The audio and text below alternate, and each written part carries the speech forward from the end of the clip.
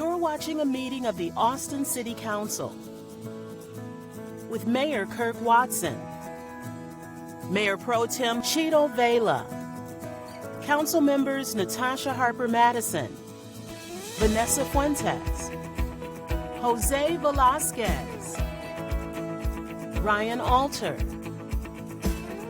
Krista Lane, Mike Siegel, Paige Ellis,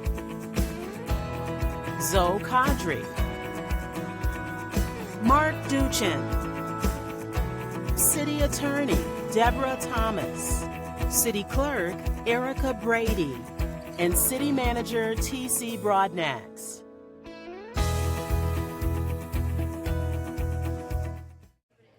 Well, good morning, everybody. It is August 4th, 2026. It's 10 o'clock in the morning, and I will call to order the Austin City Council for this meeting of the Austin City Council. We have a quorum of the City Council present, and we are meeting in the City Council chambers, which are located at City Hall at 301 West 2nd Street in Austin, Texas. We have two items on the agenda today. We're going to go with item number 2 first, because that is an item that requires action by the council. So we're going to take it up first, and actually, in addition to requiring action, part of the justification for taking it up first is that for getting things posted in a timely fashion based upon whatever the decision might be, we need to do that as quick as early in the day as we can. And then we will have the presentation and discussion of the 2026-2027 proposed budget. Before we do that, as I have tried to do throughout this process, let me run through what the schedule is with regard to the budget. As I indicated, today is Tuesday, August 4th. We will have a presentation and discussion regarding the budget. We will also hear from speakers when we bring up item number 2.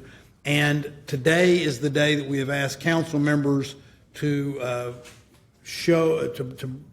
post and bring forward potential amendments and potential IFCs that will be discussed on Thursday, August 6th. On August 6th, we'll have a meeting that begins at 10 o'clock in the morning. There will be 4 agenda items on that meeting's agenda.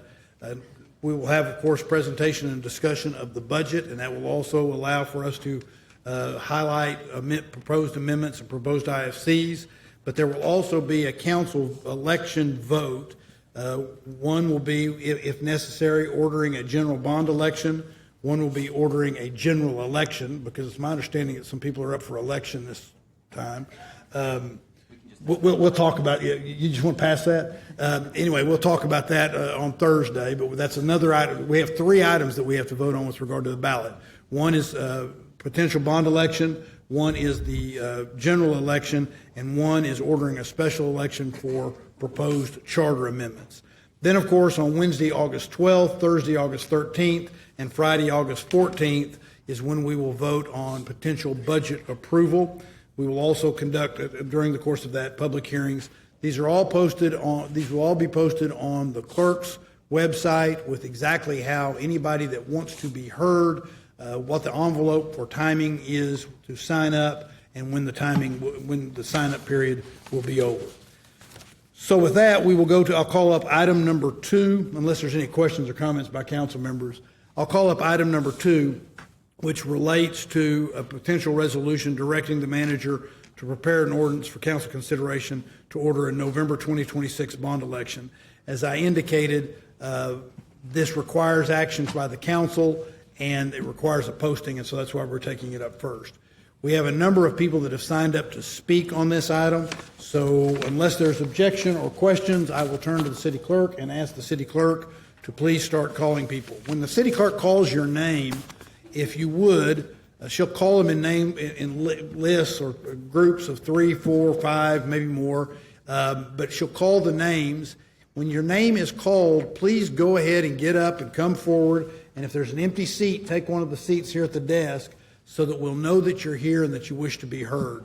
If there's not a seat available but your name's been heard, take one of these front seats so that you'll be ready and we'll be able to operate efficiently in terms of getting your testimony in front of the council. So with that, I'll now turn it over to the city clerk. Thank you. Thank you, Mayor. We have a few remote speakers for item 2. I'll start with Chelsea Burns.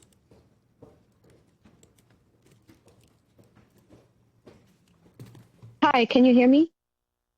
Yes. Hello? Yes, we can. Oh, okay, great, thank you. My name is Chelsea Burns, and I'm a resident of District 7. I'm the Vice Chair of the Bicycle Advisory Council, and I've served on the council for 3 years. During the time I've been there, I've seen how much Austin has benefited from the careful work of skilled professionals at Transportation and Public Works.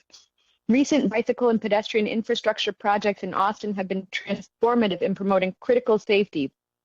So, for example, changing the structure of intersections to reduce crashes between pedestrians or cyclists and motor vehicles, or building protected bicycle lanes to provide dedicated and safe space for different road users.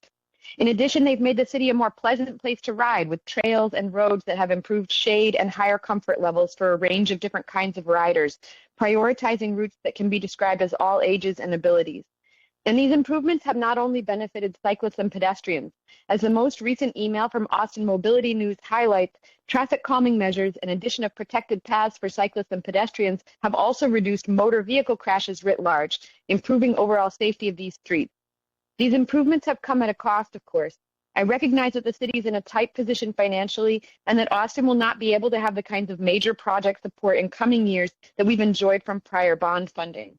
The reason I'm calling today is to ask the city to support a bond that would specifically provide for continuity of staffing. My concern is that with cuts that are coming without bond support, we will lose not only progress on projects that have been really effective, but also expertise, workflows, relationships with different contractors.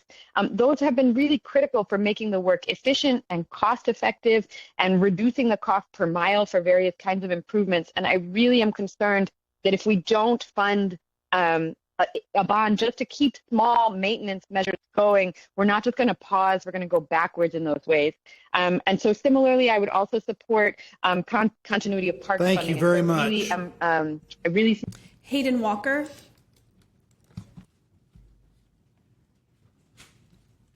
Good morning, Mayor and Council. My name is Hayden Walker, and I'm one of the 22 folks y'all appointed to the Bond Election Advisory Task Force. The BTEF began meeting in October of 24 to prepare for a potential 25 bond, which was then pushed to November of 26. We met for 20 months and heard hundreds of hours of presentations from city staff that highlighted the $3.9 billion in capital needs across the city of Austin. I'm speaking today to encourage you to fund the CIP projects you're considering for parks, pools, open space, local mobility, transportation safety, and libraries. These programs are critical to our quality of life in Austin. I first learned over a decade ago that Austin funds sidewalks with only bond money. At that time, the existing level of funding was going to take 200 years to build our sidewalks that were missing. With adequate funding, the city's built a system that effectively delivers sidewalks and safe crossings, spending local mobility bond money as directed and on time. That effort has cut our sidewalk deficit in half. But without new funding, these local mobility programs fall off a financial cliff in 2027. Sidewalks improve safety, connectivity, access, and community health. It would be inefficient to dismantle the system we've built, then reinvent the wheel again after 2028. Given everything I learned on both the BTIF transportation and parks working groups, I'm supportive of this package and encourage you to vote to continue funding these critical programs. Thank you very much.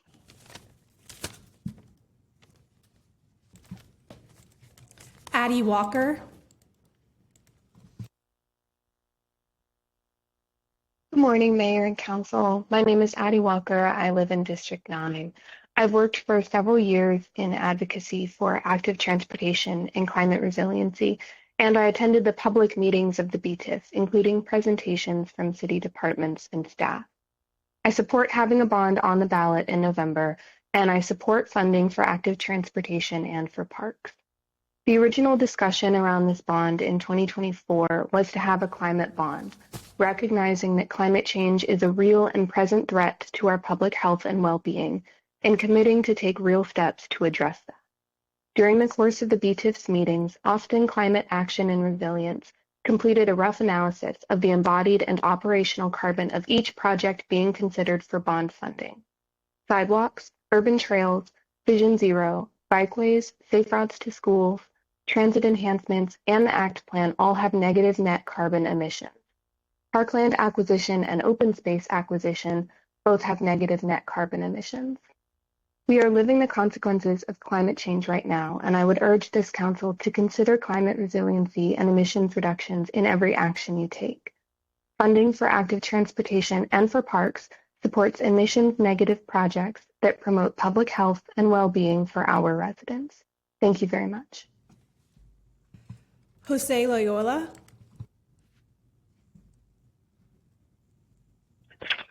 Hello, mic check. Can you hear me?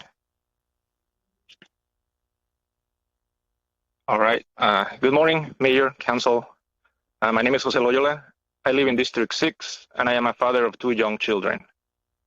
Mayor Watson has challenged Austin to become the best place in America to be a kid. That means more than creating wonderful places that children can go. It means giving them the freedom to reach those places. Bikeways, sidewalks, safe crossings, and neighborhood-led projects are the infrastructure of childhood freedom. They allow children to walk to the park, ride to a friend's house, and gradually gain independence. A park that children cannot safely reach is only half an investment. As you move forward with this bond and the city's broader capital investments, please provide sustained funding for bikeways, safe routes, and the neighborhood partnering program. Let's build a city where children can experience their neighborhoods freely and safely, not only from the backseat of a car. Thank you. Ian Wilson.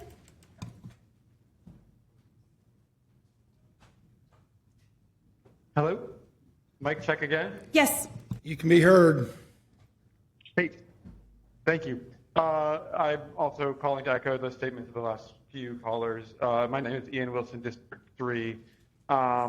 It is kind of amazing that we need to make arguments for something that has so clearly has such wide public support.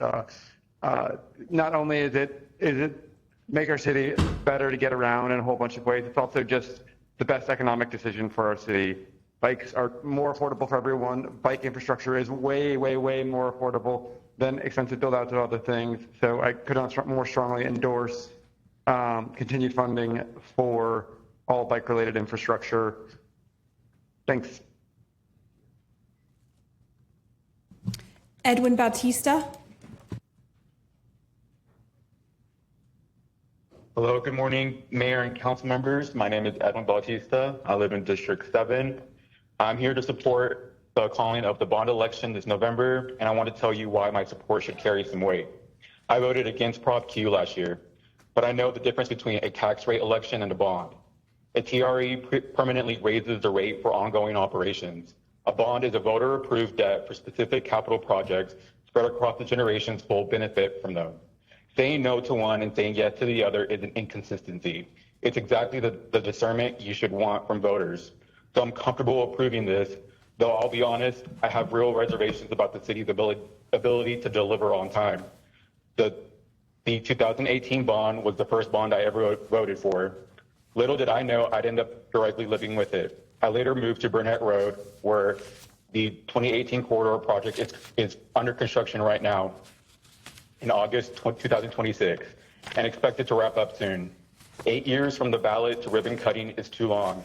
That said, I imagine setting up the Capital Delivery Services Department as its own department has helped expedite the backlog of approved projects, and I'd urge you to keep that momentum and accountability going. Finally, parks.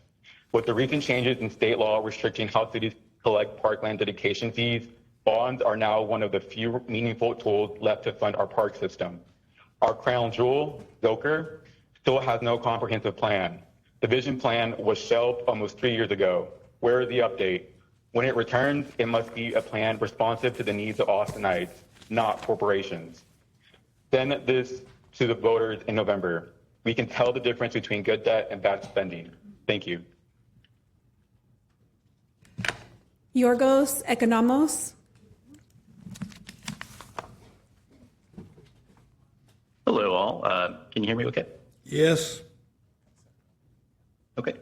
Morning, Mayor Watson, Councilmember Zoe, representing D9 from my Jeff Sites neighborhood and others. Want to express how important this active transportation bond funding is. I'm a father of a young 18-month-old. We're simply trying to safely walk with my son to nearby Little Stacy Park and bike to our daycare at Hillside. The Woodland crossing has already recently been removed due to 35 construction. So, you know, we're really relying on some of these alternative routes, and we're also seeing some traffic impact down Alameda because of the interstate construction. So this funding, it's really paramount.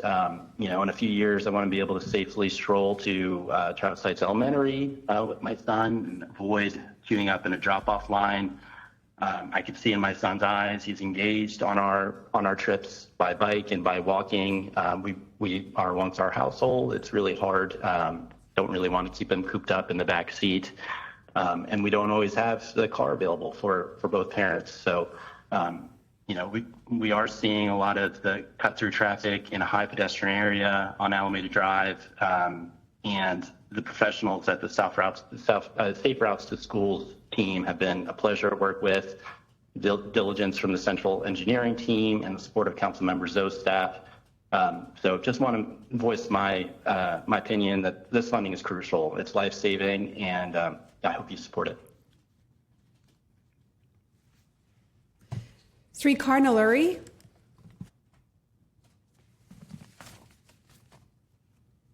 Hello, Council. My name is Srikar Naluri. I'm in District 9. I'm calling in to support the bond funding, especially as it regards to active transportation projects. And the reason for that is that over the past 5 years or so, I've seen more and more bike lanes, trails, sidewalks actually get built, as opposed to the corridor bonds from, let's say, 10 years ago, which we're still waiting to see more results on. I'm seeing the kind of results of the transportation department able to get these projects like in the ground faster.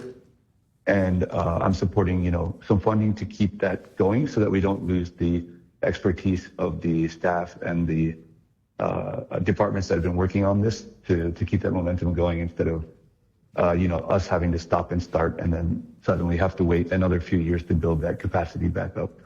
So I really hope that we'll support this going forward. Thank you.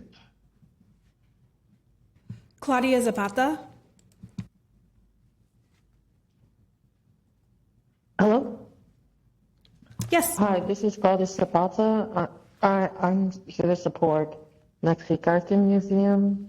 Mexican Museum is one of the leading institutions in the country related to Latinx art and culture.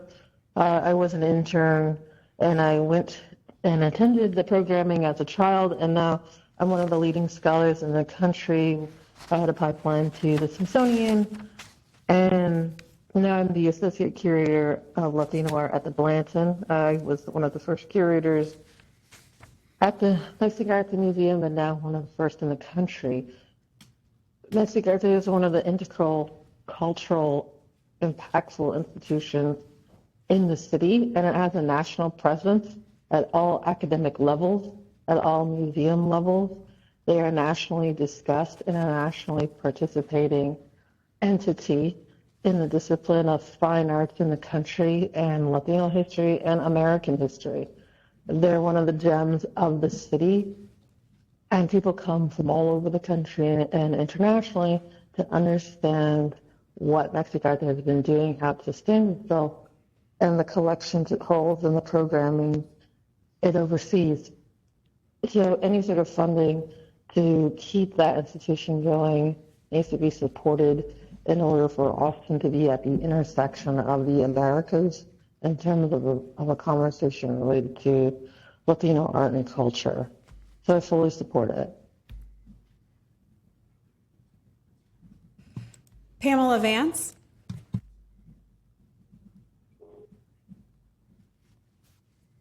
Can you hear me okay? Yes. Thank you.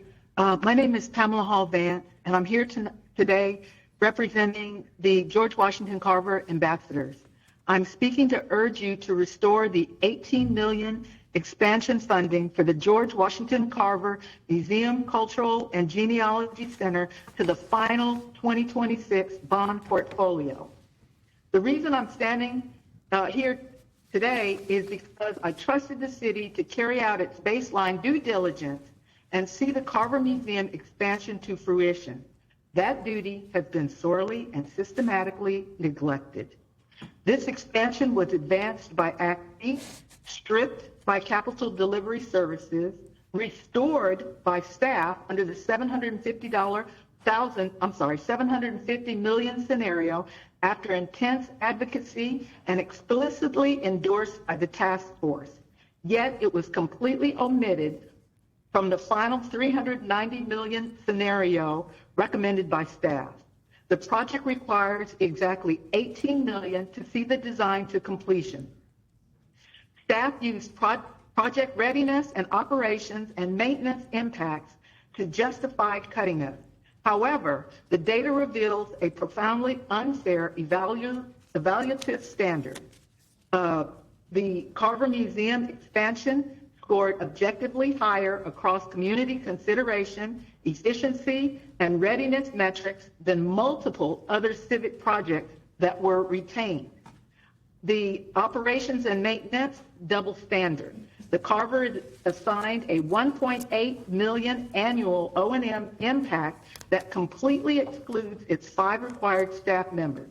Meanwhile, peer standalone facilities carry almost identical projections, but fully include triple the staff footprint of 12 to 16 positions. Thank you. Staff points to a late Imani Anu.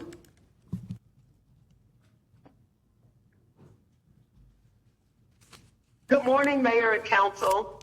My name is Imani Anu, and I am here representing community advocate for the Carver Museum in Austin. I have been a 20-plus year resident of Austin and have lived most of that time in District 1, although I'm currently a resident of District 4. I also participated actively and consistently in the Bond Election Advisory Task Force meeting during the spring of this year, where I advocated for the Carver, which was ultimately added to the list of projects for a potential bond package. So I was surprised and deeply disappointed to see the memo from Capital Delivery Services to this body dated July 17th of this year, which explicitly excluded the Carver. The Carver Museum is in the process of a design project that is in its final stages. As Pamela Vance indicated, there's only an additional $18 million to complete this project, and unlike others that remain on the list of named projects, the Carver has a substantially lower operating cost footprint.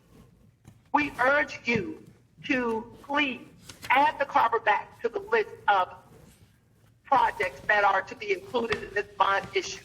Unfortunately, the expansion of the Carver has been a ball that has been kicked down the road for many, many years by Austin, Texas leadership, and the Black and diverse community within Austin is relying on you to support this very important cultural arts facility in Austin, Texas.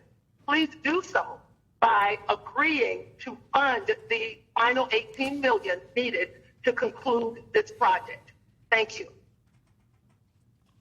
That's all the remote speakers I have for now, so I will be turning to in-person speakers. As the mayor mentioned, when I call your name, please come down and take an open seat. Just be sure to state your name before begin speaking. Martha Lanford, Adam Greenfield. Adam, are you here? Is John Stark here? And then you will have 4 minutes. And then Marcelina Gray.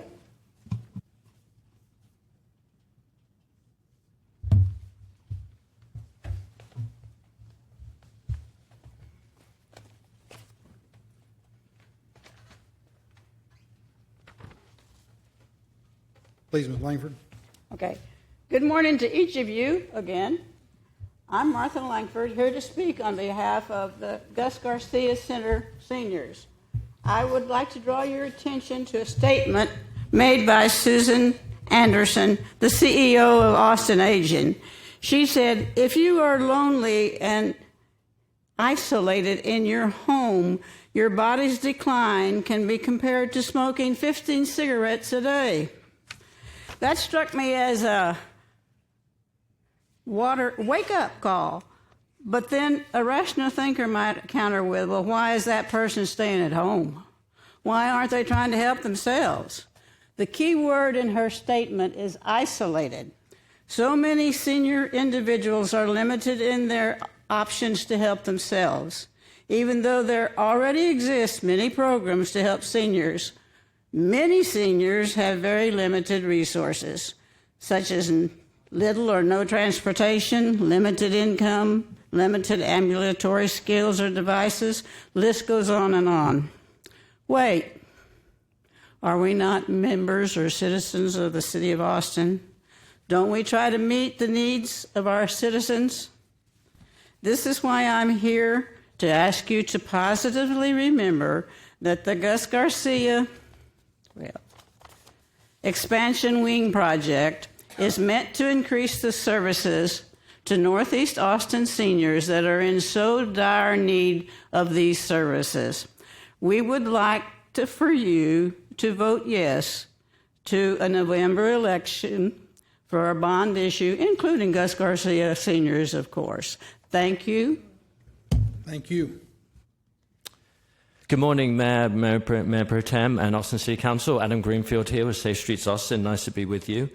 And I'm here to deliver a very simple message, why the City of Austin's active transportation and safety programs are a first-class use of public funding, and why it is so important to keep these programs funded at current levels.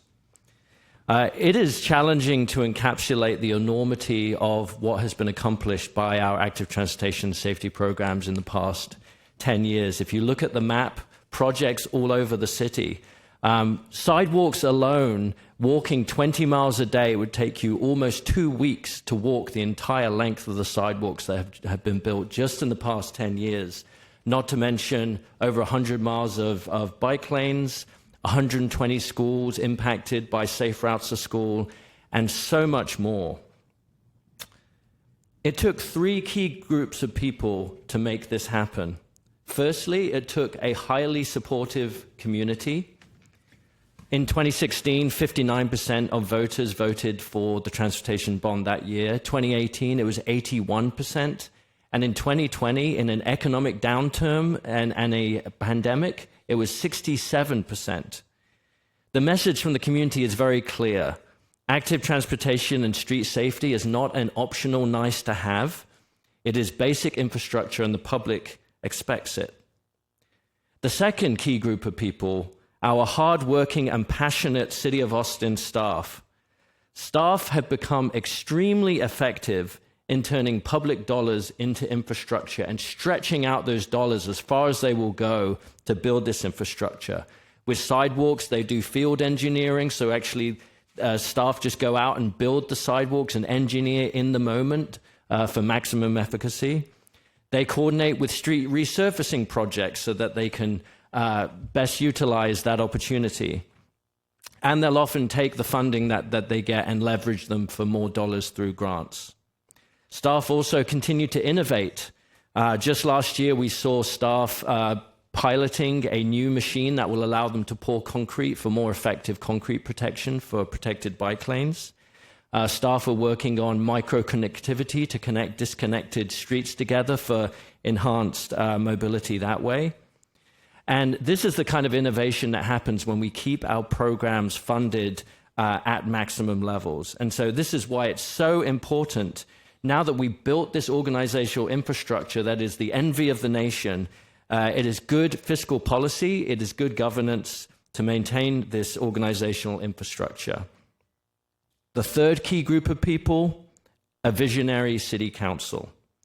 It takes something to imagine a world that is very different from the one we have today and to stick it out for long enough to see that world come into fruition. But thanks to this council, previous councils, and hopefully future councils, that's exactly what's happening. Ultimately, this is not about mileage. It's not about miles of sidewalks, miles of bike lanes. It's about the opportunities that this infrastructure unlocks. I remember the first time I saw children riding their bikes without an adult on Shoal Creek Boulevard in District 7.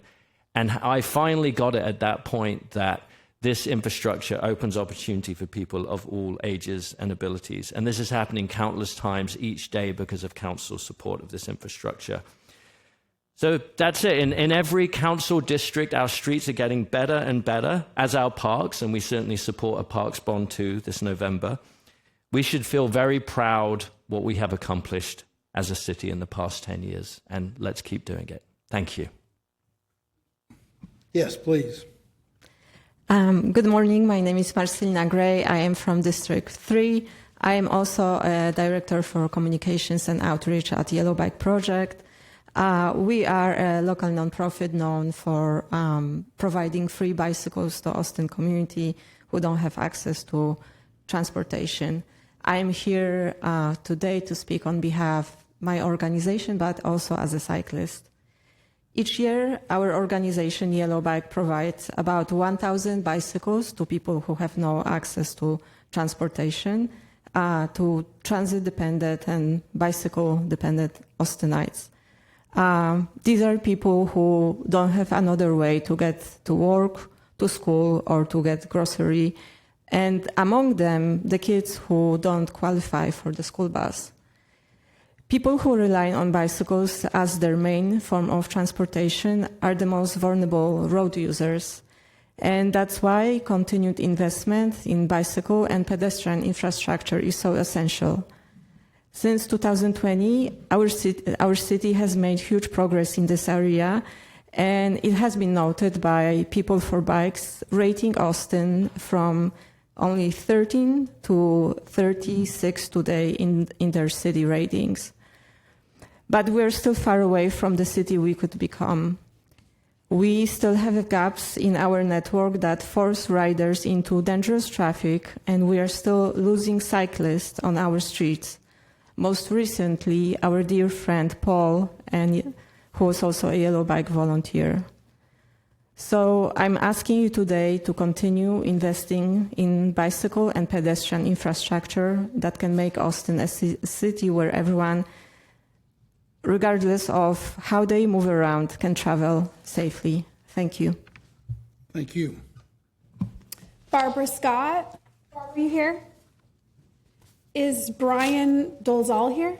Okay, you'll have 4 minutes. What about Sylvia Orozco? Sylvia, are you here? She is. Okay. And Mindy Raddick? Okay, 4 minutes as well. And then Ashton Cumberbatch and Megan Schneider. If your name's been called, please come forward if you're speaking. Please, welcome. Thank you. Good morning, Mayor and Council members. My name is Barbara Scott, and I'm here representing the Colony Park Neighborhood Association. The Colony Park community has addressed you on several occasions to request your support for the proposed library and Austin Public Health combined facility and its inclusion in a 2026 bond. Your appointed bond task force, city staff, and community constituents have all indicated that these facilities are greatly needed. Today, I would like to remind you that our community has lacked consistent access to educational resources, licensed child care, and public health facilities for decades. There is no library east of 183. There is currently no public health care facility east of Highway 183, south of Highway 290, north of the Colorado River, and extending to the Bastrop County line. Community leaders worked for decades with the Austin Public Library to ensure the Eastern Crescent was included in the library's long-term planning efforts. Likewise, the Austin Public Health Department identified this critical service gap as early as 2005. We are all aware of the recent public health crisis that is spreading throughout our country and the importance of having health care services available within our communities. Therefore, on behalf of Colony Park and the other communities of the Eastern Crescent, I respectfully implore you to keep the Colony Park Library, Public Health, and Child Care Center in the 2026 bond. If you decide to postpone the bond election, we trust that the time, effort, and hard work invested by city staff, the appointed bond task force, and community members will serve as the building blocks for the next bond election and will not be lost. Since multiple city councils have identified Colony Park as a priority and the Northeast District Plan is underway, we respectfully ask that if the 2026 bond is postponed, you direct the city manager to identify alternative funding to move these facilities forward. The Eastern Crescent has waited long enough. We ask that you honor past commitments and ensure these critical investments become a reality. Thank you. Thank you. Ms. Orozco? Hi, my name is Mindy, and I'm donating my time to Ms. Orozco as well. We've already made note of that, so she has 4 minutes. Okay. Thank you. Good morning, Mayor and City Council members. My name is Sylvia Orozco. I'm the Executive Director of Mexicarte Museum. 2026 is an important year, not only because it is the museum's 43rd year, but because it brings the opportunity to begin the completion of the museum in downtown Austin on the corner of 5th and Congress Avenue. I'm here today to ask the Austin City Council to support the bond election and to include Mexicarte Museum for $19 million that is needed to fully develop and complete the museum building. For over 4 decades, Mexicarte developed a partnership with the City of Austin. This partnership was approved and enhanced by the citizens of Austin in the past 2 bond elections, 2006 and 2018. We together are building a legacy for the generations of today and tomorrow. We, the city, and the community. But we are not there yet. We need support. The funding that was approved in 2018 is no longer sufficient due to inflation and the delays due in COVID and other matters. Mexicarte Museum, in partnership with the city, have made major contributions. We together started the Downtown Dia de los Muertos Parade and Festival that now attracts 20,000 people annually. It is an annual tradition. We together secured the building on the main street of Texas, Congress Avenue. We together, through an international agreement with the Mexican government, are now bringing to Austin in the fall the first historical painting painted of Texas in 1765 that will open at the History Center, thanks to the partnership with the City of Austin. We together have uncovered and brought to light the contributions of the indigenous people and the Mexican Americans in downtown Austin. The 5th Street Mexican American Cultural District is now officially designated by the state of Texas, is now forever Austin's. We together have touched the lives of hundreds of artists and interns, providing opportunities and career opportunities. We together have served thousands of visitors in schools annually. We, Mexicarte, the community, and you, the City of Austin, these are our accomplishments. This is for Austin, for now and for all the future. And just like every city, we together want Austin's downtown to be the best that we can. We together need help to complete the building that will house Austin's museum, that will house the 5th Street Mexican American Cultural District's museum, that will house the official Mexican American Museum of Texas. The community, the city, the state are anxiously waiting for this building. We together ask for the opportunity to continue this partnership by supporting the bond election and including Mexicarte Museum. Our city cannot wait anymore. It is time to complete this project that we created together. In the end, it is for Austin. It is Austin's museum. We today ask that we together support the bond election and include Mexicarte's building project. Thank you for bringing Mexicarte to this current level. But now let's support the bond election. Let's support Mexicarte to complete this museum building in the center of downtown Austin for now and generations to come. Thank you. Thank you, Ms. Roscoe. Mr. Cumberbatch. Good morning, Mayor and Council. Thanks for having me this morning. My name's Ashton Cumberbatch. I'm with ECADAT ATX. We are catalyst for the acceleration of holistic, equitable, sustainable development throughout the Eastern Crescent. Colony Park is one of the areas that we work in. We've been working there since 2018. I personally have been working Colony Park Neighborhood Association and the stakeholders there since around 2016. I'm here in support of the Colony Park Neighborhood Association's request that if there is a bond in 2026, November of 2026, that you include the one-stop service of the Austin Public Health, Library, and our Early Learning Center. We understand that you have some difficult decisions to make as far as finances, so we're saying if there is one, please include the Colony Park. Colony Park has been around, as you know, for almost more than 50 years now. But it's always been one of those things that has been under-resourced and underserviced for years. The pool that was opened up just last year was promised 50 years ago when Ms. Scott first moved into the neighborhood. That's a long time to wait for a promised asset. Austin Public Health has been asking for resources in the community, Colony Park community, for years. Right now, they operate out of an inadequate portable building. There's no library east of 183. That's important for many of the students in that area and seniors who don't have a library to access computers.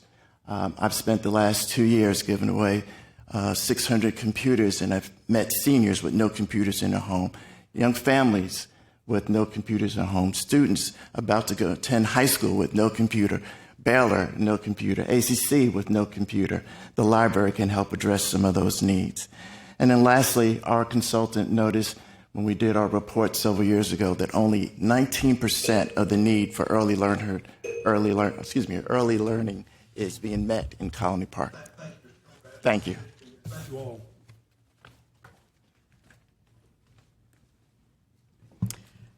Hunter Kaluna, Karen Brimble, Marty Combs, Hayden Brooks, Ted Siff.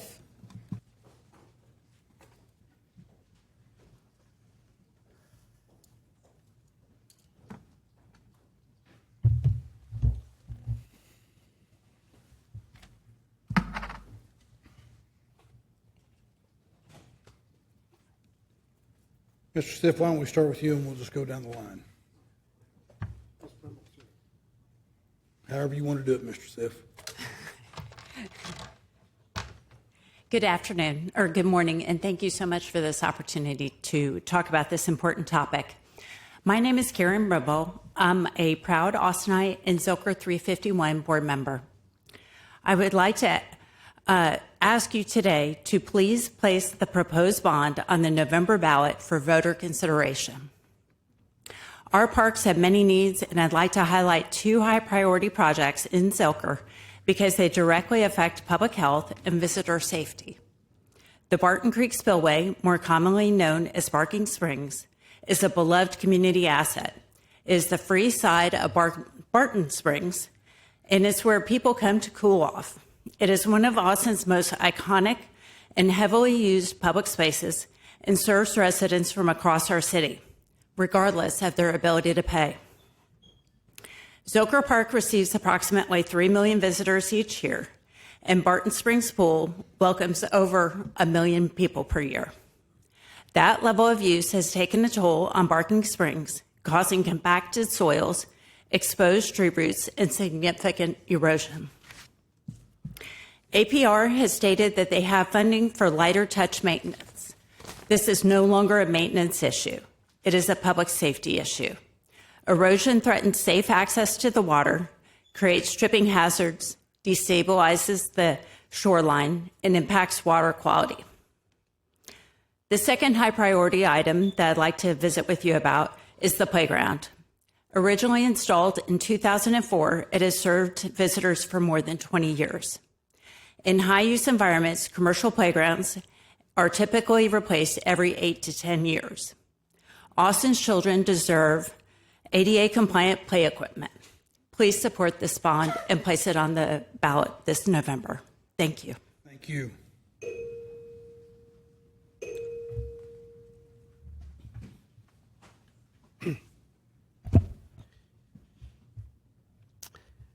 Thank you, Mayor and council members.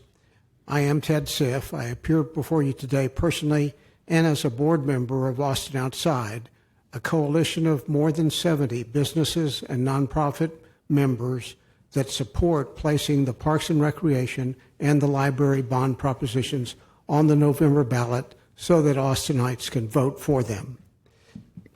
Additionally, I speak in favor of the council continuing to fund the sidewalk, safe routes to school, bike, trail, and transportation safety programs in either your fiscal 27 capital budget or through bonds that can be voter approved. At the level of funding being proposed, we're talking about a conservative and fiscally responsible investments of long-needed capital improvements. This funding level will address current safety, functionality, security, and capacity needs. It will fund the repair, for example, of HVAC systems that desperately need repair. It will fund repairs to Garrison, Big Stacy, Walnut Creek pools so that they can stay open. It will fund long-delayed plans and improvements to Baum Park and Civitan Pool in District 3. It will also make sure that sidewalk, trail, bike, and transportation safety programs stay funded simply at their current level. So I'm asking you to vote yes to put these propositions on the November ballot, giving Austinites the choice to approve them. Thanks for this opportunity, and I'm happy to answer any questions. Thank you, Mr. Siff.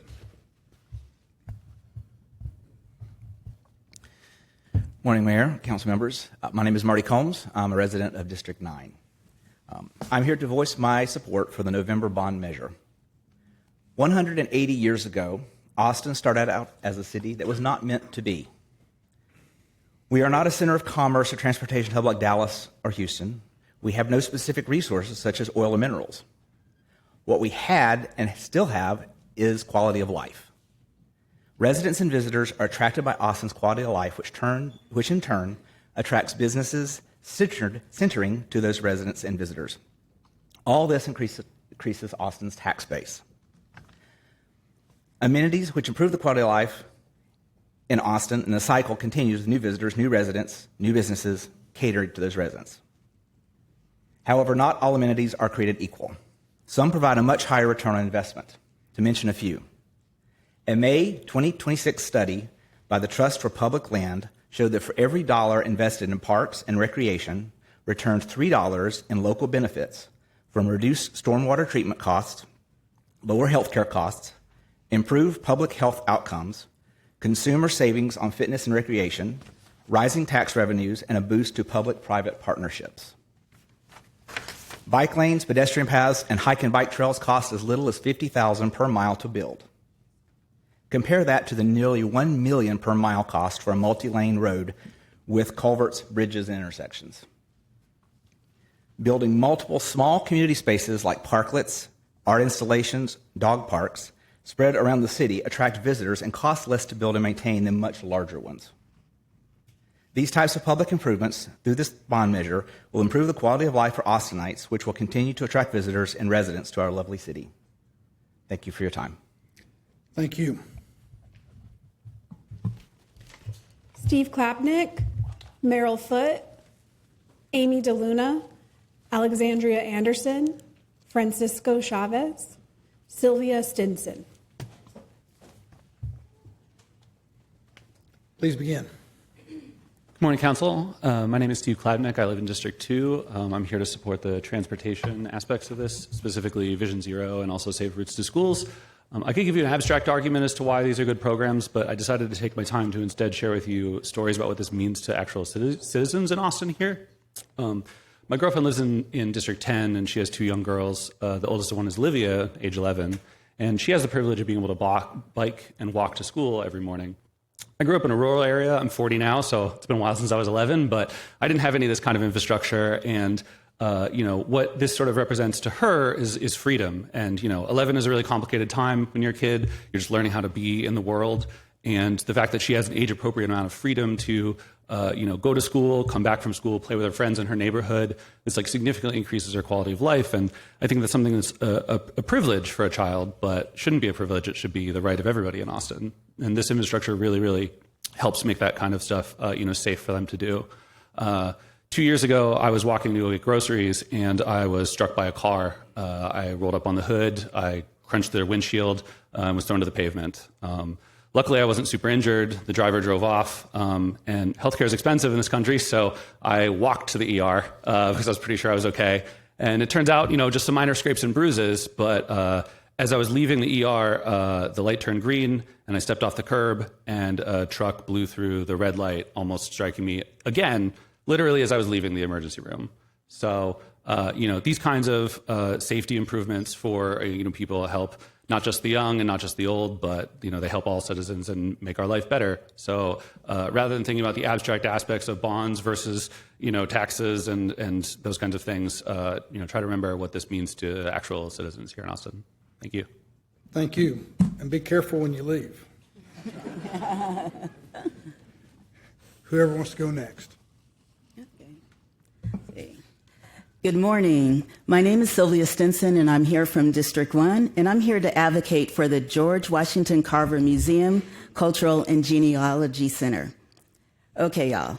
I understand staff is recommending a delay of the bond election until 2028, and for City Council to proceed with an interim funding package with the amount of up to $150 million.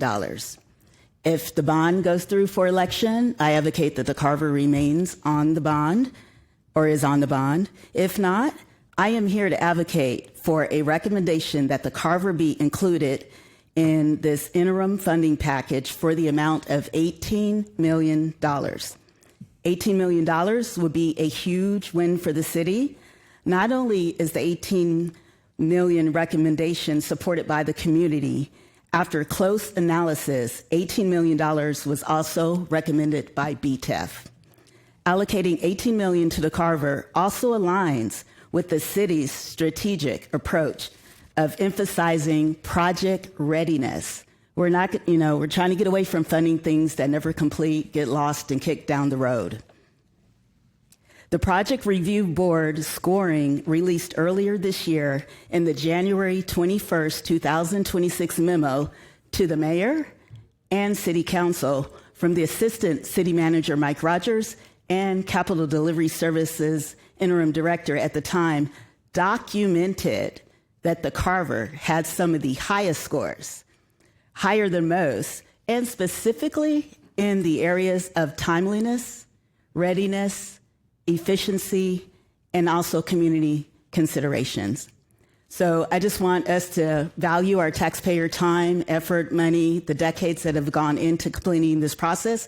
We just need $18 million to get across the finish line. Thank you. Thank you. Yes, please. All right. Good morning. My name is Amy DeLuna. I live in District 9.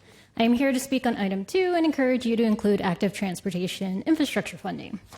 I was born and raised in Austin. I've seen this city go through so much change, and I am impressed by the transformation of our roadways with bike lanes, sidewalks, and the increase in urban trails. Because of many of these improvements, I can now cycle more than drive for certain trips. I ride 9 miles to work by e-bike. About 2/3 of that ride is on protected bike lanes or along the Red Line and Boggy Creek trails. The other third of that ride is mostly on quiet neighborhood streets. I'm so thankful to have an option to bike to work instead of driving. My partner is a non-driver, so he has to either take the bus or ride a bike to work. He rides our e-bike to work 7.5 miles and uses the protected bike lane along Shoal Creek Boulevard. We're thankful that he has this dedicated bike lane to use for his commute. Portions of these routes I've mentioned were funded by previous mobility bonds. There are so many other improvements across town that I enjoy, make me feel safer, and fight climate change, and I'm sure I'm not the only one. I think it would be a major setback to our mode shift, climate, and Vision Zero goals to not include funding for active transportation projects this year. We need to continue investing in roadway safety improvements, sidewalks, bikeways, urban trails, safe routes to school, Vision Zero, and bus-only lanes. Streets belong to everyone, whether they are driving, riding a bike, riding a scooter, walking, or taking the bus. Thank you. Thank you. I have a remote speaker in the queue, Caroline Lunning.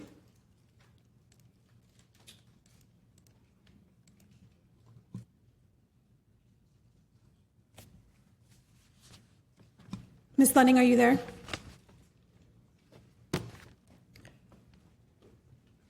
Caroline Lunning. Go back to in person. Luke Weber, Edgar Handel, Anush Razian, Arthi Ayer, Dorothy Barnett, Alyssa Vargas.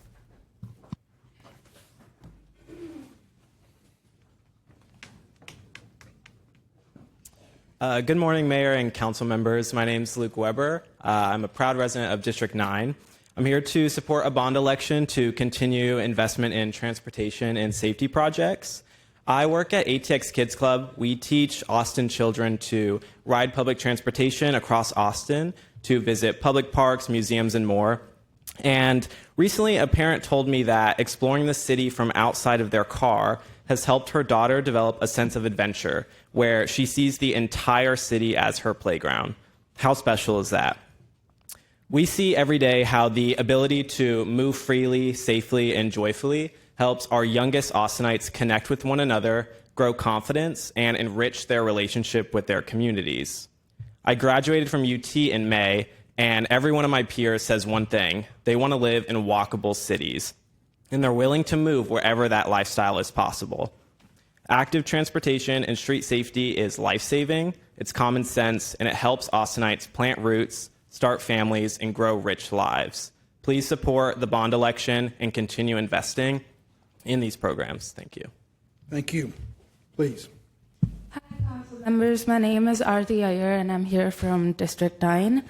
I'm here to speak in favor of funding for active transportation. So about a year ago, I did not actually have a car in the city, and when I was apartment hunting, I couldn't just pick a place that I liked. I had to choose somewhere close enough to a grocery store, so I literally could have access to food. Because even grocery stores aren't reliably walkable or bikeable here. So that was basically like, it wasn't even a lifestyle choice, it was planning to survive.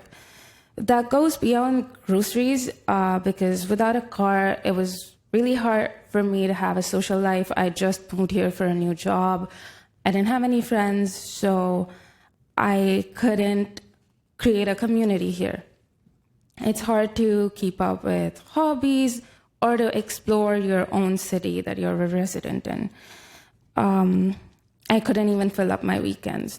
Even if you live super close to downtown, it's really hard to get around unless you have a car, because the trains, whatever train stations we have, we don't even have adequate park and ride access.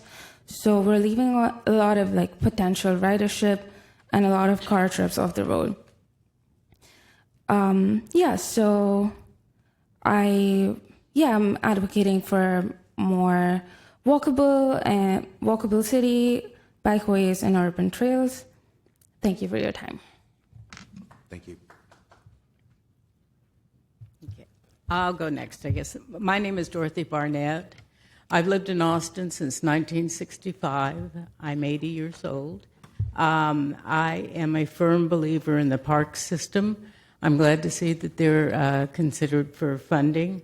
But I am here to represent Mexiarte Museum. And I frequent it. I frequent all the museums in town, even the Carver. I frequent the libraries. I volunteer at the South Austin Senior Citizen Center every week. I don't know how you guys are going to make the decisions you need to make to run this city. I am so glad today that I am not the decider. And I know that you can't make us all happy, but it's a terrible decision you're going to have to make. Our city needs help, and I would employ everyone that's listening to this to not think of your own little pocket that you need, but help outside of your box. I would like to thank you for your service and respectfully ask the Austin City Council to support and include the Mexiarte Museum building project in the 2026 bond election. Please support this Austin cultural legacy and anchor of the 5th Street Mexican American Cultural District that contributes to our great city and community. It's needed. All of our museums are needed. The library, I was really struck by the Crescent not having a library. That's like an intellectual desert. We talk about food desert. That's an intellectual desert. Okay, thank you. Thank you. Good morning. My name is Anu Shazian, and I'm a resident of District 3. I'm here in support of funding for bike lanes, sidewalks, and trails. As someone who bikes with my kids regularly, I know how much bike lanes and trails have transformed what's possible for our family. Just yesterday, I biked my kids to the Sapita Library using the new trail connecting our neighborhood to the library under 7th Street. That connection has made it so easy for us to walk and bike to the library. We also regularly use the trail that safely connects us to Go Valley Park and Pool under Airport. These recently added trails have made a real difference in how safely our family and neighbors can reach parks and libraries. One of our simple joys is biking my son to school every day, giving him a chance to start his day with some movement and fresh air. I've watched biking build my kids' confidence, and I've noticed that when biking is how we get around, my kids are a lot more excited to be outside and active. Every one of these bike trips is a car trip we didn't take. Transportation is one of the biggest sources of climate pollution in Austin, so when families like mine have a safe way to get around without driving, it really adds up. A walkable, bikeable Austin matters for our quality of life. My kids show up to school with more energy, our family spends more time outside, and our neighborhood actually feels connected to parks, libraries, and the city. Please continue to invest in these programs. Thank you. Congrats on the new baby to you and Edgar. Thank you. Yeah, that fan club's growing. Good morning, Mayor and City Council members. My name is Alyssa Vargas, and I'm the Advocacy Manager for Austin Parks Foundation. I've stood before you on this issue, and I'm here today because Austin Parks cannot wait until 2028 for another bond, nor can they make do with a smaller proposed package. These are the pools, parks, and green spaces that our communities love and depend on, and without real investment now, there are 4 pools at risk of becoming inoperable and playgrounds that will go without the desperate need of repairs. The $149 million from the 2018 Parks Bond has been fully expended and allocated by the Austin Parks and Recreation, producing more than 140 projects across the city, trails, and green spaces. Our parks have been operating on a 6-year funding cycle, and it has now been 8 years. Our system faces a $1.8 billion in unmet needs, and they grow every month that we delay. Parks have the unique opportunity to partner with private partners like Austin Parks Foundation and partners that are willing to bring money to the table to make every bond dollar go further. Neighbors and volunteers have expressed overwhelming support for this year's Parks Bond. The fiscally responsible decision would be to invest in our parks before they risk failing the very communities they rely most on. Give the voters the opportunity to decide in November. We've been waiting 8 years, and our parks cannot wait any longer. Thank you. Thank you. Good morning. My name is Meryl Foote. I was called earlier and was late. I apologize. I live in District 9. I've been an Austin resident since 1987, and I'm the founder of the 350-member Mueller Dog Park Coalition. I'm here today to thank you, first of all, for your work on this proposal today. I know it's been hard to get here, and I know there's been a lot of things that have been hard to talk about and hard to make decisions about, and I appreciate what you're looking at today. Austin parks are the living, breathing heart and soul of our city. We love our parks, but they are now in desperate need of tender, loving care and funding. The last Parks Bond election was in 2018. The Parks and Recreation Department is out of bond money because they did what we told them to do. They built, repaired, and updated our park system.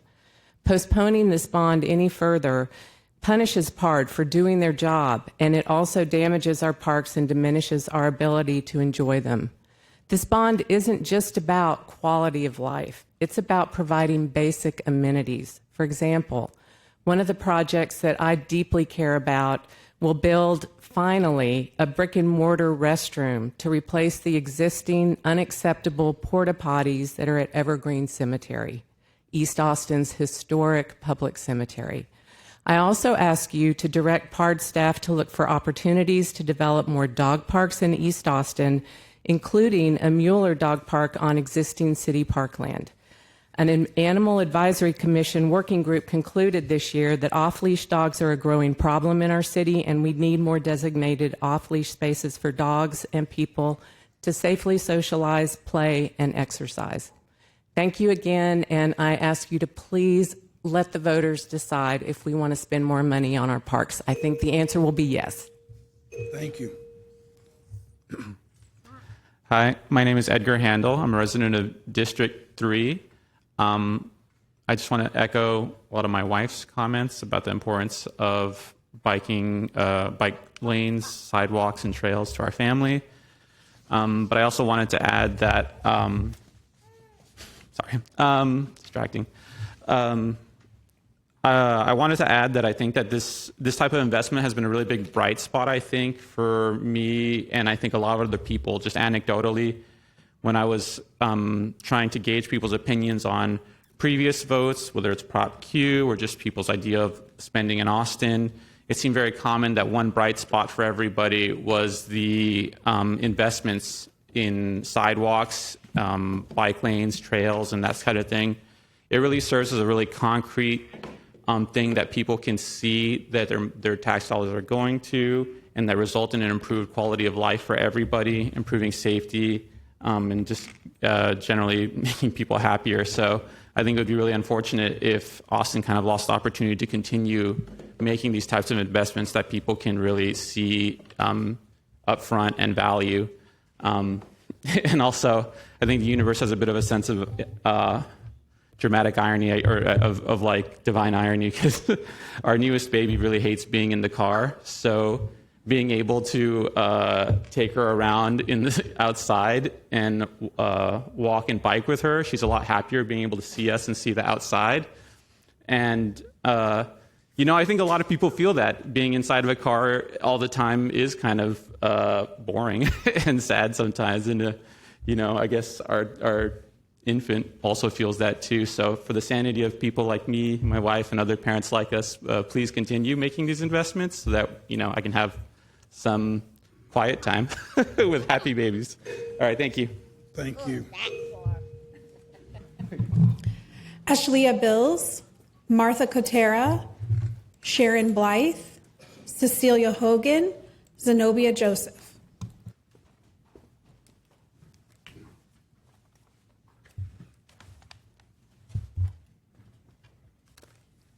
Who goes first? Why don't you do it? Hi, good morning. My name is Martha Cotera, Mexicarte board member. I support including Mexicarte in the bond proposal. Mexicarte is the only museum in Austin that presents and preserves our indigenous Tejano culture and Mexican American culture, our population now reduced to 34% in Austin after massive gentrification of our neighborhoods. Our community is typically Austin smart. When I asked about supporting Mexicarte on the bonds recently, I heard that including the museum is the least the city can do with the earnings of hundreds of millions in property taxes on the equity extracted from the residents displaced at Rainey and from near East Austin neighborhoods, especially since we all know, those of us that have been here a long time, that we did fail time and time again to provide affordable housing in Rainey, and also excluded the protection of its historic buildings, leading to its devastation. Also, for decades, the city disproportionately underfunded and used CDBG funds to avoid or to fail in Mexican-American home improvements and housing, which led to the destruction of the neighborhoods. In 2022, I conducted the Palm Cultural District study of Rainey and East Austin stakeholders, individuals, and groups all expressed then that as a trade-off for displacement, the city should at least adequately fund Hispanic cultural entities in the district like Mexicarte, La Peña, Palm School, and Palm Park. Thank you. And Thank you while I very can't much. imagine anybody Thank here you. doesn't know you or love you, for the record, why don't you say your name? Thank you very much. Just state your name, please. Gracias. Okay, Marta Cortera. Thank you. All right, Ms. Blythe, we'll go to you next. Sharon Blythe, District 6. I was real happy to hear the parks people talking about a cemetery for once besides me. Yes, Evergreen Day does need restrooms, but my concern is the 2012 bond was for different things than what parks paid for. What they paid for was a very expensive Oakwood Cemetery Chapel that cost them millions of dollars when they should have been putting in infrastructure in Evergreen as well as Austin Memorial Park, and they did not do that. No one was overseeing the expense of that bond. So if you pass it, if you put it on the ballot and people pass it, please make sure that you have somebody overseeing the Parks Department who really what they're supposed to use it for. Secondly, I think all these bike people, advocacy people, I think they're delusional for saying that the streets are safer because I have never seen a biker stop at a stoplight or stop sign. They blow through them like they're not even there. I've seen many people almost run into them because they're not stopping and abiding by the laws of the city of Austin, and they're putting themselves in danger. So I hope you understand that these people are delusional, and they don't need to have these bike lanes everywhere if they're not going to stop at stoplights and stop signs. Thank you very much. Thank you. Why don't we go here and we'll go that direction. Hi, my name is Ashley Bills. I am a landscape designer with Rialto Studio in District 4.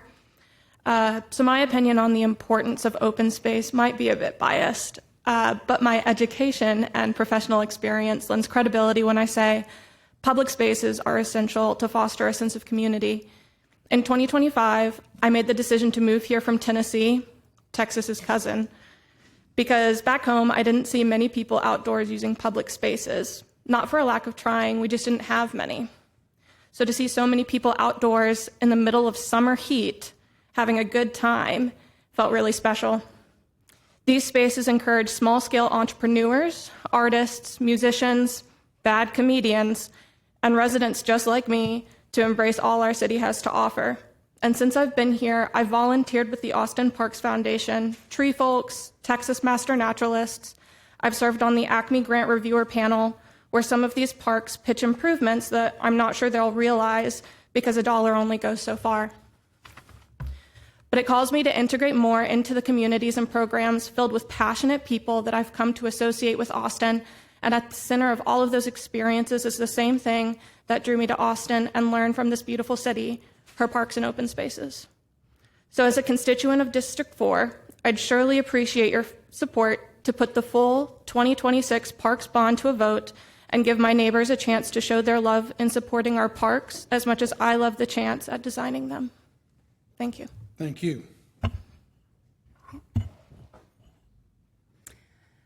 Good morning. I'm Cecilia Hogan from District 2, and I'm here to offer support for the proposed park bond package. Through 5 years I'm one of the founders of Friends of Grand Meadow, our neighborhood adopted park group for Grand Meadow Park, a previously undeveloped park that is 10-acre meadow in Southeast Austin. Through 5 years of community engagement, including canvassing and tabling and hosting events, I've spoken personally to hundreds of my neighbors to gather opinions for the future of our park, to gather stories. And along the way, I've learned that there have been at least 3 other attempts in 25 years to get this park developed. And these neighbors have told me that they had countless hours of getting excited with their neighbors, thinking up what features they want in their park, and then approaching the city for funds to help develop this park. And each time the city would tell them that it would be 3 to 5 years before there's maybe park bond funds available to get the park developed. And each time I hear this story, what I hear from them is feeling rather neglected from the city. They feel very disenfranchised, and each time the volunteer group would kind of just, move along because it didn't feel like it was going to happen. Thankfully, this year the park is finally getting developed. Phase 1 is under construction and will open in the coming weeks. And we are very excited to have the first few features in our park. Once that's finished, we're going to also build our community garden and food forest, making it a true community hub. We're really excited to keep the progress moving, and phase 2 for our park is included in the current proposed park bond package. And we urge you to, not just for our park that's been waiting for so long, to vote for the package as it was. I thought this was 3 minutes. But there might have been other communities that have also been waiting for 10 to 20 years. So thank you for your consideration. Thank you. Thank all of you. Was your name called, sir? Was your name called? Please, make yourself at home. Good morning. My name is Hayden Brooks. My name was called previously. Good morning, Mayor Pro Tem, council members. I truly appreciate your time and consideration. As I mentioned, I am Hayden Brooks, a proud co-founder of Zilker 351. We bring community together to protect the ecology, honor the history, and broaden access to all 351 acres of Zilker Metropolitan Park. I'm here today to ask for your support moving forward the proposed 2026 bond. It's critical for many reasons and will benefit all people across Austin. Zilker 351 was formed in 2022 pursuant to Council's recognition that park nonprofits are needed for our parks to thrive. We're here to partner with the City of Austin on the future of Zilker Park and, more broadly, on the future of Austin Park system. We want it to remain inclusive, welcoming, and accessible to everyone in the community. Zilker is Austin's central park. It serves residents from every part of the city and welcomes millions to the visitors each year. Investments in Zilker benefit the entire community, and this bond also provides much needed funding for neighborhood parks, pools, trails, rec centers, and green spaces throughout Austin. Zilker 351 and our members support and endorse the November 26 bond, which includes $250 million investment in the Austin Park system. This matters because Austin Parks haven't seen bond funding since 2018, 8 years ago. In the years since, our city has grown dramatically, park usage has increased exponentially, and deferred maintenance is overwhelming the entire park system, not just Zilker, but at neighborhood and district parks citywide. Parks are not optional infrastructure. They're where Austin families gather, kids play, people exercise and connect with nature, and where our green spaces are protected for future generations. Please support this bond package and give Austin Parks a reinvestment that's long overdue. Thank you for all your hard work on behalf of the people of Austin. We are stronger because of you. Thank you. Thank you. Michael Torres, George Eliman, Carlos Leon, Yves de la Rosa, Emily Aranis.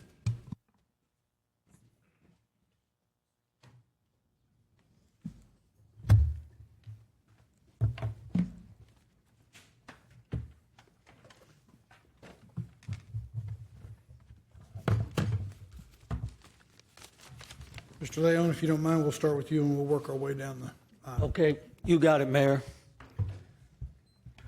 Soy Carlos Leon. First and foremost, gracias a Dios for letting me speak to this item, prefacing Thursday's Item 2 bond for an extra $20 million for APL, paid by a property tax beyond the annual 3.5% increase your budget already consumes. Backup says that the money will be for the construction, renovation, and expansion of the existing Hampton and Oak Hill branch library, as well as other branch libraries. Yet, APL still hasn't finished spending the 2018 bond money on doing the same for the unfinished Willie Mae Kirk and Old Quarry renovations, or even started the planned Menchaca branch improvements. After last year's Prop Q failure, Mayor Watson said y'all needed to rebuild public trust. So get APL's director down here ASAP to publicly testify about all this, because she has not earned our trust. Drill down on her responses. Force her to defend detailed plans. Then split APL's bond from Parks and Rec so voters can separately decide each. Solicit and take into account independent public feedback and analysis throughout. Sunshining truth, transparency, and accountability from start to finish. The exact opposite how Broadnax kept us in the dark during the APL director search when he wrongly passed up top candidate Kathy Donnellan, whose extensive back-of-house experience and competence planning and completing public improvement projects on time, under budget, for the San Antonio Public Library system made her a trustworthy advocate for leading Austin's public library growth from the front, where she rightly belongs. Choices have consequences. In Jesus' name I pray, amen. Thanks, Mayor. Thank you, sir. Please. My name is Michael Torres, and I served as the president of the board of Mexicarte Museum for several years. I support the arts and culture, and I support the mission of Mexicarte. My concern is not about the museum. My concern is whether the city is exercising fiduciary responsibility to the taxpayers before approving another $20 million debt issuance. The project's been before the city for 20 years, 2006, $5 million, 2018, $15 million. Until now, they're asking to double their investment. Before making another investment, every responsible lender investor fiduciary reviews previous commitments to see if they've met their commitments. Taxpayers deserve this diligence. During my time as board, we believe we had the necessary funding. The museum's remaining commitment was $3 million of private donations. Mackenzie Scott, ex-wife of Jeff Bezos, gave us $1 million, reducing our fundraising target to $2 million. I believe we had the momentum to complete the fund. Instead, the museum's commitment was never completed. Today, rather than completing the original plan, the city is being asked to double its number. As president, I became aware of governance issues involving the organization. Multiple parties alleged hostile work environment, discrimination, harassment, sexism, and microaggressions. The board retained outside counsel with human resource expertise, nationally recognized crisis firm, to investigate these issues. Both firms resigned because of the executive director's material breaches, non-disclosure of critical information, unprofessionalism, and conduct uncustomary with business interactions. All the recommendations were summarily dismissed, even blocking a board meeting to review the recommendations. Because I believe this was an issue to be invested by the city, I shared this with all of the council members in 22. I never heard back from anybody. I raise this issue today for governance matters. I believe every nonprofit requesting substantial tax funding must first have operational fitness. Can they receive the money? Can they manage it? Second, can they keep their commitments? And third, what is the long-term sustainability? Constructing the building is only the beginning. Who pays for it? Who maintains it? Who pays for the repairs? During my years on board, we knew that we needed to have... Thank you. Thank you. Buenos días, soy Emilia Arenas, soy artista y performance de la Catrina de Austin, Texas. Alcalde y miembros del consejo. Good morning, my name is Emilia Arenas. I'm an artist and I'm a resident from District 4 and a member of the Catrina. Good morning, Mayor and Council members. Por medio del presente solicitamos respetuosamente el apoyo financiero de la ciudad de Austin para el desarrollo y construcción del nuevo Museo Mexicarte, un espacio cultural dedicado a preservar, exhibir y promover el arte y la historia y las tradiciones de México y de la comunidad mexicoamericana, y también que ha contribuido al crecimiento y la identidad cultural de nuestra ciudad, Austin, Texas. Today we're here to respectfully request the financial support to develop and build el Museo de Arte Mexicano de Austin, known as Mexicarte. It's a cultural space dedicated to preserve, exhibit, and promote the arts, the history and traditions of Mexico and the Mexican-American community that has contributed to the growth and cultural identity of our city. Austin alberga una de las comunidades más grandes hispanas en lo que sea Texas. Necesitamos el nuevo Mexicarte ofreciendo un centro de educación, creatividad y exponer su impacto cultural, educativo y económico en la ciudad. Austin holds one of the most important Hispanic communities of Texas. We need a new Mexicarte because this project offers a center of education, creativity, and exposes the cultural, economic, and educational impact for our city. Creemos firmemente que este museo se convertirá en un símbolo de inclusión, diversidad y orgullo para Austin y los austinianos, reflejando el compromiso de nuestra ciudad con el reconocimiento de todas las culturas que forman parte de su historia, incluyendo México. We firmly believe that this museum will be a symbol of inclusion, diversity, and pride for Austin, and will reflect the commitment of our city with recognizing all the cultures that are part of this history. Agradecemos su tiempo y consideración en apoyo. Esperamos la oportunidad de colaborar con la ciudad para hacer realidad este sueño, que es un importante proyecto para toda la ciudad, incluyéndome. We thank you for your time, consideration, and support. We wait for the opportunity to collaborate with the City of Austin to make this important project a reality. And this is a dream for the city, including myself.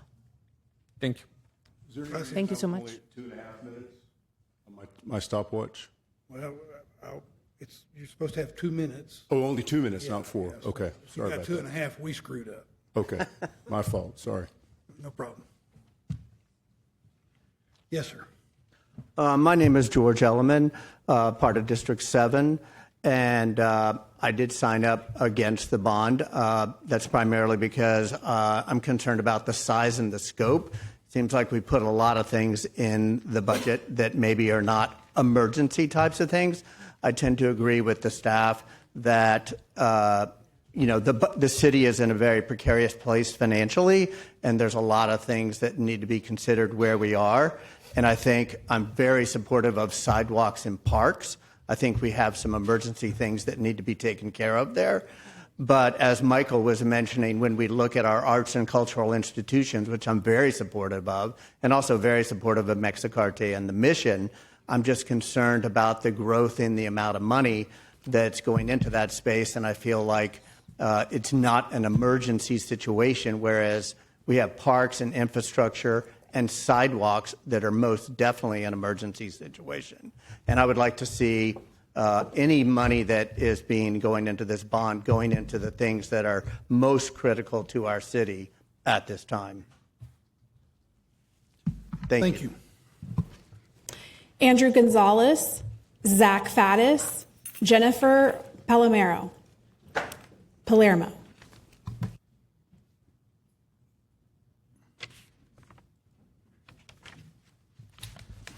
Howdy, council members and mayor. My name is Zach Faddis. I live in District 9. I'm president of Aura, and I'm here to speak in favor of including funding for active mobility in a bond for this year. I live at 45th and Guadalupe. I specifically choose to live there because of all the pedestrian, bike, and transit infrastructure in the area. My life is physically and financially improved by this infrastructure. I got here today by bike, going down Guadalupe.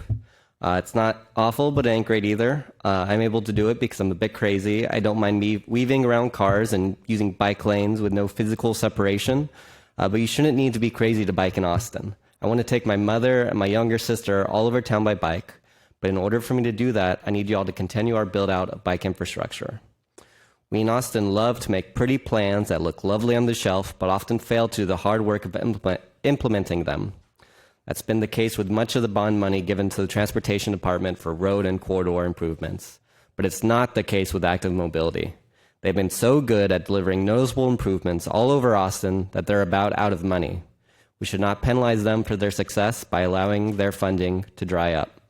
I know lots of hard choices are going to need to be made in the coming days, and you don't have easy choices in front of you. I have faith you'll see us through. Thank you for your time. Glad to see Councilmember Fuentes back on the dais. Mayor, all speakers for item 2 have been called. Item number 2 have been called, so what we'll do is we'll go to item number 2, and let me ask first if, before we, what I would suggest we do is we see if staff has any presentation it wants to make or any comments it wants to make.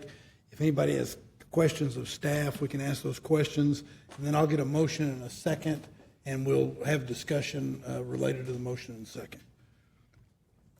Assistant City Manager Rogers.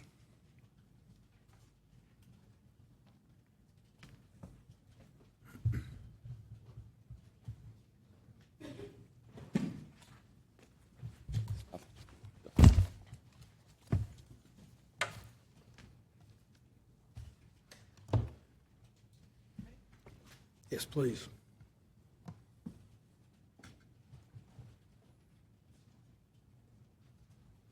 Good morning, Mayor and Council. Is your microphone on? Yes. There you go. Okay. So good morning, Mayor and City Council. Adriana Castañeda, Capital Delivery Services Director. And this morning I have Assistant City Manager Michael Rogers with me, as well as Assistant Director Marcus Hammer.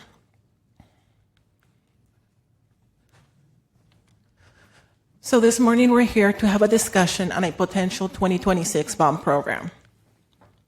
I wanted to start off with a timeline. From the last time we were here with City Council, was back on May 19th, and during City Council work session, where staff provided the following two recommendations to City Council: to hold a 2028 bond election, as well as to consider interim funding as part of the fiscal year 27 budget process for several bond proposition categories. On May 28th, through a resolution, City Council directed staff to provide supplemental information on proposed bond project proposals. On July 17th, staff responded to this resolution through a memo to the mayor and council. Last week, on July 28th, 2026, staff received additional guidance through the council message board to provide a bond package for discussion today with the following considerations: to base a bond package with the $390 million scenario outlined in the July 17th memo. Also to include, as part of this potential 2026 bond program, two propositions, one for parks and recreation and one for libraries. We were also guided to reduce the funding for the parkland acquisition category, as well as removing the homeless resource center and shelter project, and that for active transportation and animal services investments would be considered through other sources.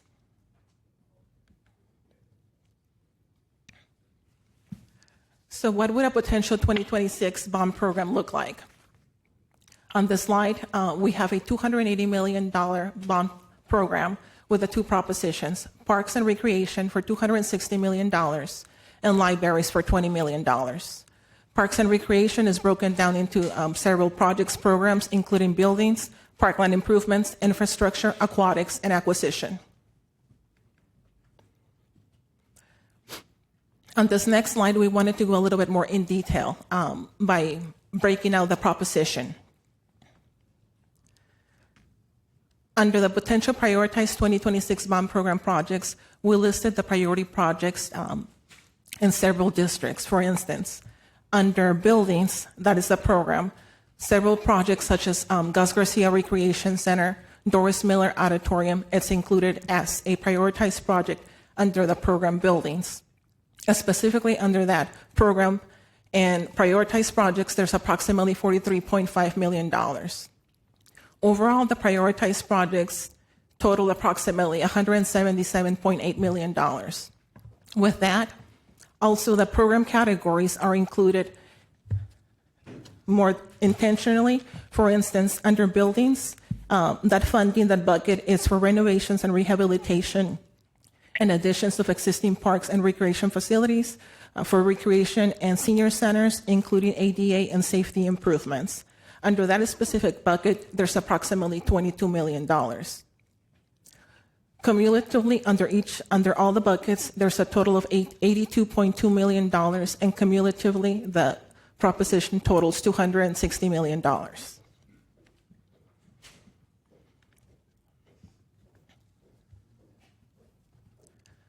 So what does the tax impact look like for a $280 million bond program?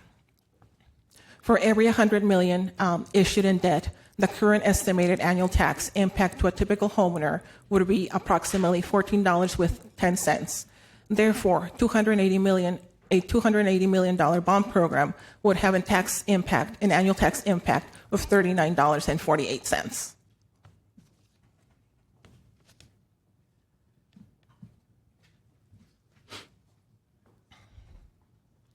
What is the next step? For City Council to consider the approval of an ordinance ordering a general obligation bond election to be held on November 3rd, 2026, and that would take place during the council meeting on August 6th, 2026. I'm going to turn it over to ACM Rogers. Good morning. Mike Rogers, Assistant City Manager. Before we get into discussing the merits of the individual bond proposal, I wanted to really take a moment, a point of privilege, to recognize the tremendous work that has brought us here to this point. I want to sincerely thank the city staff, as well as every single member of the Bond Advisory Task Force, or BTIF, for the countless hours that they dedicated to this process. This has been a thoughtful, transparent, and collaborative effort that required balancing many competing priorities. When you have $3.9 billion in capital needs across the community, I know the decisions that you made were not easy. Every project represented a worthwhile need, and every recommendation involved thoughtful deliberations and compromise. So on behalf of the City Manager's Office and myself, I wanted to express my sincere appreciation for the professionalism, expertise, and commitment that you all have had to serve the city of Austin. Thank you, Mayor. Thank you. Does that complete the presentation? That completes our presentation. I want, if members, I'll ask a couple of questions, and if you want to be heard, hit your button. I want to make sure I'm clear on what you just laid out. What you laid out was a response to requests. Staff's position on making a recommendation has been for a 2028 bond election. Has that changed? Because the way I thought I heard you say something about a response, but in all of the slides you talk about a recommendation.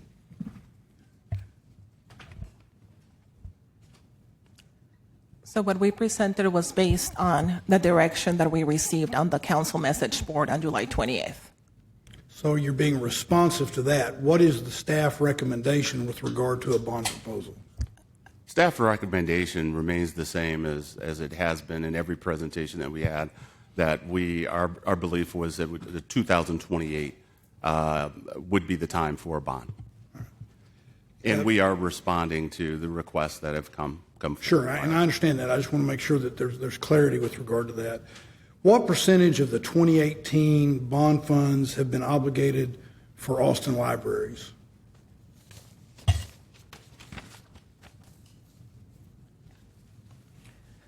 Approximately 89%. All right. Can any of the additional money, any of the unspent funds be used for the Hampton branch, which is on the proposal? I believe that you can spend funds just as long as it is from library to library, yes. So if we wanted to shift funds to Hampton branch and not have an election with regard to, because that's the one library that's put on this proposal, if we wanted to shift funds, would there be funds available? I would like to call the director of libraries. They have more detail in terms of the status of the project. Okay.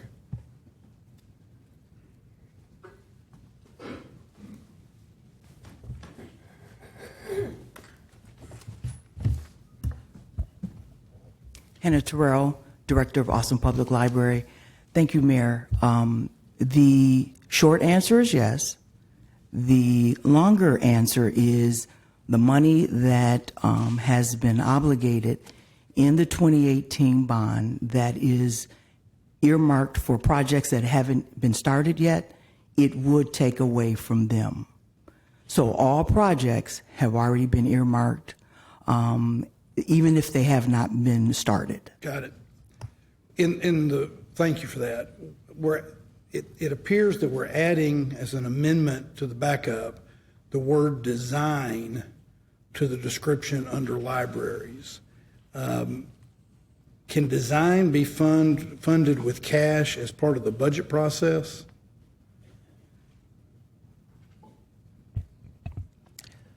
I believe so, but I would like to ask, I think Kim is in the audience. She is.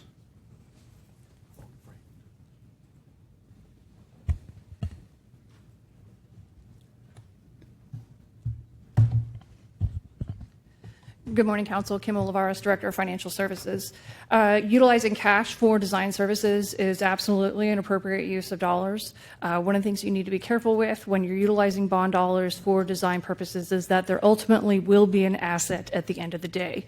That's why we are very, very careful about utilizing dollars for design purposes only, making sure that they are projects where there is confidence that there will be an asset at the end of the day, because the design engineering plans do not technically count as an asset according to accounting standards. But back to my question, if what we wanted to do was utilize, in the budget process, utilize cash or even some other debt structure to get to that cash, we would be able to do design. Yes, we absolutely, wherever there is cash available for initial design work, we definitely recommend that. It provides much greater flexibility in your uses and the programming. All right, thank you for that. Maybe I've just been around this a while, and so, but I don't recall having a situation where we went to the voters on a single item, a single facility, an individual facility construction on a citywide bond vote. And maybe that's happened in the past and I just don't remember it.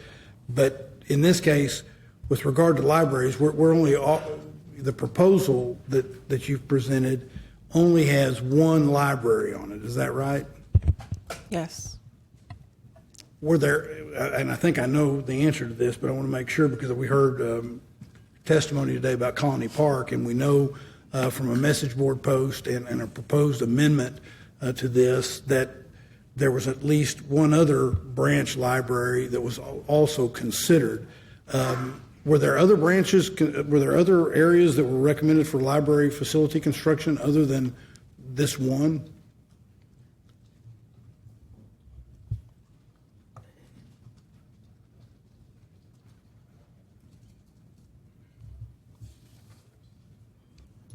Yes, sir. Colony Park, Hampton at Oak Hill, renovation and expansion, and regional land acquisition. Okay. And Millwood Branch renovation. So 2 expansion projects. But this proposal just lists the one.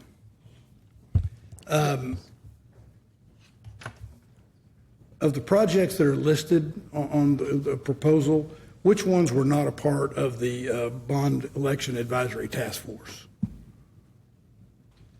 Good morning, Mayor, Council. This is Marcus Hammer, Assistant Director, Capital Delivery Services. So in short, all projects were inclusive that are on the list that were through the bond development all process. of them? Yes, sir. Okay, good. All right, thank you very much. Councilmember Siegel, followed by the Mayor Pro Tem. Thank you, Mayor. I had a financial question. I don't know if Director Olivares would answer it. Going to the slide about the tax impact, I just want to clarify that this slide represents the tax impact if all of the proposed debt was sold in 1 year. Is that right? Correct. Okay, but if this debt was spread out over 6 years so that it was roughly $50 million or less annually, it would be about a $7 tax impact per year? Correct. And isn't it true that the city retires more than $50 million in debt each year? The amount of debt that we retire, it fluctuates.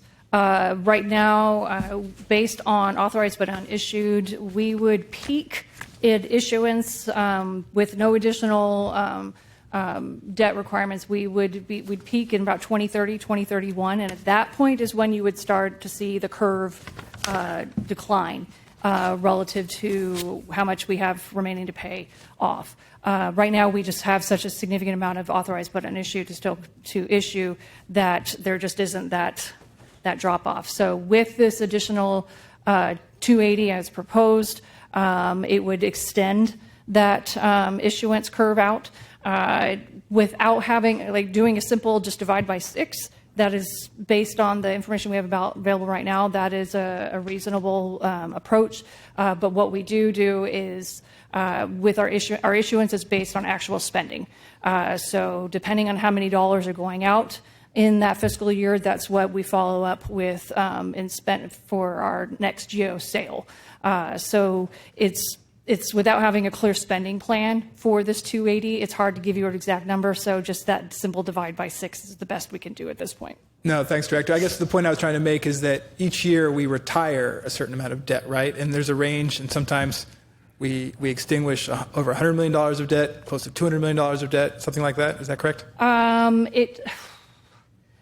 Give me a moment to pull that. I'm guessing that my treasurer is, hopefully she's watching right now, and she can give me that number on the fly. But let me just put it a different way. Sorry, Director. This won't necessarily increase the debt rate at all, right? Because at the same time that we might be issuing debt to pay for new projects, we're retiring debt for completed projects. And so it's up to financial services to some extent to manage the issuance and retirement rate. And y'all could manage it in a way that this doesn't impact taxpayers at all in terms of increasing the debt rate on a property tax bill. That's not correct. Because of our authorized but unissued, the tax rate will the debt service portion of the tax rate will have to continue to increase regardless. So this regardless of whether we do this, though. Yeah, right? but this would also do the same because we are simply just not retiring as much debt as we are adding at this point. That dynamic shifts without the what's being considered today. That dynamic shifts in about 2030, 2031, which is when we are retiring more than is being added. So at this point, this and all of our authorized but issue would result in additional impact on the tax rate. But I think you're lumping this in with the debt that's already been kind of voter approved, right, or authorized by council. And so you don't know that this will actually increase the debt rate more than what it's already going to go up. It would. We do know that. Okay. We do know that. Manager. And thank you, Kim, and I know our CFO wants to speak. And Councilman, I just want to just make clear and just underscore the point.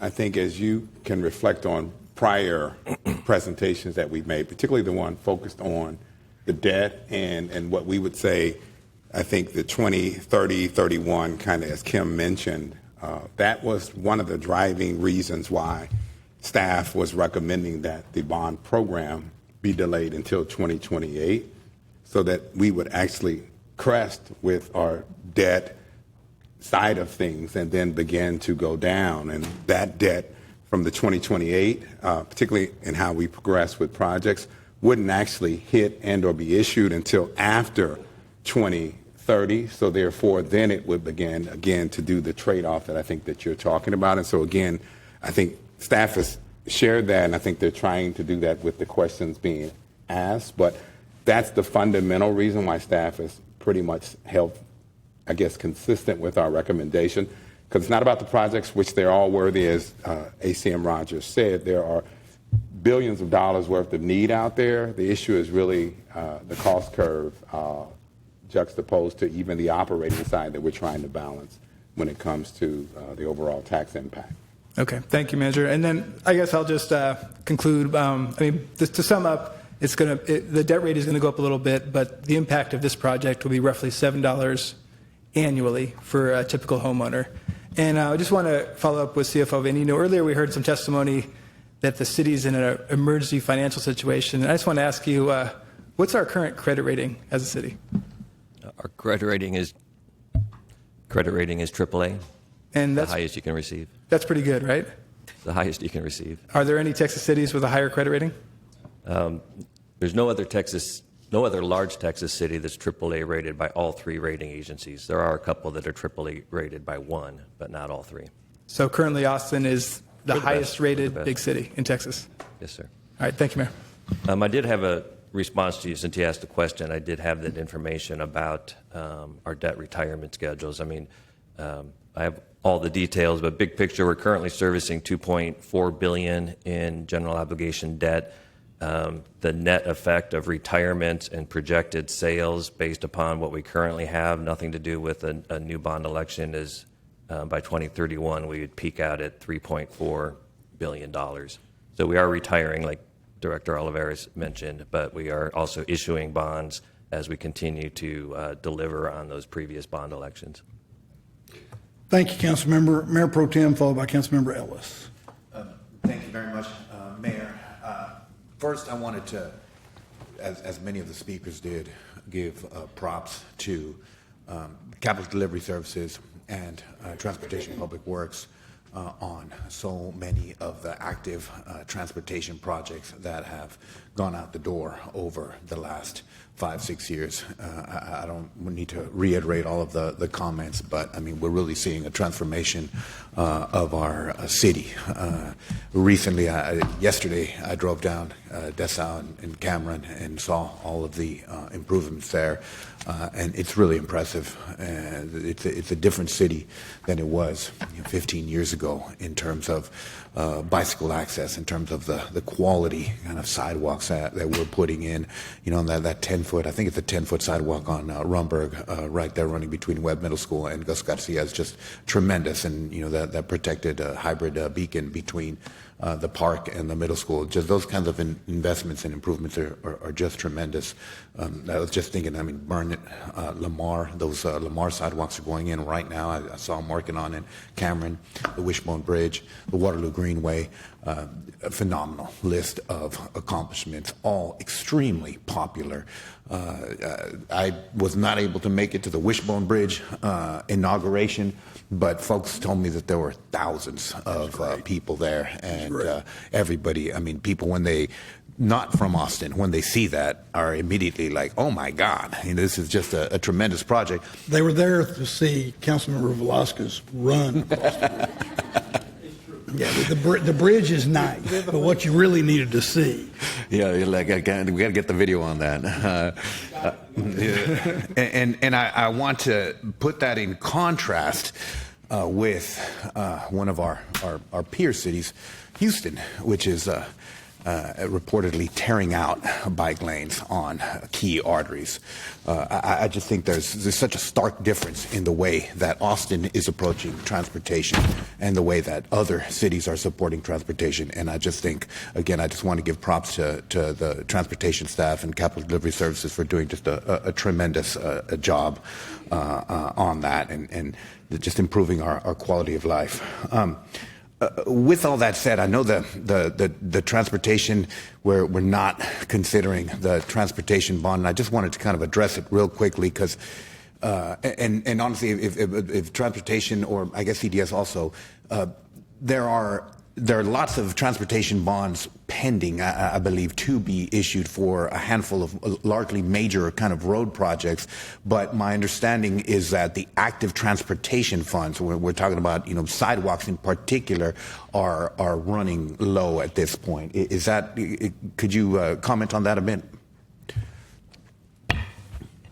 Yes, just give us 1 second.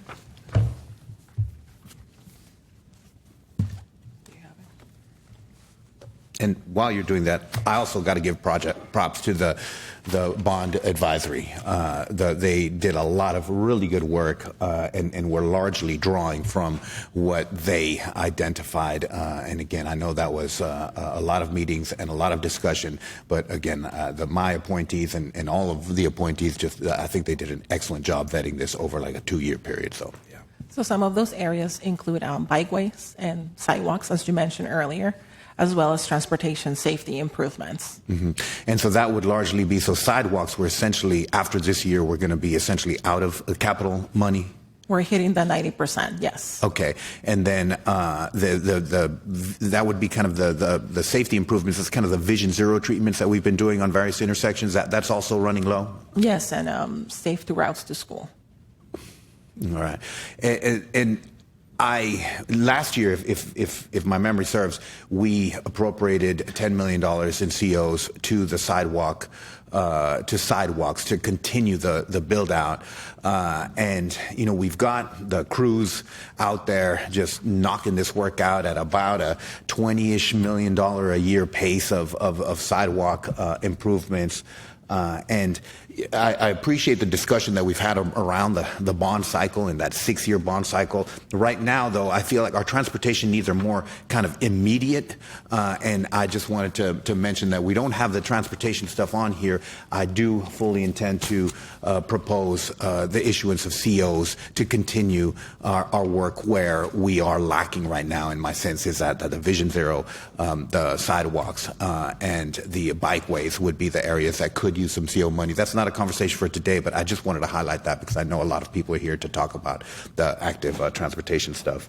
And another quick question for Animal Services, actually, on the $3 million, their capital needs too. Again, I know that's not currently kind of on the proposal that's before us, but I did just want to understand that $3 million and.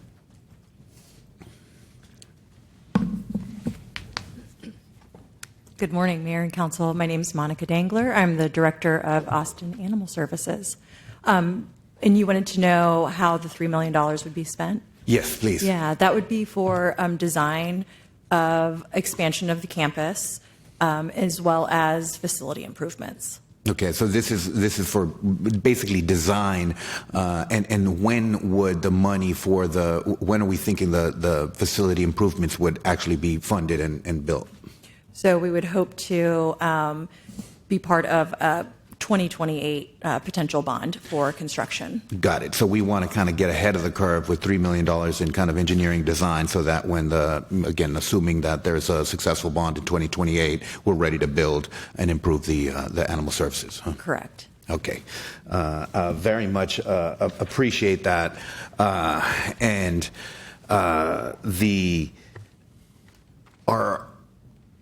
animal services eligible for certificates of obligation? Or again, for the design and construction of those types of improvements? I believe so. No? The answer is yes, sir. Ed Vanino, CFO. Mm-hmm. And I'm sorry, the answer was yes? Answer is yes. The answer is yes. Okay. I was unclear on that. And to the extent, again, I want to get that $3 million in design and engineering and put animal services in a position to improve their facilities, but with such a small amount to put on a bond, that's my only concern with the number. I'm happy to the extent that it doesn't make it onto this bond. I would be happy to find alternative funding. But I do agree that we need to get those in the pipeline so that we are able to improve our facility and make sure that again, open intake ultimately would be the goal, and we're not going to get there unless we make some improvements to our facility. I know we can't build our way out of the capacity problem, but we probably do need some more capacity, right? Correct.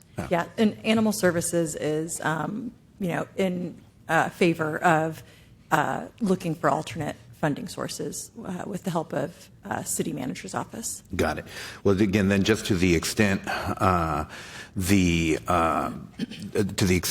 the money is not part of the bond, I do want to work to find that $3 million and get it into make sure that y'all kind of get that jump start on that facility. And I also just wanted to ask about urban trails too. I understand, what is the situation with capital money for urban trails? I'm going to call Richard, Transportation Public Works. Thank you.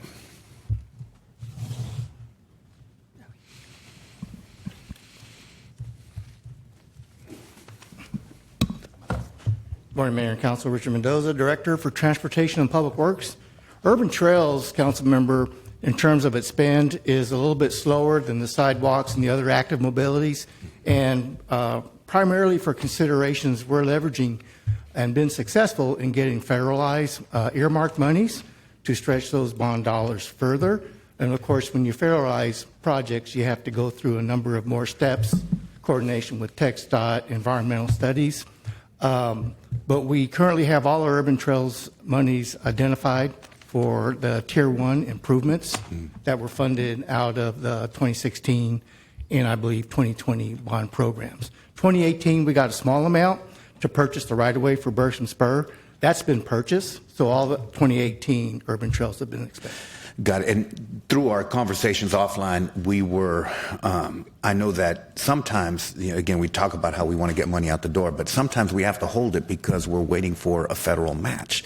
And I just wanted to highlight that because, when we're $5 million is sitting in the kitty and everyone's like, spend it, it's because that's going to leverage, maybe $10, $15 million in federal funds. So I just want to highlight that when we're talking about, why don't we get that money out the door? Sometimes it's strategically waiting for a partner money down the road. I just wanted to, is that accurate? Yes, sir. That's very accurate for a number of the trails. And we do enjoy, this community does enjoy tremendous support from our federal legislation for Completely identifying agree. those federal funds. Yeah, and again, thanks to both Congressman Dawkins and Congressman Kassar for their work in identifying earmarks for active transportation. Thank you, Mayor. Thank you, Mayor Pro Tem. Councilmember Ellis, and if anybody else wants to speak, let me know. A minute ago, I hit the wrong button and erased everybody, so I may not That was not purposeful. It was not purposeful. Councilmember Ellis. No, I'm calling on you. I'm calling on you. Thank you, Mayor. I wanted to speak briefly to the conversation around the Hampton Branch Library, because that's one that is hugely important to Southwest Austin. It is our only public-facing city building outside of Zilker Park. There's 100,000 constituents that live in Southwest Austin, and it is, I believe, the second most circulated library in the entire library network. I am very mindful that having only one library here for voters to decide on would definitely, make people think about the libraries in their neighborhoods and what other investments are on the list.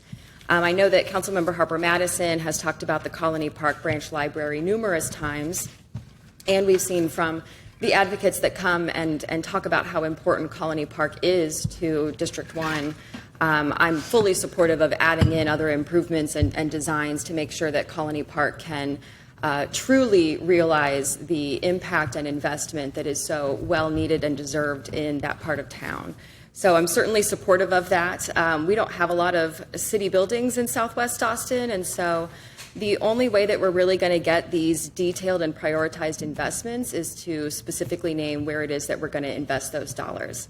I have been a good team player for a lot of other bond proposals, and as we see drainage issues with other sorts of transportation projects through previous bonds, the ones in Southwest Austin were the first ones on the chopping block. And so I'm firmly committed to making sure that the dollars that are going into the city budget that voters are deciding whether or not they want to approve are reinvested in the parts of town that don't always get that level of investment.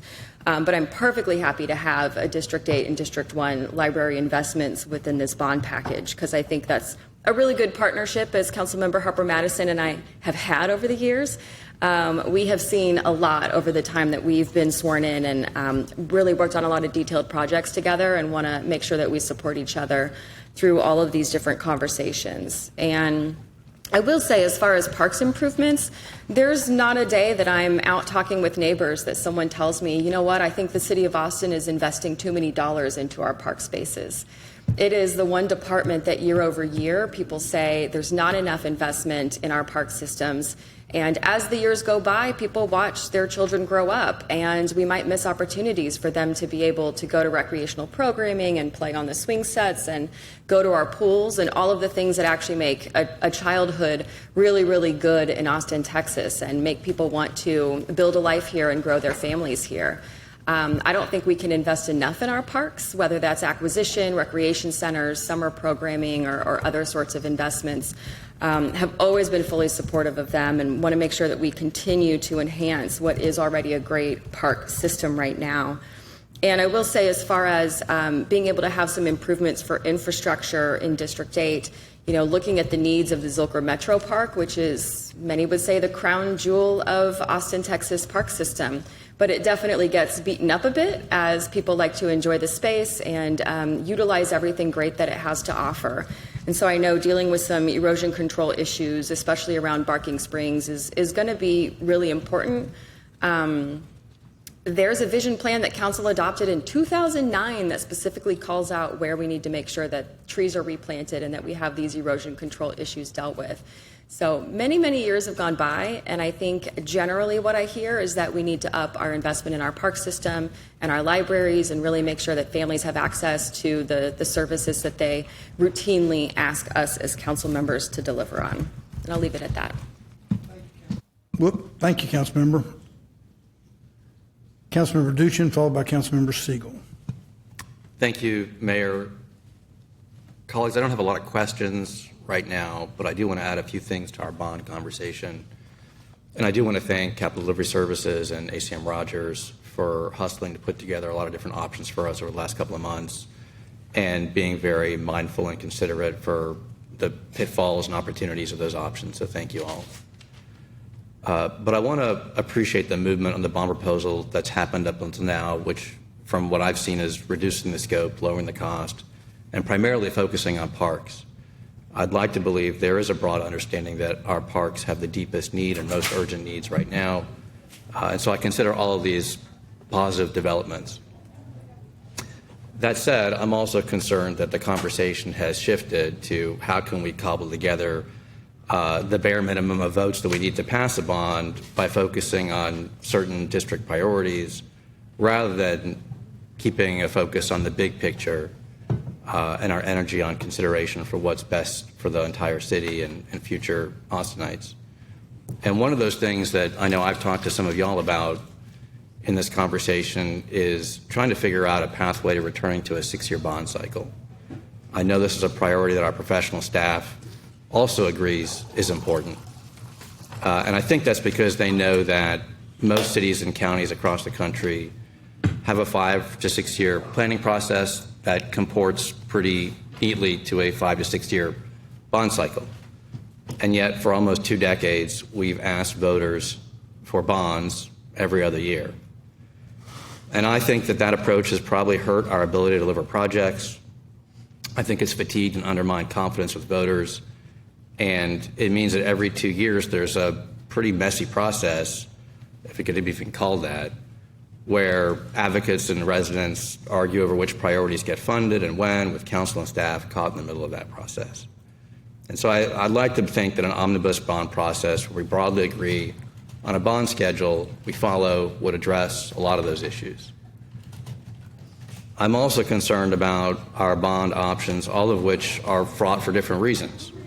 Right, the bridge option that staff has prepared for us is definitely a more economical approach, but I'm also not 100% confident that everything in there meets the legal criteria of what's either emergency or an unforeseen situation. It does represent still, for me, the safest option to address our most urgent park issues. You know, the broken HVAC systems, the busted roofs, the things that could keep our park facilities literally inoperable. And that's because floating a bond that could fail, as we've been told by staff, has significant consequences also. If voters reject that spending, we can't spend our own dollars in debt to make those needed repairs for 3 years.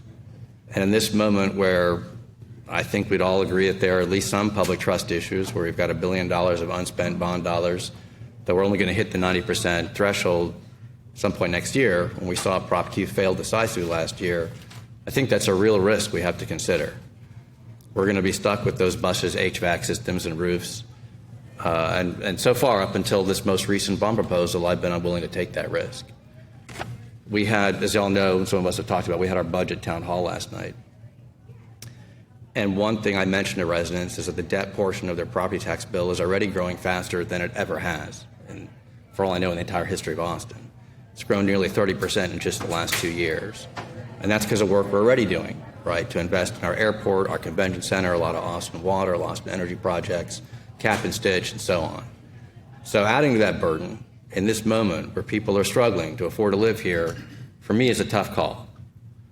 I also want to mention a couple of data points from the survey that we shared last night at the town hall. And keep in mind, unscientific survey, but we had like twice as many people respond to it as we did last year, almost 700 responses. And of those, I think like 82% were from District 10. We saw 80% of people surveyed suggest that they either didn't want a bond right now or wanted to spend the majority of our unspent bond dollars before we passed the new bond. And the other data point I thought was interesting and we're sharing with y'all is that 60% of people said that it didn't matter that much that we spread the bond dollars equitably across the city. And so I think from my perspective, it's important that we recognize that some projects in some parts of town have a deeper need than others. So broadly, the thing I really want to offer to y'all is that I could be talking and supporting a bond proposal if we can figure out a way to collectively agree to 3 things. One is to figure out how do we get back to that 6-year bond cycle. And I'm not sure I've seen that pathway yet. But specifically, I think there's a way that if we agreed that this parks bond was an 8-year bond, and that means we'd have a bond election in 2 years from now in 2028 with everything but parks on it.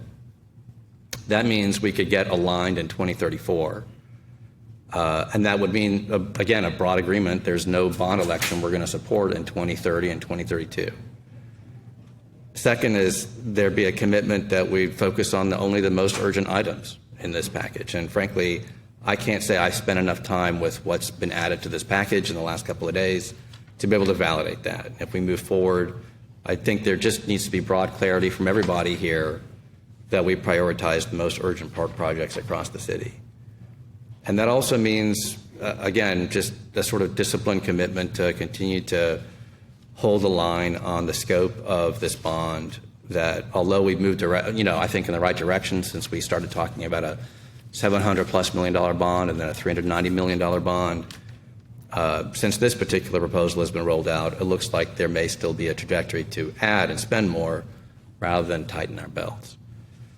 So the part of the commitment I'm actually worried about the most is that first one, because just, our culture and inertia from the last, almost 2 decades seems like it would be hard to return to a 6-year bond cycle.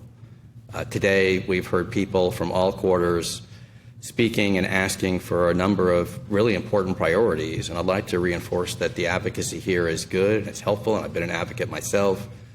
But what isn't helpful is when we feel a pressure so intense that we start to have ad hoc bonds every 2 years.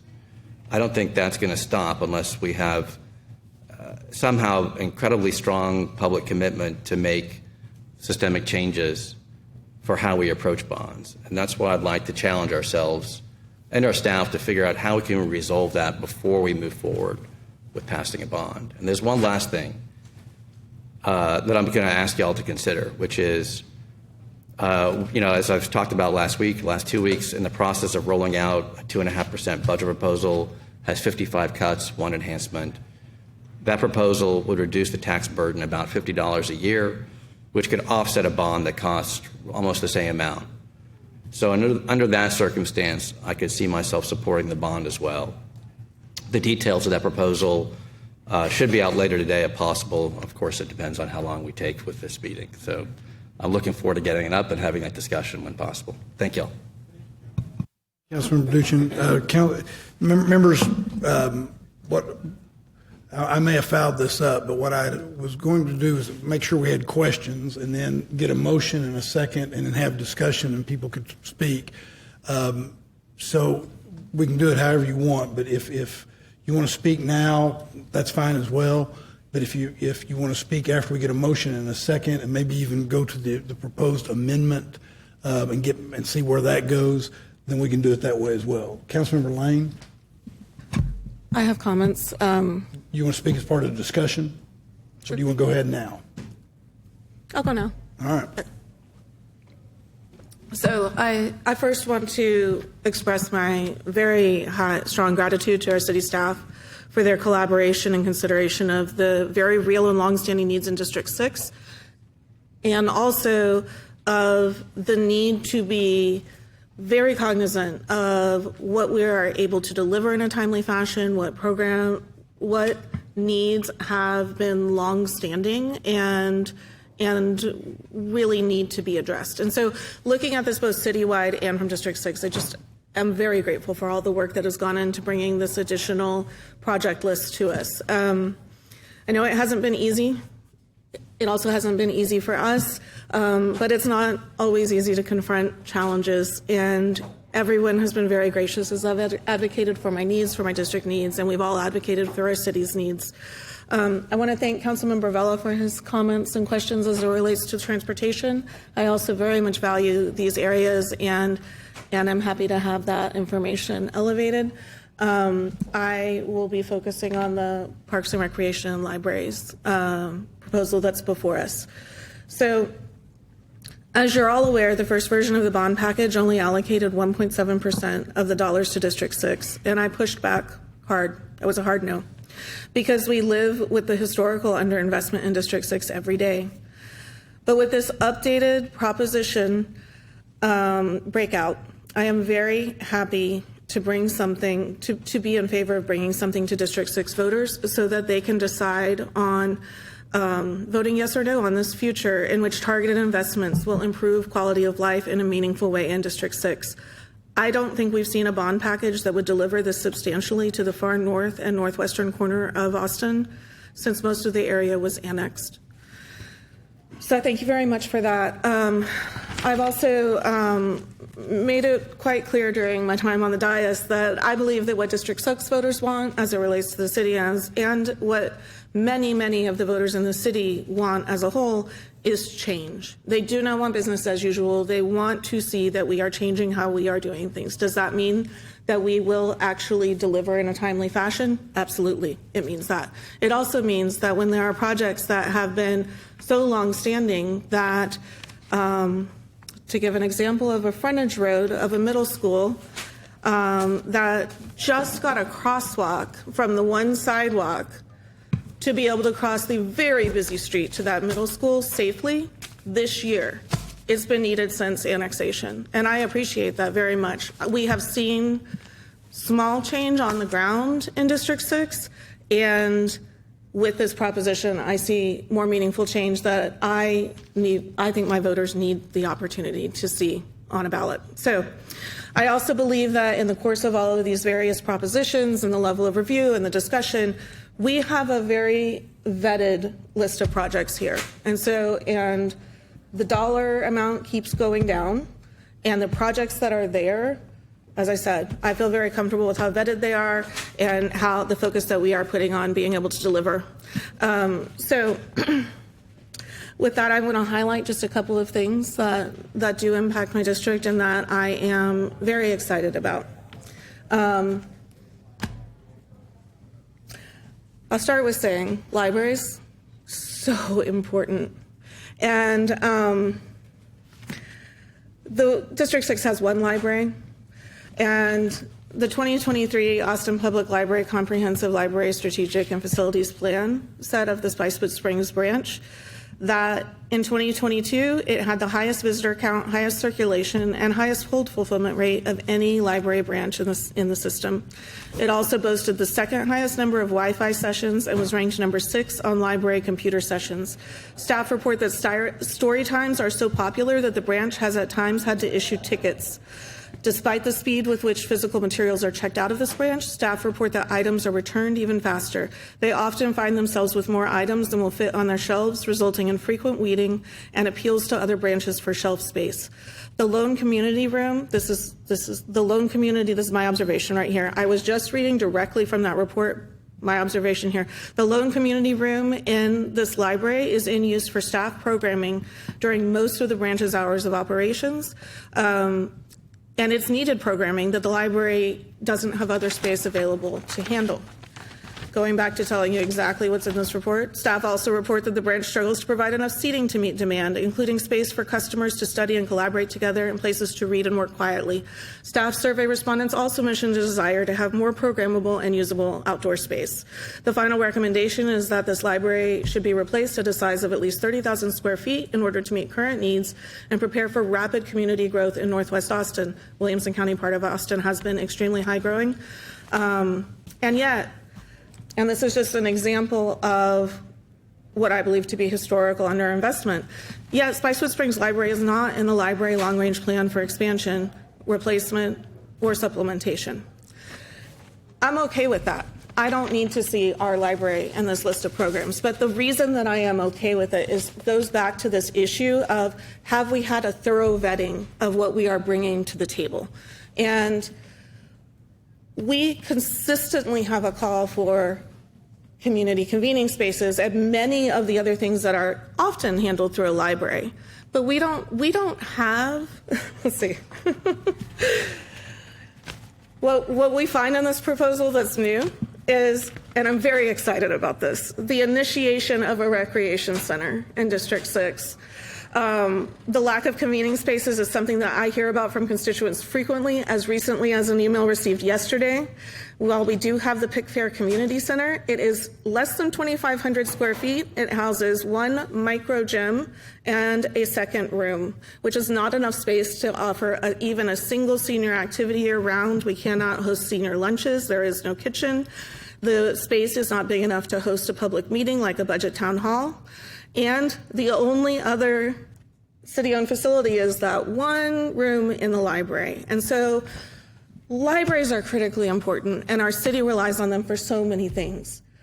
I'm okay without having the library in here, even if we do go to an 8-year cycle till we hear the next, because the need for space to bring our community together and for our city government to be able to interact with our community is so strong, and this allocation will help us move in that direction and take some of the pressure off of this library. So bravo for bringing that in. I'm also so grateful to see St. Edward's Greenbelt and Park in this bond.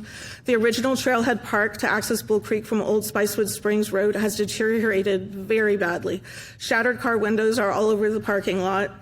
The parking lot itself has been shockingly neglected, and there isn't even a covered trash can along this stretch of 3 miles in each direction of mostly wildlands. Not a single public trash can, not a single public bathroom. This area, what has been in use for recreation and a natural beauty and gem in our city for over 100 years. And so seeing the investment needed to bring it up to a quality that is at all commensurate with the other parks that we see is just very much appreciated. I am going to wrap up, never fear. Also very happy to see the city bringing some funding to the table as it relates to Spring Woods Park. It is great in acknowledgement of Williamson County Representative Busey, who secured us $1 million to have the city bringing money for this busy city park. Thank you all. I will say, just as unequivocally as I previously said that I was a hard no, I will say unequivocally that this proposal, with its vetting and with its recognition of very significant needs that need investment, I don't believe that I could vote no on this, because my district needs to see that the city is bringing change, and they need to feel it and see it now. So thank you very much, and that will be my sole comment. Thanks for letting me go ahead. Thank you, Councilmember. Councilmember Alter. I have two questions. One is the moratorium question. If a proposition fails, Councilmember Duchin mentioned 3 years. I wasn't sure if it was 3 years or 2 years. He very well might be right. I just want to clarify. It's, the moratorium is for if a bond proposition fails, you cannot utilize non-voter approved debt in the 3 years following. We also have outside bond counsel. Okay, very good. I just wanted to clarify that it was 3, not 2. Okay. My second question is the timing of how our reimbursement, we will sometimes either use commercial paper or other cash funding and then go to reimbursement. So if we assume that the bond passes in November of this year, when will be the first year in which utilization of the bond will actually hit property tax payers? I'm living in basically 3 different fiscal years right now. In a second. It would be fiscal year 28 when you would see the impact, because with the if it goes to the voters, if the propositions are approved, there's a lot of different steps that have to occur before then. By the time we actually appropriate the dollars, it would be around January of 27. Spending could immediately begin. We would then incorporate any anticipated spending through the remainder of that fiscal year as part of the bond sale, the GEO bond sale that would take place in August, September timeframe. So then those debt service requirements would be part of the FY28 proposed budget. Okay, so the first amount that will show up to a taxpayer will be next fiscal year for whatever we spend January through July, August-ish. Correct. Okay. And then on the moratorium question, we can't use non-voter approved debt. Is there any limitation in going back to the voters for the same thing within that 3-year period? Right now, there is not. There was a bill introduced last session to add that into the mix, but it did not move forward. So. Okay. I think that's it. Thank you, Councilmember. I've got a couple questions based upon these, and then we'll go to a motion. But there's been some discussion about we passed this today, And then on other items that have been, some people have talked about, we might issue COs. But that impacts, COs impact our debt capacity just as these bonds, if they pass, impact our debt capacity. That is correct. Whether it's voter-approved public improvement bonds or non-voter-approved certificates of obligation, it still impacts the debt service portion of our tax rate. And that means it would also add to the property tax bill on the debt portion of the property tax bill. Correct. It would also have the same impact as the COs would have the same impact as if this passes on the capacity we would have in 2028 if we want to have another bond election. Correct. All right. Thank you. Members, with that, I'll entertain a motion to go forward with the proposal, and I'll recognize Councilmember Siegel. Do you want to make the motion, or did I do it satisfactorily? That's fine. Thank you, Mayor. Yeah, the motion is the projects explained in the version 2 attached to backup to advance to Thursday's meeting to call an election. Thank you, and it's seconded by the Mayor Pro Tem. We'll now go to, I'm going to recognize Councilmember Harper Madison. We have a motion and a second on the table. Councilmember Harper Madison has a proposed amendment that she posted on the message board, and it has been passed out to everyone. It is labeled Councilmember Harper Madison, August 4th, 2026 council meeting, item 2, 2026 bond election. And she moves, it's going to be a motion to amend the revised backup version 1, page 2. And I'll recognize Councilmember Harper Madison. Thank you, Mr. Mayor. I appreciate it. Actually, Councilmember Ellis did a really great job of prefacing my amendment already. You guys have heard us talk about Colony Park over the years, the beauty and the brilliance and the lack and frankly, disinvestment in the community. And so as we've been discussing the importance of libraries in our communities today, I'd like to make the following amendment. So the language is funding the design, construction, renovation, and expansion of the existing Hampton Oak Branch Library with the addition of and Colony Park Branch Library. I'm sorry. The motion to amend this item is made by Councilmember Harper Madison and seconded by Councilmember Ellis. Councilmember Harper Madison, you have the floor. Thank you, Mr. Mayor. Colleagues, I'd like to thank you all for your consideration of the motion today. I won't belabor the discussion. You guys have heard me talk about Colony Park for 7.75 years. We began this whole discussion about bonds, with a universe of potential projects and a large number, and through the diligent service and effort of our staff and, our staffs, we have whittled away at those numbers and gotten to virtually under $300 million. To Councilmember Duchin's point, it looks like, we may creep over at some point, but right now, I'm looking at a proposal that I can be supportive of. I'd just like to acknowledge that for far too long, Colony Park and Far East Austin communities have lacked real essential public assets. So, when we enter these discussions about the importance of bonds, I had the opportunity to talk to my mom about bonds the other day. She says, what is it exactly? And I just gave her a real world example. I said, Mom, 19th Street Baptist Church is right across the street from Pecan Springs Elementary. I was able to say, do you remember that big board that was at Pecan Springs Elementary that said bond dollars being expended coming soon, when they moved the kids over to the portables? She said, yeah, I get it, but I was watching the news. First of all, don't watch the news. Just ask me, Mom. But also, I think far too often, my mom's a voter. I think far too often we find ourselves in a position where the conversation we're having and what our constituents are hearing are incongruent. I would encourage us as an entity, the city, to just be more diligent about making certain that everybody's engaged in the same conversation. It doesn't do us any good if we're speaking French and they're speaking Russian. So I encourage us moving forward as we have these discussions about bonds, because they are so deeply rooted in a community's ability to fund itself and a community's ability to invest in itself.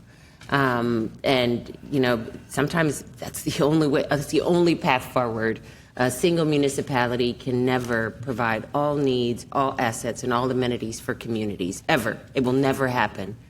We have to invest in ourselves. And so I really appreciate the opportunity moving forward to support this amendment, and I hope my colleagues will join me. Thank you, Mr. Mayor. Thank you. Members, the vote is on the motion to amend the main motion, which is related to the sending forward for Thursday a proposed bond proposition. The motion to amend made by Councilmember Harper Madison, has been made and seconded. You speaking on the motion? The motion to amend? Okay. Councilmember Ellis. Thank you, Mayor. I know that I spoke to this earlier, but just really appreciate Councilmember Harper Madison's leadership on this. And I think that Colony Park in and of itself has been a really prime example of what happens when the city and the neighbors and the advocates work together to create something really big and visionary. So I'm really happy that these libraries will get to be discussed together, and that it will include an extra $15 million for the library's bucket, bringing it to $35 million. I think a lot of good can come from this. Thank you, Councilmember. All right, members, that will take us to a vote on the motion to amend. Is there any further discussion on the motion to amend? Hearing none, the motion to amend the main motion is, without objection, is adopted unless somebody wishes to be shown as voting no. Councilmember Duchin? I'll vote no on this. Thank you. All right, Councilmember Duchin will be shown voting no on the motion to amend. That will now take us back to the main motion. And Councilmember Velasquez, you're recognized to speak on the main motion as amended. Thank you, Mayor. I just wanted to start by saying that I absolutely love our parks. They're one of the things that make Austin special, and I strongly support investing in them. In District 3, we're proud to have to be home to some of the most iconic parks: Roy G. Guerrero, Chicano Park, Zaragoza, Pan Am, Mabel Davis, and the Blunt Creek Nature Preserve. These spaces matter. They build community, preserve culture, and improve quality of life. But leadership is also about recognizing the moment we're in. Having another $10 or $20 expense may not mean much to some, but for others it means putting something back on the shelf at the grocery store. It means delaying a prescription and hoping that the car doesn't need repairs. I grew up in that struggle, and I know the fear and trauma that financial uncertainty creates, and that rings especially true for our seniors that are on fixed incomes. This is about more than just financial metrics. People are struggling. It's about recognizing that our residents are already carrying enough. It's about weighing the cost versus the benefits. And I find it difficult to ask voters for more while we're fighting tooth and nail within our current budget to preserve social services, the same social services that these families rely on every day. That's why I support delaying a bond election until 2028.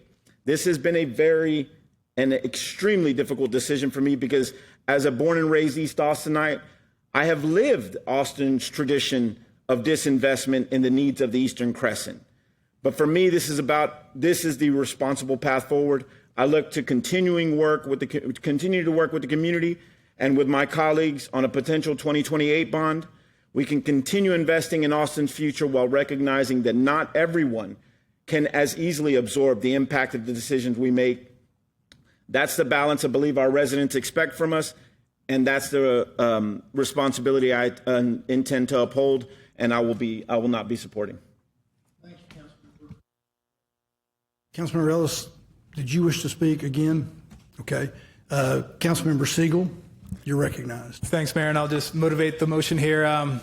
First of all, I want to thank again ACM Rogers, Director Castaneda, and all your teams for all of your work on this, and also your flexibility responding to all the different council directions. And I think this proposal is laser focused on some of the greatest areas of need for our capital programs. The main proposal here is to fund parks improvements, which is essential for a city of our size that has grown so much in recent years and hasn't seen a parks bond program since 2018. The package in front of us has been updated to ensure fairness across council districts, and that was necessary because the original proposal was a comprehensive bond measure that included many different programmatic elements. We're emphasizing major investments in city parks and recreation buildings, including, for example, the Gus Garcia Senior Center in District 4, which would fund a senior wing addition that would be a place where seniors could make use of educational enrichment programs, Folks, we've heard from dozens and dozens of people who use Gus Garcia, but they don't have a dedicated space there. And this would create a permanent dedicated space for seniors from North and East Austin. And it would be transformational for these communities. We're also prioritizing infrastructure investments for playscapes, trails, athletic fields, and facilities, including the Onion Creek All Abilities Playground, which is an amazing, innovative, and transformational recreational space. We've got major parkland improvements, including the Walter E. Long Metro Park, and essential investments in renovating and replacing city pools, including Garrison Municipal Pool, Big Stacy Neighborhood Pool, Walnut Creek Municipal Pool, and Civitan Neighborhood Pool. We all know how beloved Austin's pools are for this community, especially in these hot, hot summers, and this investment makes sure we have access to water recreation for years to come. And finally, the bond does fund new park acquisition, which is needed in the recently added areas of the city, and also in some of our residential neighborhoods that don't meet the goal of having a park within a 10-minute walk. This bond proposal is small enough that it doesn't require a major burden on taxpayers. It's far less than the amount of debt we retire each year, and the program is balanced across the city, and that's thanks to everyone here who advocated for your constituents. And as to the affordability requirement, or the affordability argument, city parks and recreational facilities offer some of the best opportunities for healthy activity at no cost or very low cost.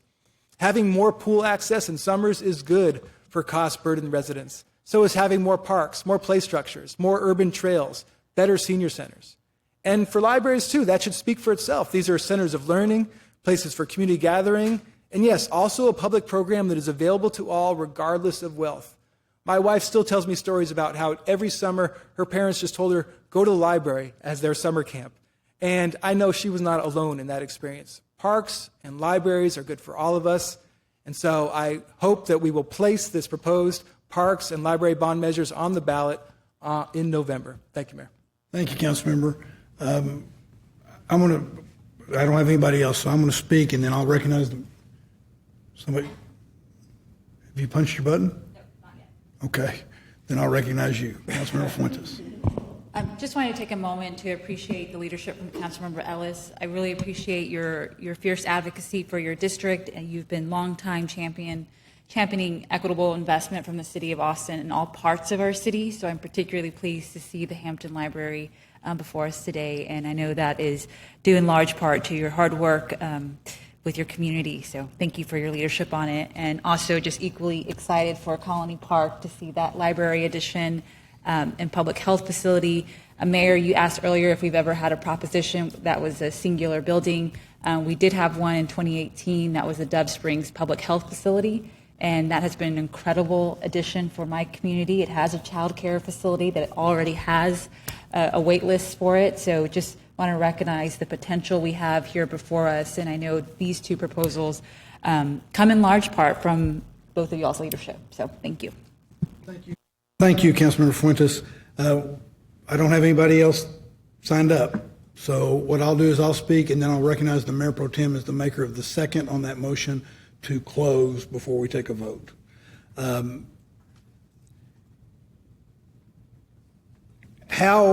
How we reach our goals matter. And that's true even when the end result, the goal, has merit. And over the past several months, hang on, I set a time on y'all, I might as well set a time on me, huh? Although I can't imagine I'm going to make it, but we'll see. Over the past several months, I've worked with council support to strengthen the public's trust in how this government makes its financial decisions. We created a bond election advisory task force rather than rushing to an election. We adopted stronger financial policies for our offices. We strengthened our financial management framework and adopted a decision tree to discipline our decision making. We expanded oversight of nonprofit contracts and procurement. And just last week, we approved the most comprehensive independent efficiency assessment in our city's history. Those aren't isolated actions. They are all part of the same commitment. Trust isn't created by promises. It's created by discipline. It's created by responsibility. Failed discipline and failure to responsibly follow policy, financial policy, is why we are today in this difficult position. There's talk of people wanting change. One of the things I believe the people want to see changed is how this government provides discipline when it comes to financial responsibility. I've said from the beginning that this discussion has never been about whether Austin needs more parks. It does. It has never been about whether our cultural centers or libraries matter, because they do. It has never been about whether there are worthy projects waiting for investment. There are. The question has always been something different. Can we ask taxpayers to approve new debt before we've honored the financial policies we adopted to protect them? Can we abandon the very process we created because the answer it produced isn't the one some hoped for? Is this the right time to increase costs to our constituents? I don't believe it is that time to negatively impact affordability, or that we should abandon a process created to increase trust. We didn't create the Bond Election Advisory Task Force to ratify a predetermined outcome. We created it to inform one. We didn't adopt financial policies because they would always be easy to follow. We adopted them because there would inevitably be moments when following them would be politically difficult. That's when policies matter most. Another process safeguard for assuring that we have fiscal responsibility includes following the recommendations of our professional staff. Lately, the conversation has shifted. Instead of asking what the process produced, we've begun asking what projects can be added to assemble enough votes on council. Instead of listening to the recommendations of the professional staff about the best financial approaches, we've started asking staff to create ways to satisfy specific districts. Instead of evaluating proposals through established criteria, we're hearing new arguments appear about after the process has largely concluded. That's not the process we established, and it shouldn't become the way Austin makes major financial decisions. Some describe these latest additions as efforts to achieve equity. Equity is, of course, an important value. But equity isn't created simply by saying the word, and it's not created by singling out districts for earmarks. Equity requires transparent criteria, and not just geographic criteria. It includes the types of projects that people want or need. Things like we've heard about Mezzacarte, the Carving Museum, and others.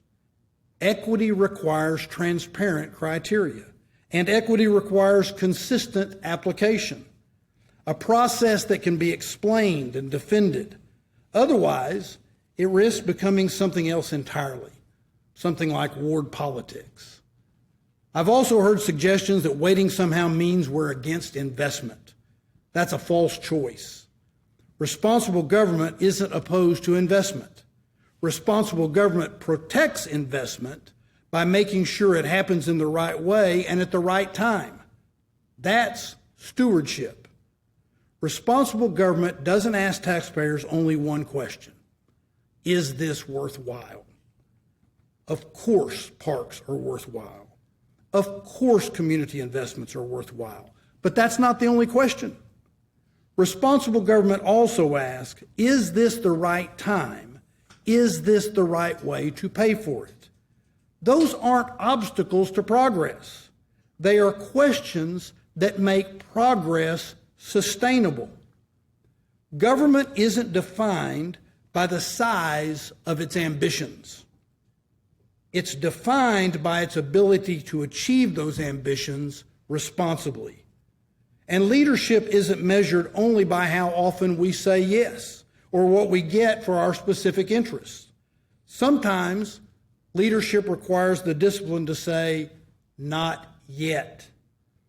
Because preserving public trust today makes it possible to accomplish even greater things tomorrow. That's the kind of government that I believe Austin deserves. We're asking the voters to trust us. We've done real work to create greater trust. Every safeguard we created over the last 2 years was designed for exactly this moment. Financial policies, the decision tree, the Bond Election Advisory Task Force, professional staff recommendations. They weren't designed to help us when everyone agreed. They were designed to guide us when there was pressure to do something else. Good government is disciplined government. Not rigid, not ideological, but disciplined. It follows the process it creates. It doesn't change the rules because they're inconvenient. It earns trust by demonstrating that its principles actually govern its decisions. We have spent months building a process designed to earn the public's confidence. We shouldn't abandon that process because it becomes inconvenient. We shouldn't weaken the trust we've worked so hard to rebuild. And that is why I'll vote no today. Not because I'm against parks, not because I'm against investment, but because I'm for disciplined government. And disciplined government is how public trust is earned. Mayor Pro Tem, you're recognized. Thank you, Mayor. I just wanted to close by highlighting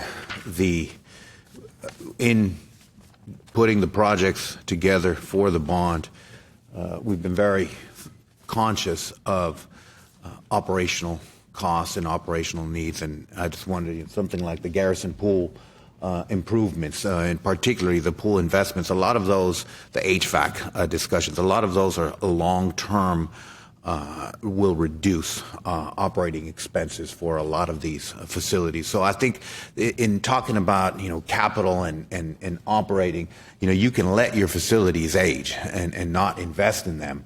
But that's going to drive up your maintenance costs. And with the choices that we're facing in terms of the 3.5% property tax cap and our capital investments in capital can oftentimes reduce long-term operating expenses. So I think that's just an important element of this. The longer we go without investing in our facilities, the greater the operating expenses. And to me, that's not good governance.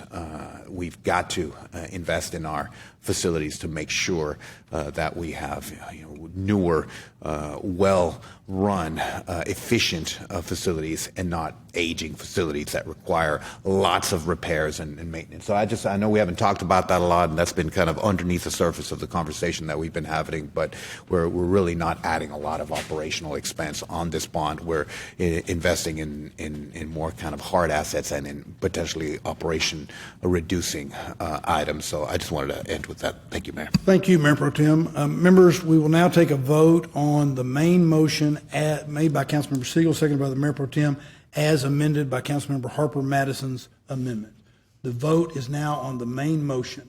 And what I'll do is I'll ask for a show of hands so that I make sure I don't miss anybody. Those in favor of the motion, the main motion as amended, please raise your hand.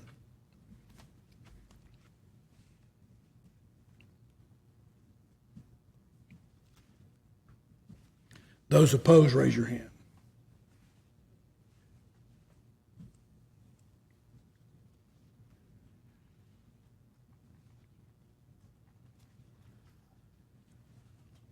Somehow Councilmember Alter, how did you vote? 4. There being 8 votes in favor and 3 votes in opposition, Councilmembers Duchin, the mayor, and Councilmember Velasquez, the motion passes as amended. So we'll see, they will be on the agenda for Thursday to determine whether or not we put it on the ballot. Thanks, everybody. Thanks for a good discussion. Members, unless there's objection, what I would recommend we do is we recess until 1:15. We recess until 1:15 when we'll come back and take up item number 1. Without objection, the Austin City Council is in recess until 1:15. It is 12:47. Thanks, everybody. Council, back to order. It's 1:16. We have been in a brief recess, and we will now go to item number 1, which is a presentation and discussion of the city manager's fiscal year 2026-2027 proposed budget. Members, the way I suggest we do this is we hear from the public that has signed up to speak on this item, and then we go to any presentation, and there is a presentation that has been prepared, and then we will go to questions from council. So I'll turn to the city clerk. We'll start with remote speakers. Monica Guzman.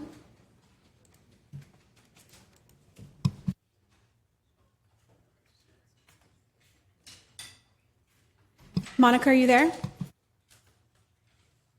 Yes, can you hear me now? Yes. Okay, thank you. Good afternoon. I'm Monica Guzman, District 4 resident, speaking in opposition to the proposed fiscal 27 budget, especially the proposed $25 million for the Austin Police Department, or APD. Current and previous councils have given APD a blank check, continuously padding a record high budget by draining vital resources for programs and services that truly keep us safe. Instead of adding to an already bloated budget, use a proposed $11 million in accordance with the contract, reallocate $30.5 million in APD vacancy savings to fund overtime, retirement, recruitment, etc.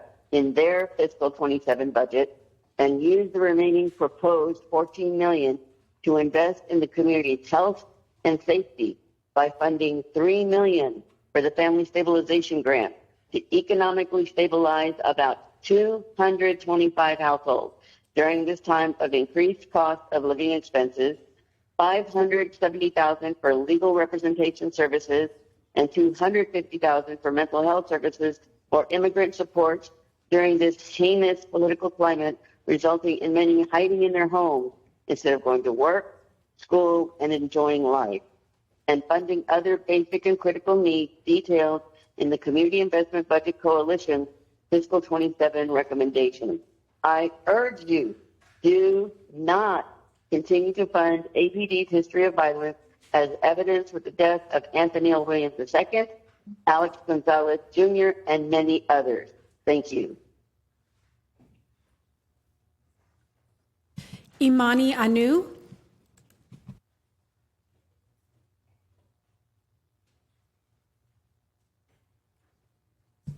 Imani, are you there?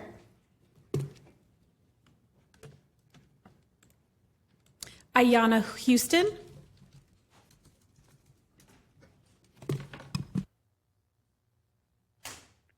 Hello. Yes, please go ahead. Okay. Hi, yes, my name is Ayana Houston. I am the Director of Youth Programming for the Sickle Cell Association of Texas, Mark Thomas Foundation. But most importantly, I am a sickle cell warrior myself. I have firsthand on how the Mark Thomas Foundation has supported and advocated and educated the sickle cell community and the city of Austin as a whole. The Mark Thomas Foundation is an organization, is the only organization with these services for the sickle cell community. We have several families that are affected and will be affected by this budget cut if passed. I am speaking against item 1.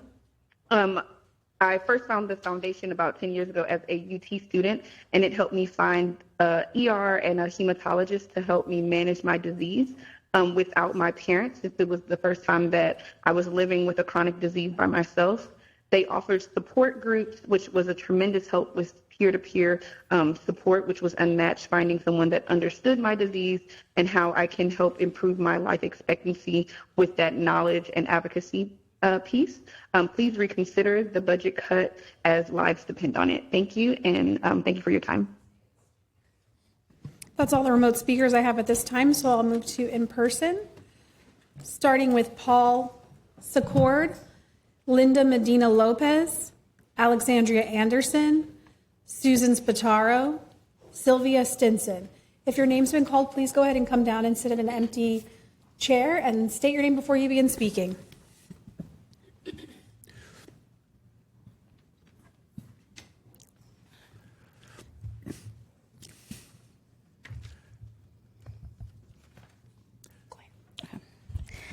Good afternoon, Mayor Watson and members of the Austin City Council.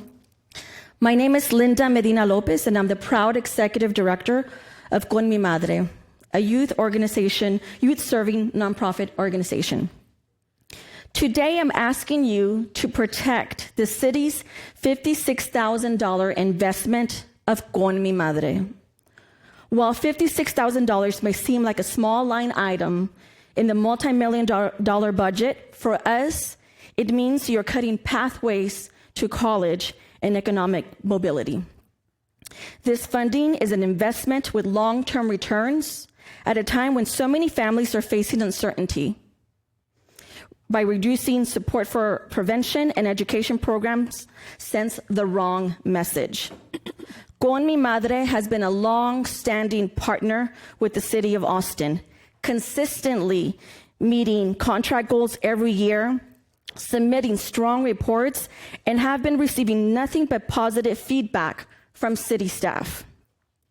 We are being eliminated for no logical or apparent reason, and other nonprofits similar to ours have maintained their funding. Out of 155 nonprofits, we're one of the 24 being eliminated. Transparency matters. The City of Austin is all about investing in our youth and building community. Con Mi Madre has been doing that for 34 years. We simply ask that the city continue investing alongside us. The proposed reduction undermines Austin's goal for educational attainment, workforce development, and economic mobility. I respectfully ask you to preserve Con Mi Madre's funding in order to continue building a brighter future for ATX. Thank you for your time and your continued commitment to the next generation. Thank you very much. Ms. Barrow. Susan Spataro, District 8. I want to make one brief comment, then I want to talk about businesses. But in the state of Texas, constitutionally, local governments cannot give a gift. So if you are making contributions to social service or nonprofit agencies and they are not performing, I think it's a question, is that a gift? Please look at that. You don't really need someone coming up and suing the council over that. What I really wanted to talk about is small businesses. Because when, in fact, a person's taxes go up and you own a small business, the person's home taxes go up, but then they go to their business and that tax goes up as well. And so now they've got a double push on them. And they have to make a choice of, do they cut people, raise their prices? How do they get to pay this? And then the products that they use are probably also from a company that's got increased taxes. So the impact of these tax credits are kind of circular, and that is they're very impactful in a negative way. And I'm afraid we have gotten that way. And the other thing with small businesses, we've seen that. We've seen restaurants who've been here for years saying they can't stay here anymore. And I think that's a real loss to Austin, these local businesses. And what are they saying? We can't pay the taxes. If you have to pay taxes, which everyone does, this is a serious tax increase, and I encourage you to keep it as low as you possibly can. Thank you very much. Thank you very much.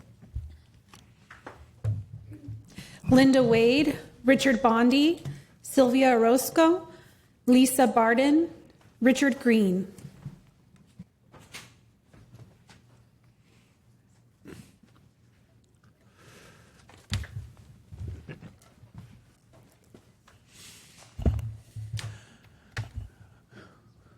Welcome, everyone. Ms. Orozco, do you want to start? Oh, me? Oh, thank you. And we'll work down that way from Okay. your side of the dais. Good afternoon, Mayor and Council members. My name is Sylvia Orozco. I'm the Executive Director of Mexicarte Museum. Today I'm speaking to urge you not to eliminate Mexicarte's museum's education programs that is funded under Austin Public Health. Last Friday, we received a letter that our social service agreement for community arts and Screen It program is proposed for elimination. Eliminating funding, and this program will leave thousands of students in Title I schools across Austin without vital art education. These include Screen It, a museum award-winning program where students create and print designs on tote bags and T-shirts. El Metamuro, murals in the schools, where students paint murals in the schools. Amarte, which provides workshops and summer camps. Through these three programs, Mexicarte serves 2,000 66 youth under the current contract at 13 Title I schools located in District 1, 2, 4, 5, 8, and 9, and is projected to serve 177% of the contract goals. Mexicarte has served over 10,000 youth in the past 5 years. What does this elimination mean? It means thousands of the Title I students will no longer receive these services. 4 to 6 art educators will no longer have employment. Education staff members at the museum will be impacted. Through this program, children and families have benefited. Supporting violence prevention programs like these keep our students safe in class and deterred from engaging in delinquent behavior. The Austin's youth deserves a chance to engage in positive, constructive activities. We thank you for your service and respectively ask that the City Council not to eliminate Mexicarte Museum Art Education Program, Community Arts, and Screen It Program currently funded under Social Service Agreement and the Austin Public Health. Thank you. Thank you very much. Ma'am?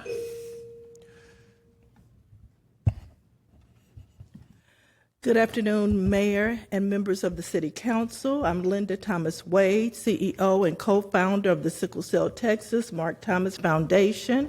Thank you for your support of our organization.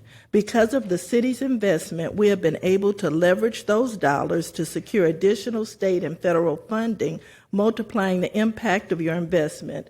Today, I respectfully ask that the additional $4.7 million identified last week be used to restore the proposed social service cuts. Specifically, I ask that you maintain level funding of $350,000 for fiscal year 2027 for sickle cell programs and services. This is especially critical following the 10% reduction in funding we received last year.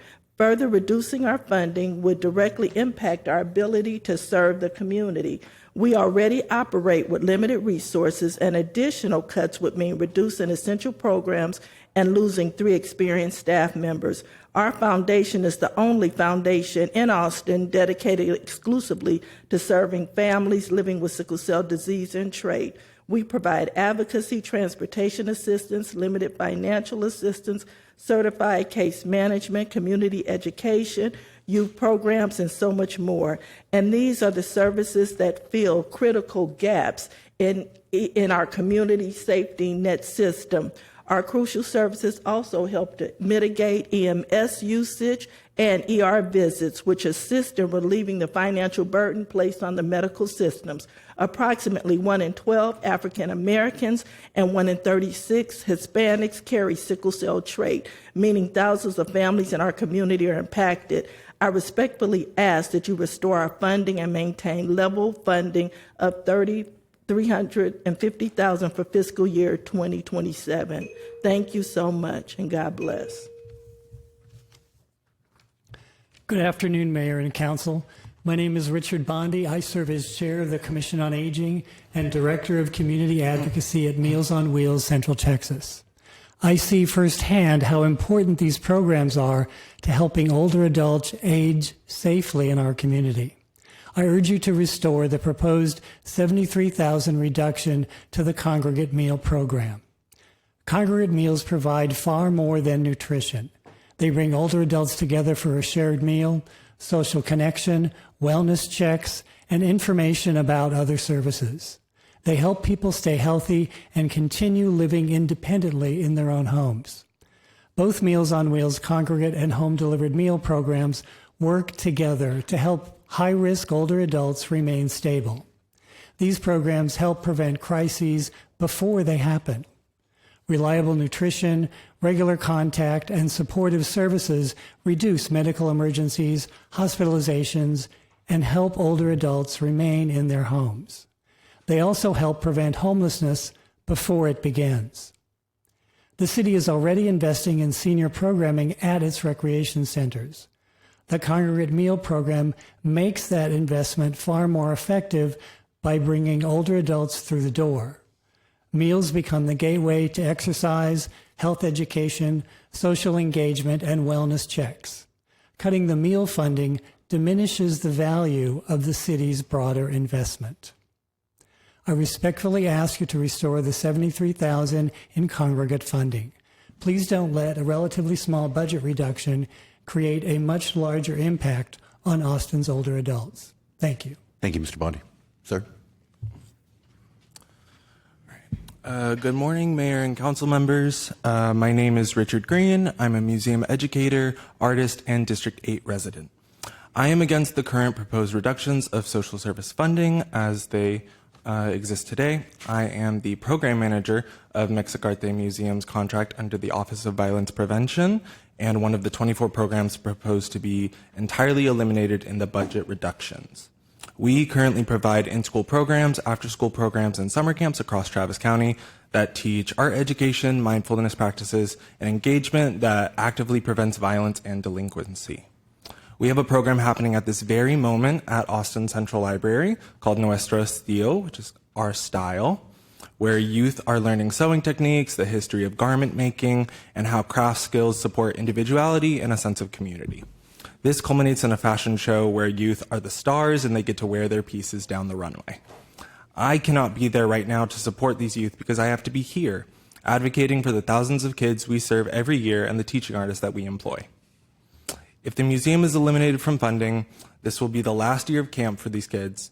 Anywhere from 4 to 6 teaching artists would lose a stream of income, and 2 of which have joined me today. When we met with city staff regarding the proposed elimination, no metrics or reasoning were provided beyond strategic alignment. And we are on track to meet 177% of our goal this year, which is serving over 2,400 youth and 10,000 in the past 5 years. I strongly support the efforts outlined in Councilmember Fuentes and co-sponsors' motion amendment last Thursday, as well, or on the board last Thursday, and yesterday's message board post from the mayor's office.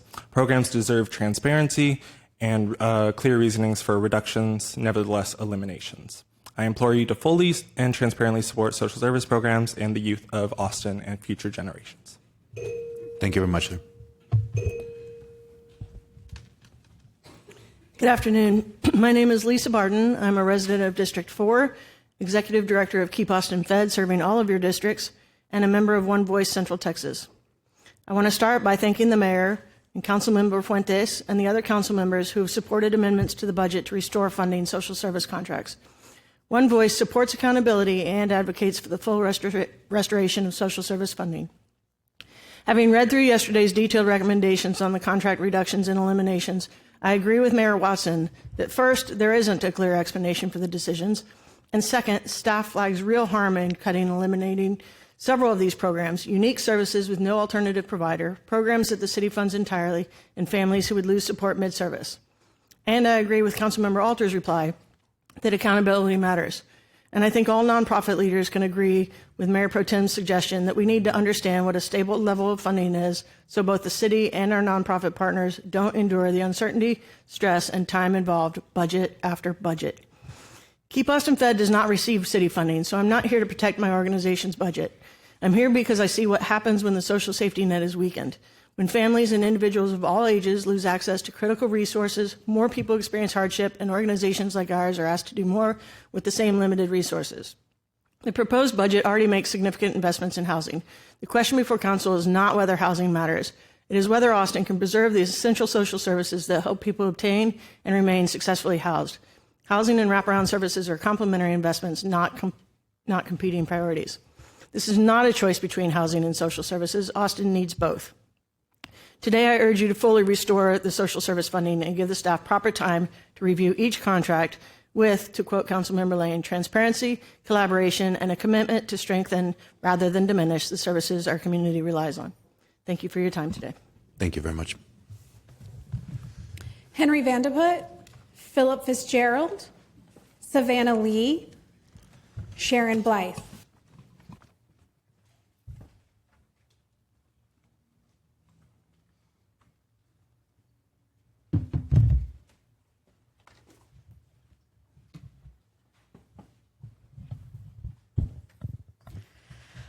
Good morning, Mayor, Mayor Pro Tem, and council members. My name is Savannah Lee. I'm with Equity Action, and I'm a resident of District 1.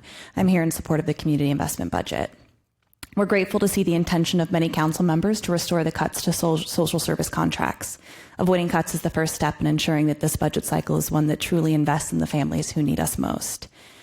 I wanted to take my time today to touch on something within the CIB that still needs investment. The CIB asked that the city establish a joint emergency communications department to ensure that when folks in Austin call for help, they can get the right response the first time. When someone calls 911, one of the most important decisions happens before anyone arrives. Who gets sent? Right now, that initial call-taking system operates under APD, which can make police response the default even when someone is experiencing a mental health or medical crisis. Not only is this dangerous for the people involved, but it drains police resources. We know the system is not working the way that it should. The city's own 2018 audit found that people experiencing mental health crisis in Austin face a higher risk of fatal police encounters, and that APD's policies and training did not consistently meet best practices, and that police were often dispatched to calls that were non-criminal and better suited for health professionals. Austin's already built alternatives that can provide the right response, but these alternatives are only as effective as the system that connects them, the people to them. If a person in crisis calls 911, they should not have to use the perfect words or know exactly what kind of help they need to get the appropriate response. That's why we're asking council to amend this budget to establish a joint emergency communications department and move civilian 911 call takers out of APD and into the department with consistent specialized training across emergency response systems. This ensures that our police, EMS, fire, and mental health response are all sent out accurately and in time. If we're serious about public safety, we have to make sure our first response is the right response. I urge you to include this investment this budget cycle. Thank you. Thank you very much. Myra Pisano, Robin Schneider, Peter Hunt. Peter, are you here? Yes, ma'am. Is Jennifer Palermo here? I believe she is. Okay, well then just 2 minutes, Peter. And then Zenobia Joseph.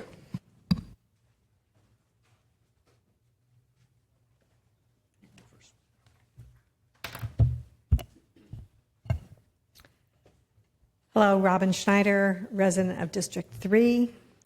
First, I wanted to thank Councilmember Fuentes and others for your efforts to restore social service funding, given the additional property tax revenue the city can now use for that.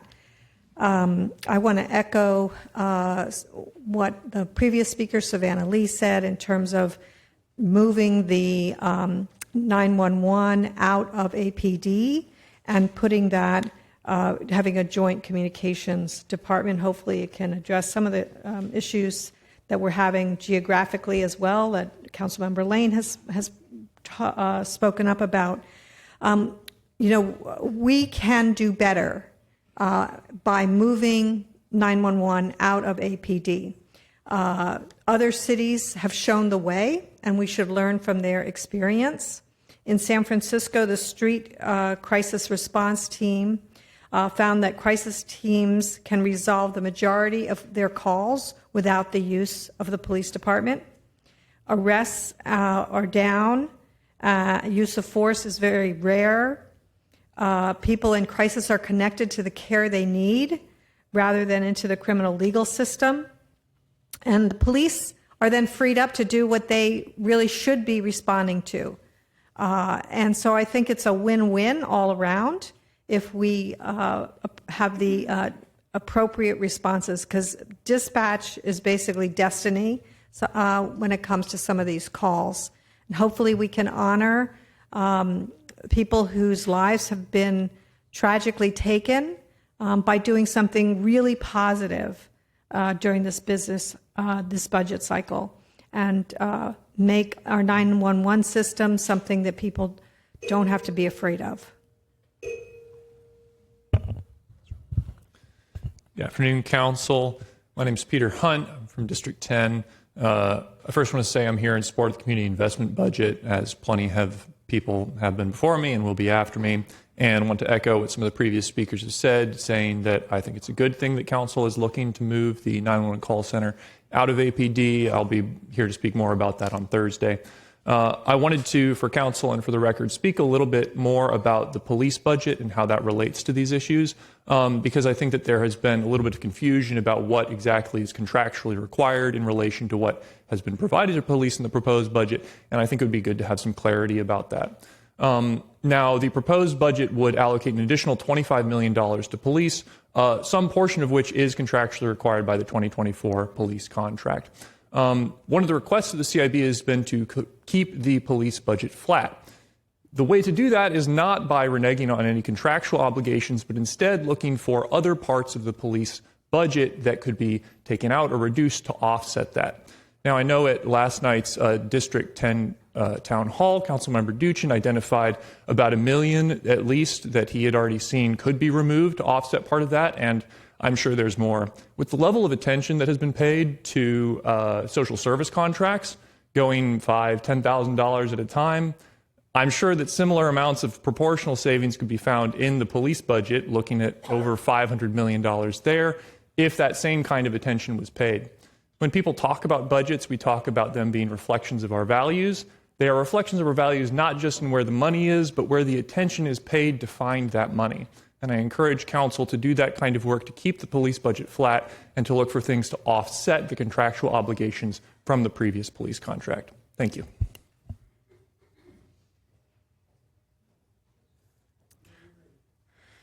Thank you. Hi, my name is Myra Rose, and me and my husband, Jared Jordan, live and work in Austin, Texas, as muralists, art teachers, and agents of change, but most importantly, children of God. We've worked alongside many organizations, teachers, mental health professionals, and many students who are impacted by the laws, policies, and propositions made in the rooms that we stand in today. So much to say in so little time. The words that are written in our hearts were spoken to us from mouths that aren't our own. I don't like coming to school, but painting this mural makes being here worth it. This mural helps me to discover a new version of myself.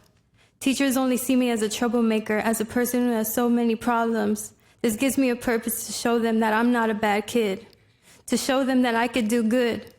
I just needed a chance for someone to believe in me.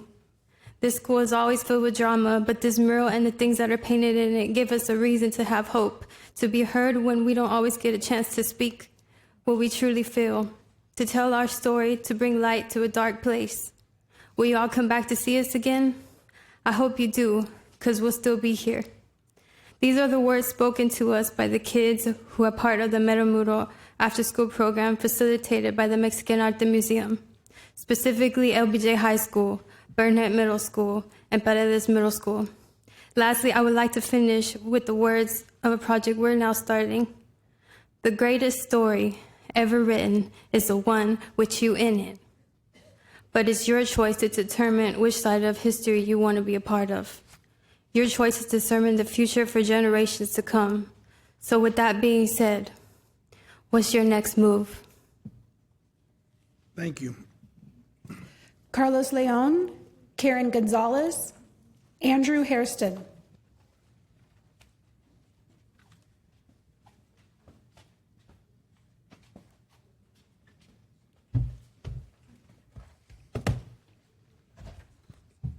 Mr. Leon, we'll start with you whenever you're ready.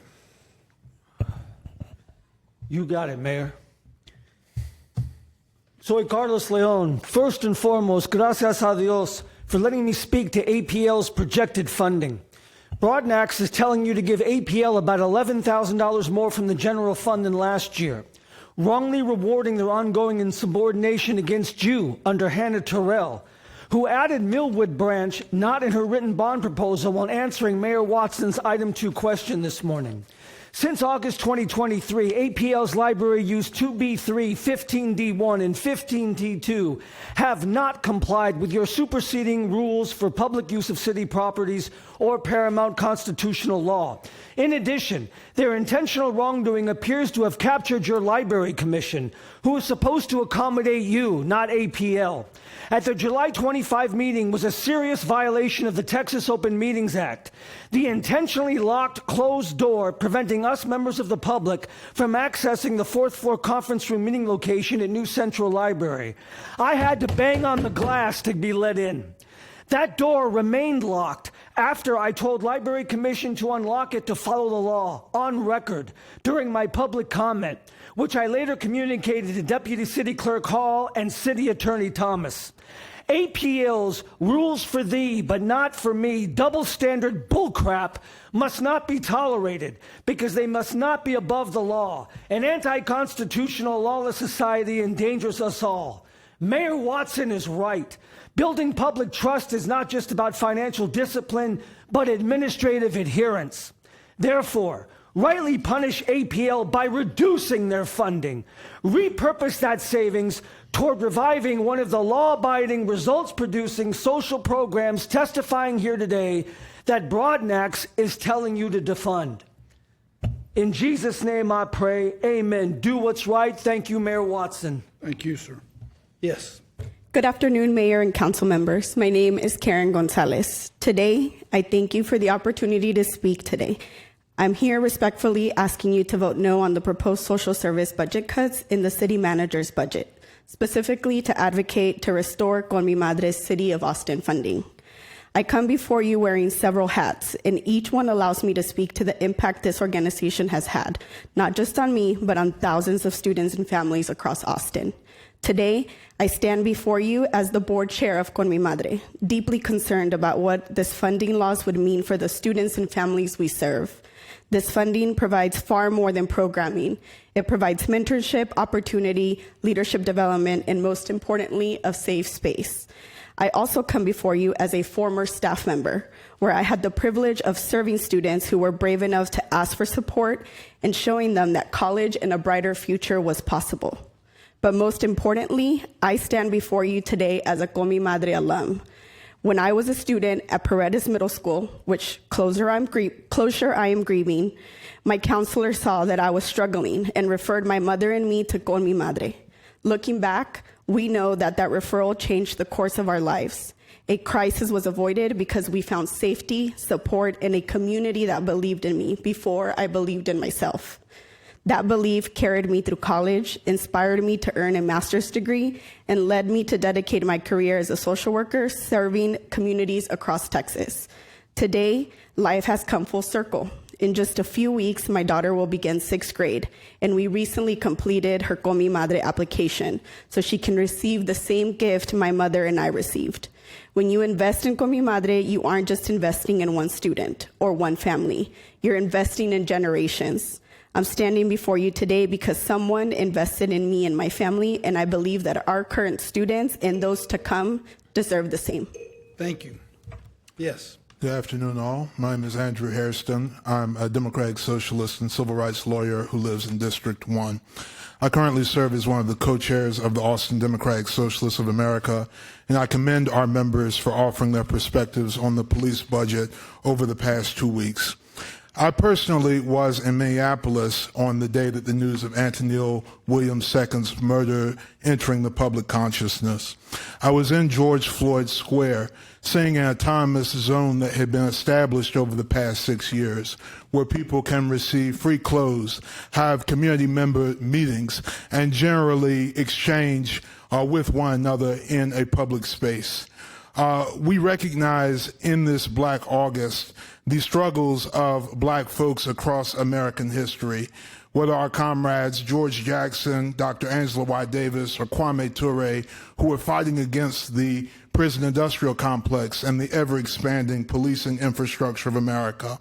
And we recognize that regardless of what happens today or later on in this budget process, that resilience and that persistence will endure.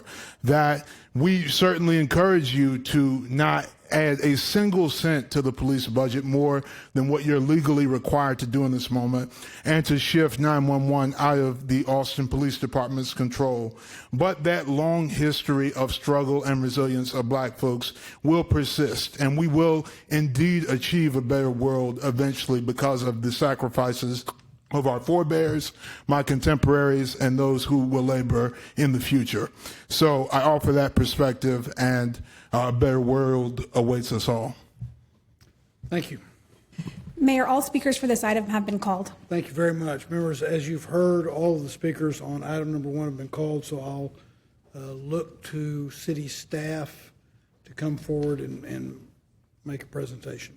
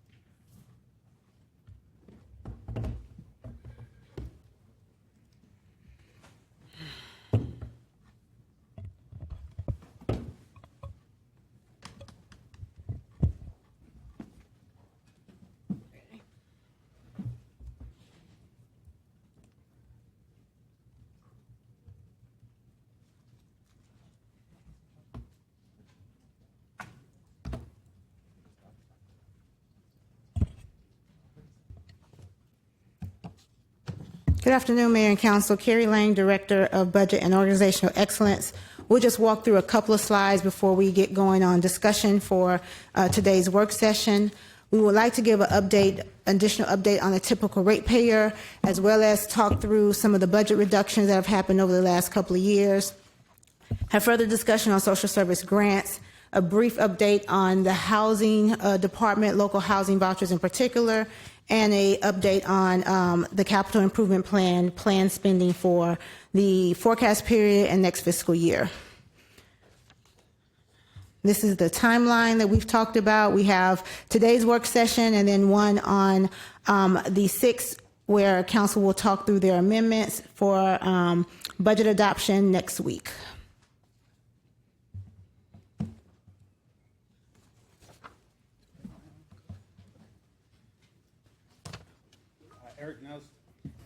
Eric Nelson, Deputy Director, Budget and Organizational Excellence.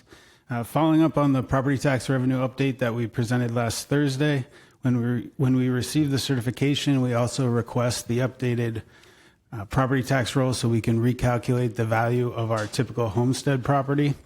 As of the certified roll, the median assessed value of a homestead that does not receive the senior or disabled homestead exemption is $471,603. This is a decline from the proposed budget estimate of $484,907, which was derived from the notice property tax roll released this spring. Nearly half of these homesteads protested their initial notice value, achieving average reductions of more than $70,000 or 9.6%. Applying the officially calculated voter approval rate and the general homestead exemption to this new typical homeowner value nets an annual property tax bill of about $2,188 per year or $182.34 per month, which is an increase of 5.5% over the prior year. Looking at the total basket of rates, fees, and taxes paid by our typical homeowner, inclusive of this certified property tax number, the total monthly bill would now increase by $23.82 per month or 5%, which is down from the 6.1% projected as of the proposed budget.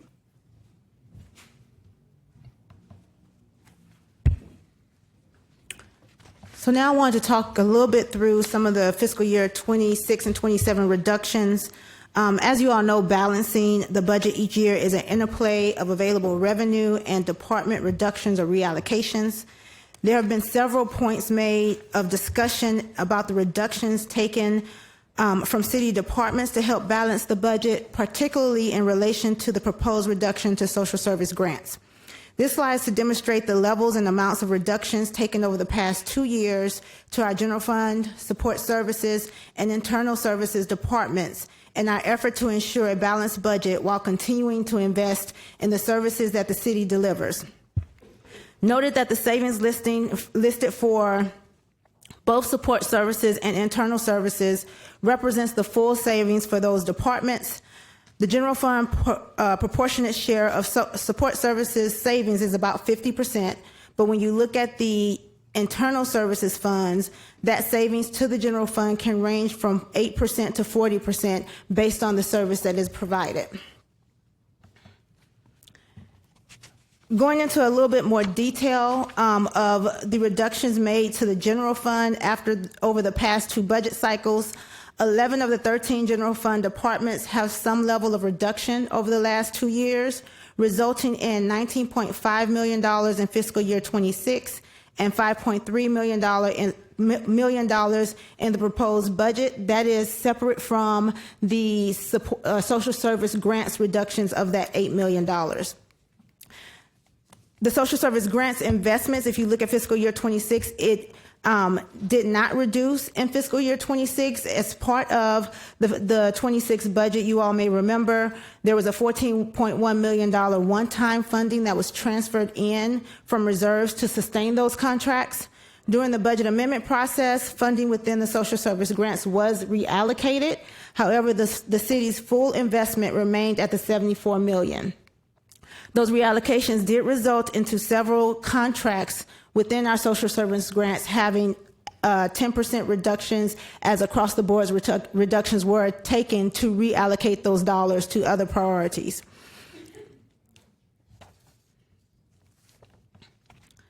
Looking more closely at our social service grant funding, this slide walks through the past 6 fiscal years and is showing the increased investment in social service grants over the last 6 budget cycles, with a growing investment of about 10.9 compound average annual growth rate. The growth in social service investments has outpaced departmental growth, with ranges between 3.9% in municipal court to 8.5% growth for public health and homeless strategies and operations combined. Of note, as you look at this chart here, the green portion of the investment represents the city-owned shelters. Prior to fiscal year 27, these investments were categorized as social service contracts or grants. In the proposed budget, the investment is not reducing, however, it is transitioning to department operating budgets to more accurately reflect the nature of these contracts compared to the investments in the social service grants.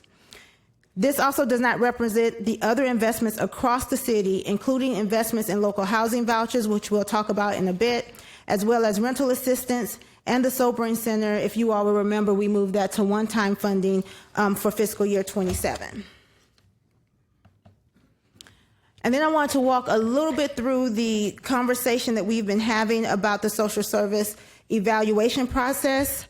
We've been discussing these investments we began discussing it during the fiscal year 26 process, primarily due to the continued constraints the city has on revenue growth compared to expenditure growth. As we begin the details of this work at the beginning of the calendar year, we received direction from the council through a resolution that asked staff to create a rubric to assess and prioritize which of the city's existing social service grants should be fully funded, partially funded, or eliminated, weighing several factors to review this. And we created a rubric and shared with the Public Health Committee in May after several months of conversation and engagement with the community, vendors, partners, and departmental subject matter experts. In reviewing the focus areas and contracts, there were 14 contracts that were exempted based on the direct impact to city operations, like the shelters, or the city's or regional's grant funding that requires local investment to continue receiving federal funding. Department partners then took the rubric and looked at, completed a strategic review of the contracts based on the foundation of the rubric, and including the factors of reviewing whether there's duplication, opportunity for consolidation, performance, the degree of strategic alignment, whether or not they were closely aligned or not aligned to the strategic plan, and historical underspending to reach their targets. I think I want to focus on the rubrics just a little bit and just walk through the guiding principles. This rubric looked at 5 major areas, as was included in some of the direction. And this was the guiding principle to identify the level of priority for the focus area.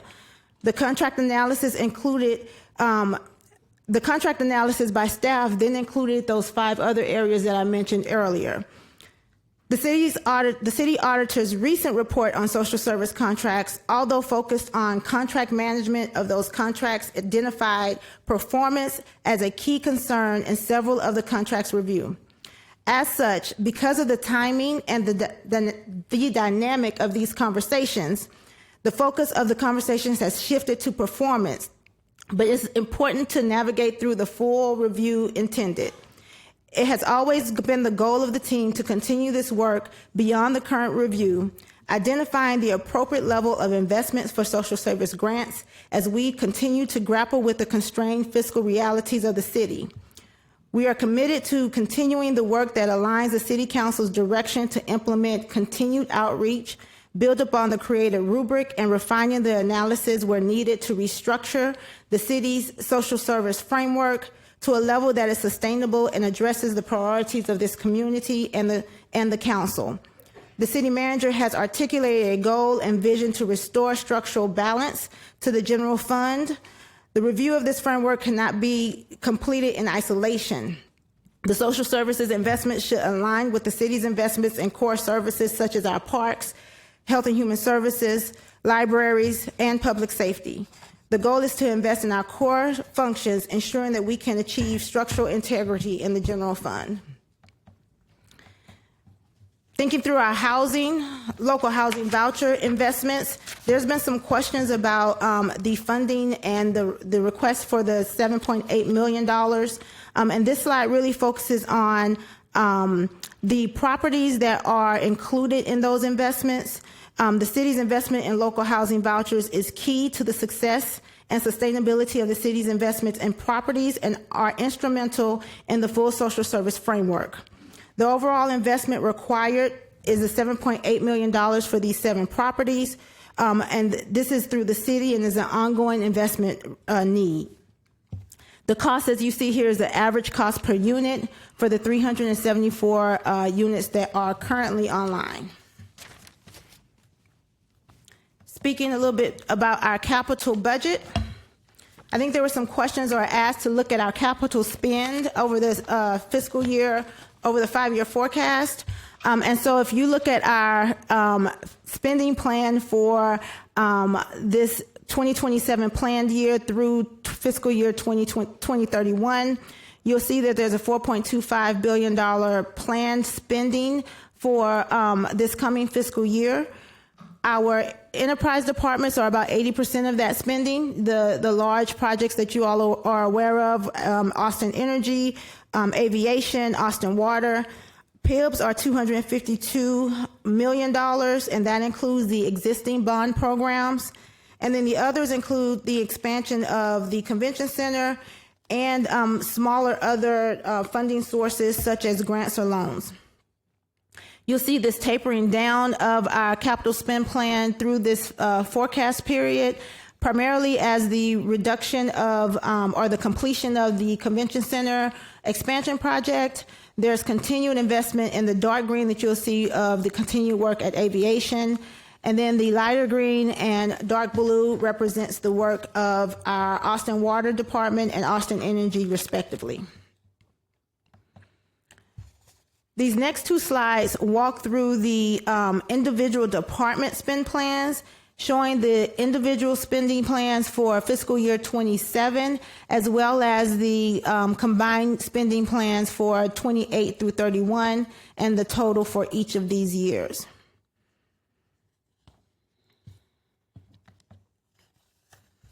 Again, this second slide also walks through the spending plan for the departments. I think there were some questions about Parks and Recreation, and I know there was just a conversation about the spending for these departments. And so I just wanted to show the summary of the intended spend based on current funding that was included in the fiscal year 27 proposed budget. And with that, I'm happy to answer any questions. Thank you. Members, if you want to be recognized, please make sure I know about it. Let me start with a couple of questions, maybe less questions. And members, as I posted on the message board, I'm concerned about how we got where we are on social services and how it's being perceived publicly. And I want to make sure that we, as a policy-making body, take the time and ask the right questions to get us where we might want to be as a policy-making body. And Ms. Lang, Director Lang, I want to make sure the initial estimate for necessary cuts to social services that staff identified last fall began at $16.8 million. Is that right? That's correct. And now we're ultimately down to $5.3 million because staff decided to implement the $16.8 million in cuts over 2 years, and set aside another $2.9 million for the sobering center into reserves. Is that correct? Right? So I'd kind of like to back up and talk about the original $16.8 million in reductions, because everything after that has been a result of the manager setting that amount as a goal. For whatever reason it was set as a goal, it became the goal, and and for whatever reason, items that were set there to be reduced, that became the goal that served as the basis of the proposed budget, right? Yes, sir. So, to me, trying to analyze this budget and trying to analyze the needs of the community, some of the rationale for the cuts feels like it's pretty simple, and it's to meet a $5.3 million goal in this year and ultimately a $16.8 million goal, because, of course, we're going to be back here next year doing the same thing. Isn't that right? Yes. So, members, as I put out on the message board, I would prefer for us to have a better foundation, what I believe will be a better foundation for decision-making on these services based upon some mechanism for process that will give us a more thorough analysis of the world of need that is in the community, and making sure we have clear goals that are set so that when it comes to performance reviews, when it comes to things like strategic strategic alignment is the new word of the week, that we're actually into some form of strategic alignment. As I pointed out on the message board, one of the concerns I had, we all received a memo that was over 100 pages long at 7 o'clock on Friday. And that's 12 days before we have to make a decision about social services.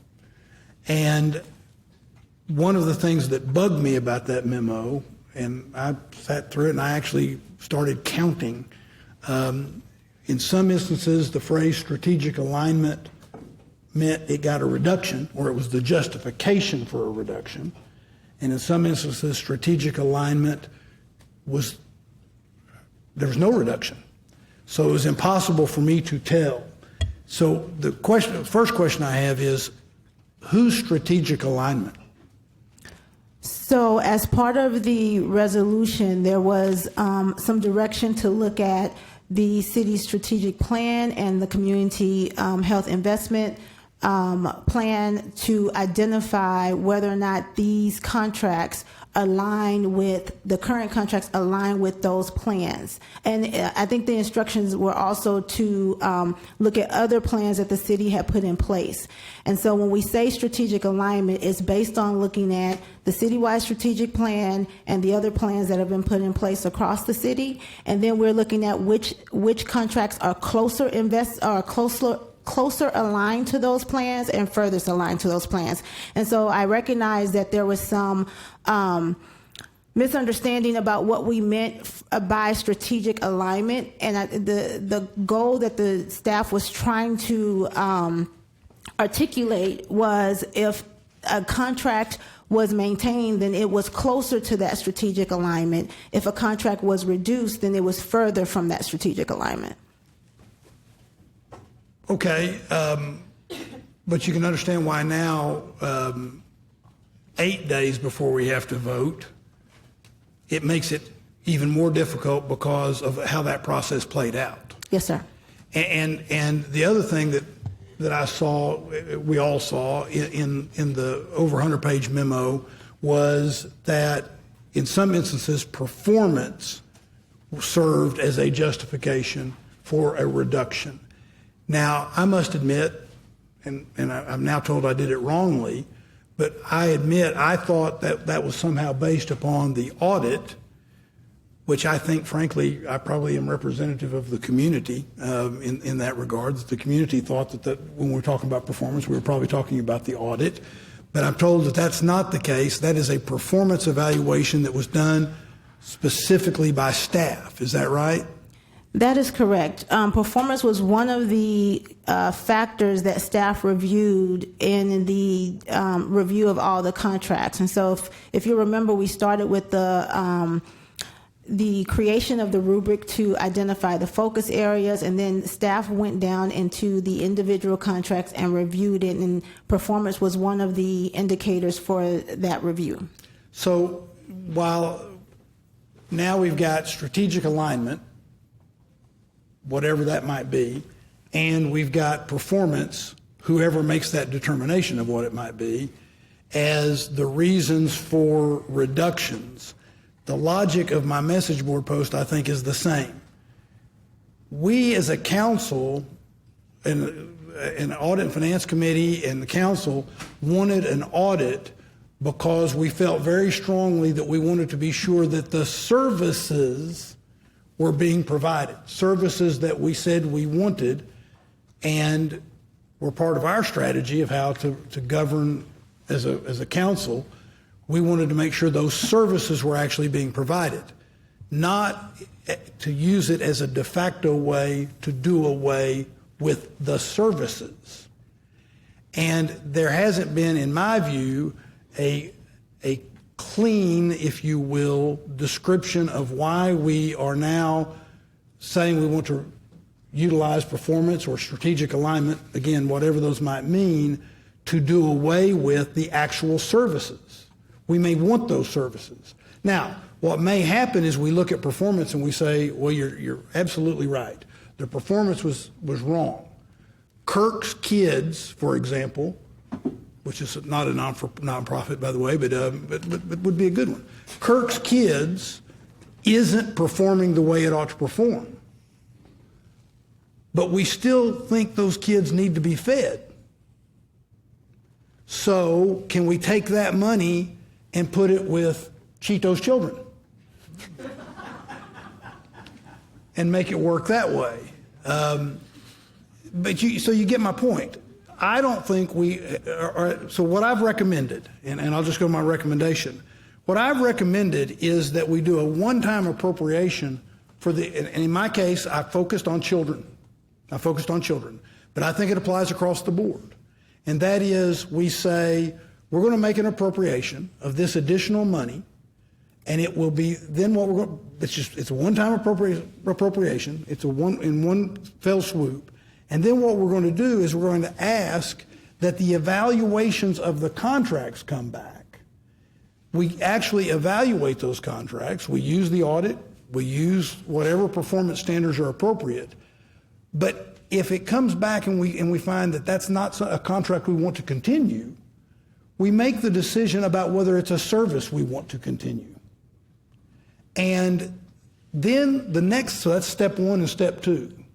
And step three is we look at overall our social service spend over the next year, so that when we come back next year and we're faced with this kind of budget, we do it in such a way that we're making a full determination about what we want to, as part of our strategic plan, see our social services be. Now, that does two things, at least. One is it's not a blanket reauthorization. It is also not a blanket reduction or cuts. It is a more, in my view, more methodical, thoughtful approach to get to the point that I think is the sense of the council and the sense of the community before we have a blanket reduction. This thing's going to start chiming here in a second, so I'm going to shut up. And I'll pass it to Councilmember Siegel, followed by Councilmember Cadre, then Councilmember Alter. Thank you, Mayor. I'm really glad you made that point that even if a particular vendor isn't living up to their contract, doesn't mean we want to defund that programmatic area, right? We want to fund mental health and then rely on staff to have the right mental health providers, right, who are living up to their promises. That's exactly right. So I really appreciate that point. Director Lang wanted to see if I could follow up on a couple questions. I don't mean to press y'all. I know your team is absolutely swamped with work, but we are running up against these deadlines to file amendments. And so I wanted to follow up. I guess previously a Thursday, I had some questions about the police department funding line item for the Blue Santa warehouse. And I think y'all were going to start researching the costs for that program. I'm wondering if you have that now.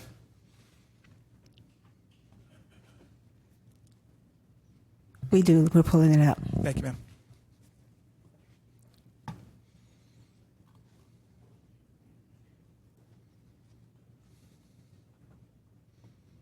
While we're looking it up, do you have another question? I got a couple. Thank you. I guess last Tuesday we were asking for a cost breakdown of the HEM, the Homeless Encampment Management Program. We would like the cost breakdown across departments for that program. Do we have those numbers?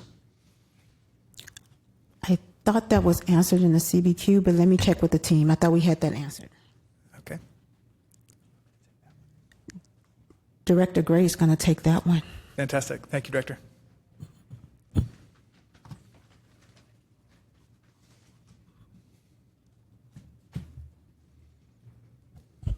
Hey, Councilmember David Gray, Director for Austin Homeless Strategies and Operations. I'm going to pull up the information for you. We would like you to go to your next question, but I'm going to stay here until we get you that answer. But we do have the answer. I just have to pull it up. Okay. Third bucket. I wanted to ask some questions about the housing vouchers program. I don't know if these should be directed to budget or to housing. Could be one or both. Okay.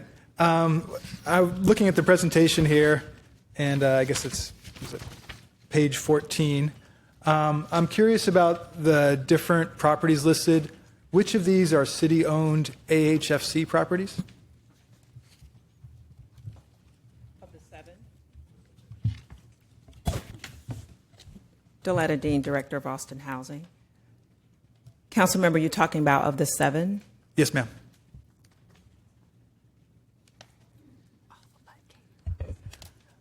All of those 7, with the exception, well, not all the 7, but 6 of those, the 7th being Katie Lofts, is not owned by AHFC.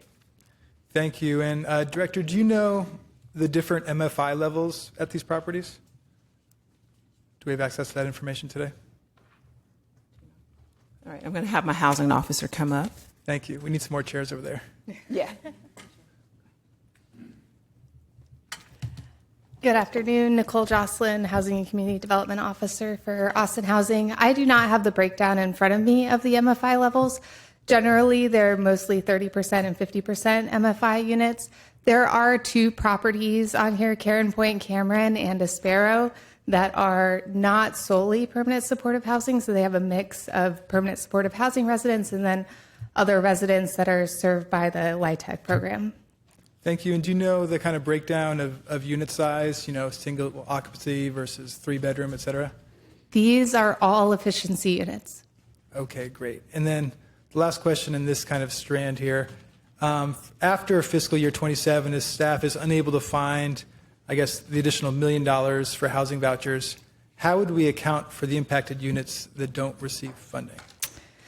If units that are supported by the local housing voucher program today are not supported through the rest of their housing assistance payment contract, those properties will not be collecting that rent for those units, and those properties will likely be defaulting on loans that have been made to those developments and their obligations under those loans to be serving people exiting homelessness. Okay, thank you very much for that context. Director, back to you. Or Director Gray is ready. Sorry, sir. Go ahead. Hey, council members, so the total cost for that homeless encampment management operation for that reporting period of May 11th to June 5th was $719,361. Of that, 62% was staff cost, and that staff cost lives in separate departments. I could outline that for you now, or we can send your staff the CBQ. We could take a minute more on this one if you want to just do the high-level summaries for the categories. So in terms of overall cost for Austin Resource Recovery, it was $147,000. Austin Police, $127,000. Transportation and Public Works, $102,000. Watershed Protection, $182,000. Homeless Strategies and Operations, $127,000. Parks and Recreation, $20,000. And Emergency Management, $12,000. Thanks so much, Director. That's all for that category of questions. Thank you, sir. Are we ready on Blue Santa? Yep. The $1.2 million new allocation for police at the Grove is split between the Police Equipment Division and the Office of the Community Liaison. It's about 50-50. And also it's split about 50-50 for both of those units in terms of warehouse space versus office space. And then within the Office of Community Liaison, they have SALT, Autism Awareness, Blue Santa, National Night Out, African American Quality of Life, Asian American Quality of Life, and LGBTQI plus quality of life. So when you net all that out, the amount that's actually being used for the Blue Santa storage is a small proportion of that 1.2 million. Fraction of a fraction. Do we have a sense of how much total funding goes into Blue Santa? Or is the warehouse cost the only cost, or are there other costs that are budgeted for this program? I believe there's staff, but they do those other programs as well, so it's a proportionate amount. So the staff covers Blue Santa as well as the other initiatives that Eric just mentioned. Okay, great. Thank you. I did have a quick Austin Water question. If our general manager or anyone, I'm sorry, not Austin Water. I misspoke, Director. Austin Energy. My apologies. And then, Director Gray, if you have the answer to this question, those increases you mentioned, are those all an increase from the prior policies, or were any of those expenditures already budgeted? Is a follow-up question I had. But thank you, GM Riley. So this is about the rate changes. We're in volume 2 of the budget. Oh my God, I have screwed up my notes here. I was supposed to be asking about Austin Water after all. So everybody, you're seeing the ugly side of the budget process here. Staff is smarter than the council member. Director Gray, do you have a follow-up on my question, please? Yes, sir. Thank you, council member. So the bulk of those costs, about 62% of those costs, were for staff salaries. So that was already in the department's budgets. The other costs were for disposal fees, cleaning crews that we contract with, et cetera. And those costs were also already budgeted for in those departments' budgets. So the money was allocated. We just shifted it from the old way that we used to do the encampment management work into the new process. Okay. Thanks again, sir. Appreciate it. Thank you, sir. Director Rolson, with my remaining minute and a half or so, for the rate changes on page 412, volume 2 of the budget, we see a 56% increase in fee for the lowest tier of the consumer or customer assistance program. Would you please explain the increase and how this might impact customers enrolled in the CAP? Yes, thank you for the question. So our rates are designed to maintain about a 49% discount for our CAP customers. And as we are making our adjustments across the board, the CAP lowest rate will go from $1.37 to $2.14, and that is a 56% increase, but it is that $1.37 to $2.14 increase. Thank you. And how does this increased fee impact how far customer assistance dollars will go in terms of supporting these customers?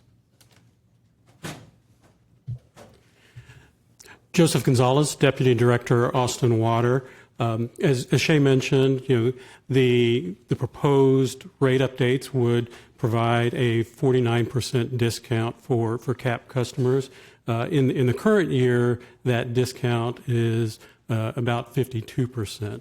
But with the recent enrollment growth for our CAP customer programs, we're actually at a deficit in terms of our community benefit charge revenues that we use to fund those discounts.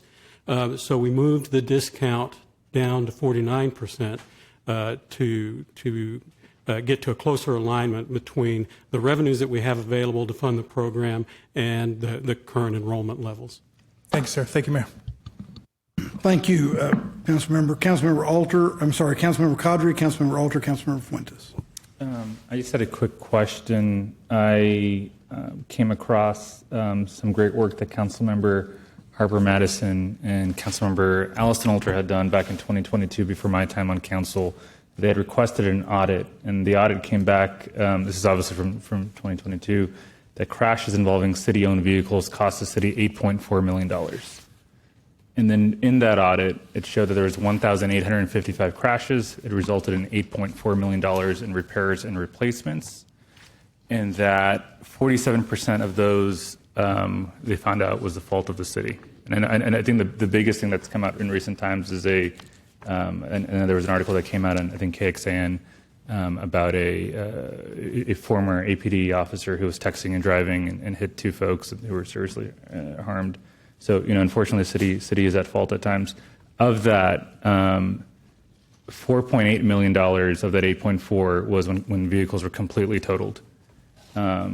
And I know that in the article it mentions the city tries to offset some of this cost by auctioning off totaled vehicles.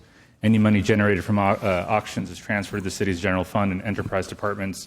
According to the audit, the city's fleet management does not budget for replacing totaled vehicles, except for police vehicles. And in fiscal year 22, they budgeted for 10 reserve vehicles for APD at a cost of approximately $500,000. So my question, and I couldn't find this, so that's why I wanted to ask, in fiscal year 27, what's that number?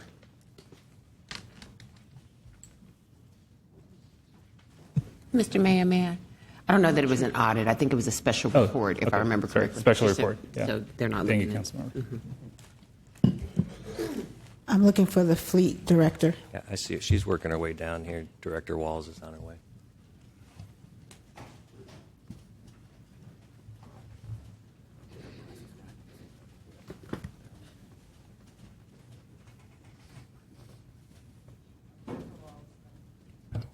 Jennifer Walls, Director of Fleet Mobility Services. I have Rick Harlan here, our deputy who manages the accident program. We should have that number for you.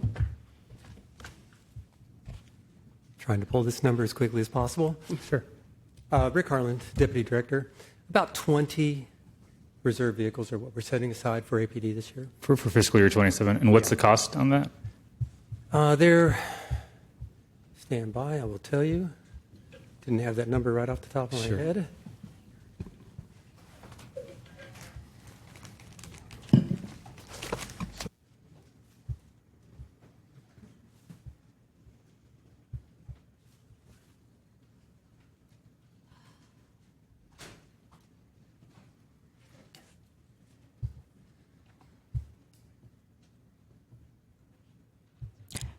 Councilmember, as he's looking for that detail, do you have another question? Well, I guess my follow-up question would be it was 10 vehicles in fiscal year 22, now it's 20. Is there a reasoning that it's jumped up? It's doubled? So we build a reserve fleet for APD based on the number of total vehicles that they have in the current year, or in the prior year. Sure. So we're forecasting the amount of vehicles that would potentially be totaled and building up that reserve fleet. As you know, the lead time and kind of complexity of a police pursuit vehicle is nothing that you can go buy on the street. So you've got to kind of plan ahead for these sorts of things. So we've looked at accidents in the prior year, in FY25, forecasted out 20. The total dollar amount in FY27 is $3.5 million. $3.5 million. Okay, Yeah. Great. Thank you.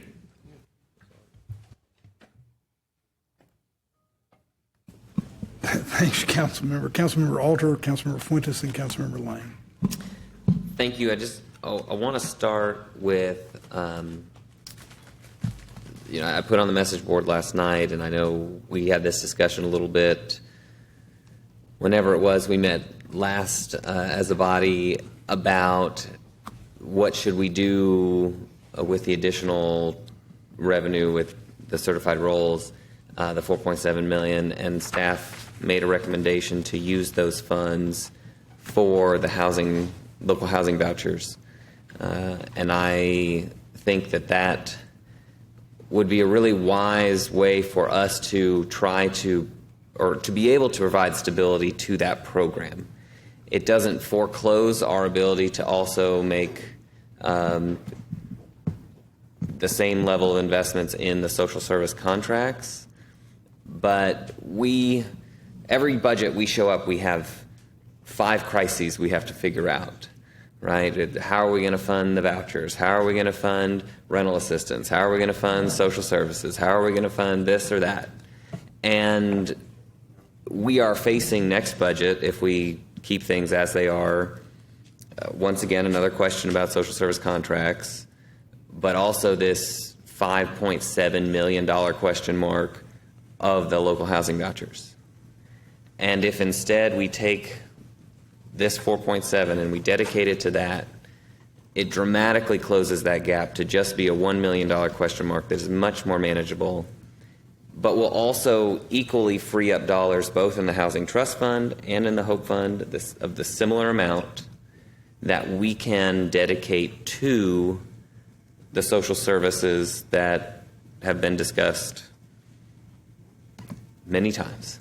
And so I think if we can take at least one crisis off the table, it would be really prudent of us to do so and follow that recommendation. And I think it would also allow for us to feed into or to better be able to go through the social service reset that I know the manager is working on, and then through that process be able to identify this would be something that should be funded from the Housing Trust Fund, or this should be something that should be funded from the Hope Fund. There are a lot of those things that we can do. So I would just ask for open consideration of that. I don't think it forecloses any of the desires of this body to make the restorations to social services to the best of our ability. And I want to just get staff's clarification or reiteration. Is there anything I said that doesn't line up, or can you just give us a very clear explanation of why you made that recommendation? Yes, sir. As we were looking at the 4.7 million, when we found out that amount was available, I think I've hopefully tried to articulate. We want to make sure that we are funding the things that the city has to do, the things that are our operational requirement. And we look at those local housing vouchers based on the things that Director Dean and her team has said is something that the city has to do. So the recommendation was to fund the housing vouchers through the general fund at the 4.7 million, which would allow for additional funding available in the Housing Trust Fund. We could then transfer about 2.3 million from the Hope Fund into the Housing Trust Fund to support emergency rental assistance. And that would allow for additional dollars in the Hope Fund to be used for the social service contracts. That was the desire of the council. I think when we talked about it last Thursday, we didn't specifically say for social service grants. We were looking at trying to allow for some flexibility for any of the things that were priority for council. But there are some items that are currently funded through the social service grants that could be funded partially in the Housing Trust Fund and partially in the Hope Fund. Okay. But the net result would be still, because it's how you allocate those dollars. We would have $2.5 million potentially out of the Housing Trust Fund, $2.25 out of the Hope Fund. So still that 4.7-ish available for social service grants once you made those allocations. Yes, there would be between, and I'll have to go back and look at the exact details, but I will be between 2.5 and 4 million available. However, I think speaking to some of your as a council's thoughts and concerns, I think there are some changes and variations that the staff would recommend, as far as if there are specific contracts that we would recommend eliminating, regardless of if it was 5 million available or 3 million available. Right. And so I think we would look at all of those elements and variables to make a final recommendation. Right.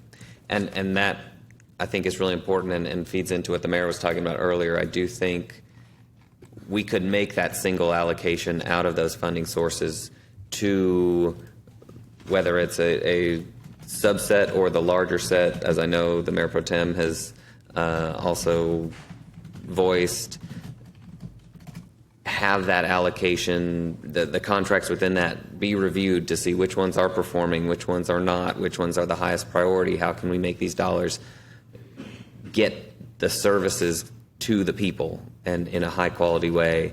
But I think that would be a better way long term for us to do this. And so I just want to kind of to put that on the table as this conversation moves forward.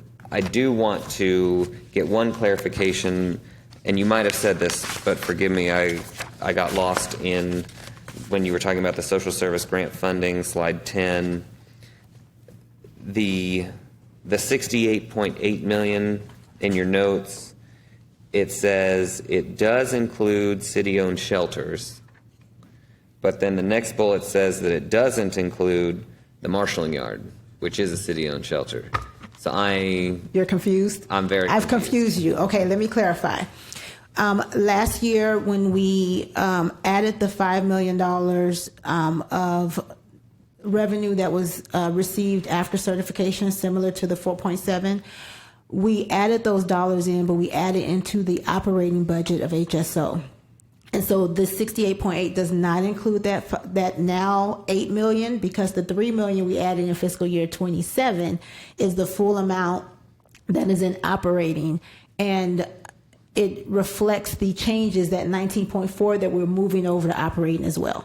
But in terms of looking at the previous years, we do have some shelter operations, like let's just say either the 68 in fiscal year 25 or the 74 in fiscal year 26. Do those include some shelter All of operations? those include shelter operations, because the methodology was that was part of the social service contracts. So apples to apples, fiscal year 27, we would add to the 68.8 the $8 million at a minimum for the marshalling yard, because that is how we've accounted for it previously. Yes. Okay. I just want to make sure I have the numbers all correct.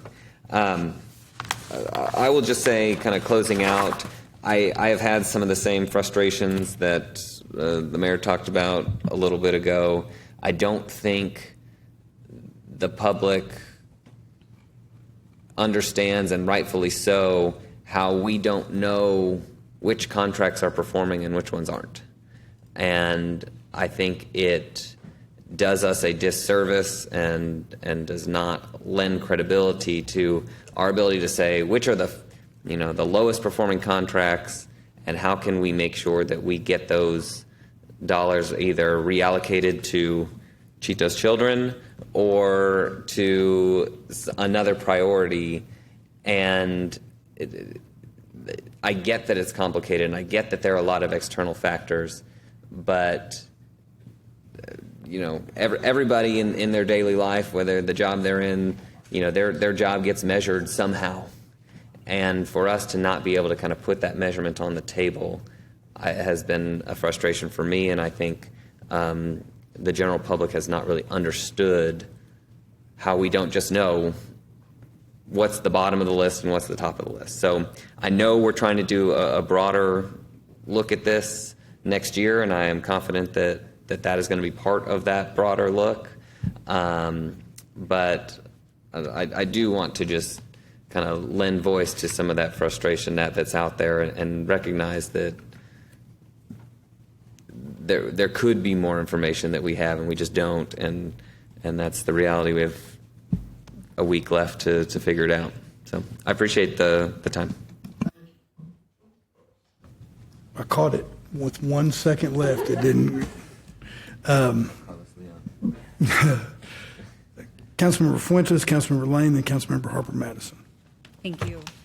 Colleagues, just want to pick up that thread in saying that now there's a supermajority of us on the dais who've expressed support for restoring at least a portion of the cuts made to social services. So I'm really pleased to see us united in that effort. I think some of the concerns that have been outlined here by my colleagues, I just want to reiterate and emphasize, is that we were just given the memo that gave us more detailed information on the rubric that we wanted to have implemented in advance of these cuts, and just having a week's out time frame to consider them, to dig deep on them, just isn't enough for me to feel comfortable with these cuts. It's also part of the reason why I, along with my colleagues, Councilmember Ellis, Siegel, Harper Madison, and Caudry, have brought forth an amendment seeking to restore 4.7 million of those cuts to social services. And it is very much in line to what the mayor and his effort has outlined in creating a process in which we hold the funding to fund the services as we make time and space to dig through the individual contracts, or actually less so about the individual contracts, but more of the service itself, right? That is what our intention is preserving the social safety net overall, and giving us time and space to have more conversations as to, okay, what is the appropriate funding level for the social safety net overall? We just haven't had the time for us to have that conversation yet. One approach, Councilmember Alter, that you've outlined here, and having the manager's recommendation of the funds going first to the Housing Trust Fund, a question I have is that by going about it that way, is that it wouldn't allow us to fund social services in a more comprehensive way. In fact, my understanding, by having those funds going first to the Housing Trust Fund and the Hope Fund, that those are more restrictive. So we would only be able to fund. So the dollars in the Housing Trust Fund is more restrictive. It can support housing and homelessness. And so there's, the downtown density bonus funds that are restricted to those primary sources. But then the Hope Fund is general revenue, in that there is no formal restriction on those. There is the city's ordinance to focus on homelessness and housing related things with the Hope Fund, but there are things such as basic needs and or some levels of the child and youth area that could be within that Hope Fund as well. So there is some flexibility there. And one of the hearing the conversation as we work through what the updated recommendation would be, it may be to move some more of the homelessness funding into the Housing Trust Fund to free up ability in other areas. So we'll look at that in detail as we get over the next couple of days. Okay. Yeah, if we could have a breakdown of how much funding would correlate with homelessness and housing related initiatives that could fall under the Housing Trust Fund and the Hope Fund, I think that'd be helpful for us as we have these conversations further this week. One other, or a couple questions I have, just to kind of take it a step back here. We are targeting the $16.8 million reduction overall to the safety net over the next 2 years. Can you share a little bit more as to how staff got to that recommended level of $16.8 million? And before Carrie probably gives you the more dazzling detail, I kind of want to back up. And so the premise of all of that, if you might recall, in 2026, before I think we moved to the Prop Q TRE assessment, was the level of the structural imbalance of the city's overall budget last year when we started at $30 million. And the fact that when we looked at what we needed to pay for, whether it was our ongoing services and our core functions and the social service aspects of what we had undertaken, I made the recommendation, I believe it was last year, to actually spend one-time dollars out of our reserves to fund the social service elements of our budget at that level, because I didn't feel like it was fair to give 1.5 months notice, whether to council or to the nonprofits, before we were going to propose such large reductions. And so I think I said at that time that we would then begin to undertake and assess how we went about resetting our overall spend.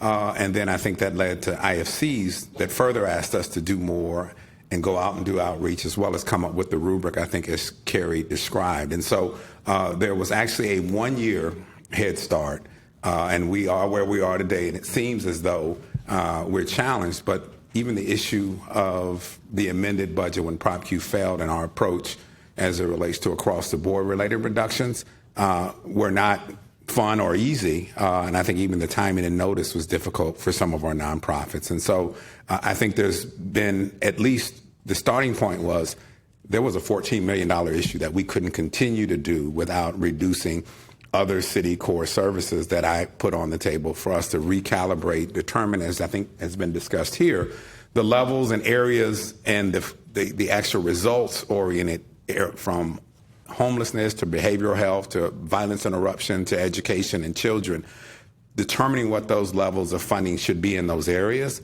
That's the work I think we were trying to do to get settled on that. And so that number is really just predicated on what the gulf was for what we needed to find a way to find additional revenues for. And so that was the starting point. Chose to phase that over 2 years to smooth it out and even it out. And that's kind of what got us to the 16.8, was really finding a level at a sustainable level that we can continue to support.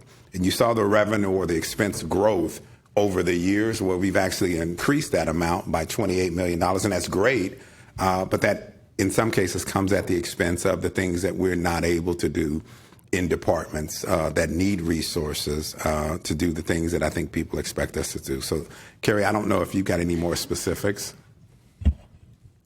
I think that was great. Well, and just to make sure I'm understanding here, so the 16.8 million was largely in part due to addressing the structural imbalance of the budget, which was then at a 16.8 million. Am I right in understanding, though, that in this past year you've identified over 20 million in cost savings, not including the social service cuts? Right. Slide 8. Yes. So in balancing fiscal year 26, we did reductions across several departments, and that we completed those $19 or so million of reductions, and we transferred in the 14.1 million of reserves to continue to support us with social service contracts. In fiscal year 27 proposed, there are additional reductions to general fund and support services departments to help us balance. So every year, for the last several years, we've looked at reduction options as well as reallocation options to kind of get us to that point. I think one of the things, the manager asked if I had a little more detail. One of the things that I think we lose, I want to make sure we keep sight of is, as we do the planned year, there are things that we talk about will not be continued. So last year, we said we don't think we'll be able to do a 3% wage increase for employees. Mm-hmm. And we heard from council, we had the conversation, we saw how revenue was coming in, and we made those adjustments. And so the planned year is assuming that our revenue projections come in the way that we project. And as we get different information and newer information about that, we can adjust the spend accordingly. Mm-hmm. I think the overall goal is to the manager's point, make sure that we are in a place where we are structurally balanced year over year, and not having a situation where we're saying, yeah, we're balanced for 2 years, but we have a deficit in year 3 through 5. The goal is to get to a point where we can maintain the work that we're supposed to do as a city, both internally for our departments and whatever the level of investment that we should have for our external partners as well. Right. Yes, and I certainly appreciate that, and I want to acknowledge, I mean, there has been tremendous efforts in cost reductions across the department, and I see that through the presentations we've had in the weeks leading up to today. I think, it begs the question of, if we found 19 million in cost reductions across the departments this year, to what extent do we need to be moving towards that $16.8 million goal line and cutting our social safety net, given how incredible you all have been in finding savings otherwise? So that's why I want us to hopefully, I would love for us to preserve our social safety net at the full amount, which would be 5.4 million, but the amendment we are providing and offering colleagues is at a 4.7 million, so there will be reductions. Of the contracts that were on the memo, how many, or what is the total amount for the contracts that were listed as elimination or eliminated? Do we know the total amount of the eliminated contracts? Give me 1 second. I think we do have that amount. Okay. And then I'm running out of time here, but the last question I'll ask you is, from my understanding, all of the social service contracts will be resolicited next year. I think part of the goal has been to do a reset of the full framework. And so as we continue to talk to council and understand what the areas of priority are and the funding levels of priority, then we would look at doing a full reset and resoliciting all of the contracts. So colleagues, if we know that all of the contracts are going to be resolicited next year, I really think this is an opportune time for us to preserve the social safety net with the $4.7 million that we have, to give us time to have that evaluation of the rubric. Is it working as we intended? Do we need to tweak it? What services do we want to continue funding and at what level? And give staff and the community time to process that all of these contracts, all of the services will be resolicited next year. Thank you. And to answer your question, Councilmember, the total eliminated amount was 2.1 million in the staff proposal. Very good. Thank you. Thanks, Councilmember. Councilmember Lane, Councilmember Harper Madison, Councilmember Duchin. So I want to thank you, Mayor, for your remarks opening our discussion on this agenda item. Your suggestions, I think, have moved us forward in important ways, both on the message board and here today. Also really appreciated Councilmember Alters and Councilmember Fuentes' remarks, as well as, of course, the very hard work of our staff. I just have two questions. The first one relates to Austin Community Court. As Austin Community Court staff come up, I want to daylight that the integral care contract for behavioral health care is proposed to be reduced by over 50%. The explanation given in the staff memo is that the agreement is being right-sized for their new location. However, a smaller location does not mean that the overall need for this service has also consolidated. Can you speak to how the city is mitigating the impact of this reduction on the population it serves? Good afternoon, Mayor and Council. My name is Laura Martinez, business process consultant with Austin Community Court. With the reductions in the proposed budget as it is, the service levels would be reduced. So under normal circumstances, if the funding remained in our budget, we would look for ways to mitigate those reductions through other community partners and services. As it is right now, our case managers would just try to look for ways to navigate with other existing community resources. Okay, thank you for that information. I'm glad to have asked. My other question relates to Austin Public Health. It was really concerning to see reductions for the Asian American Resource Center, community health navigators, including navigators for seniors.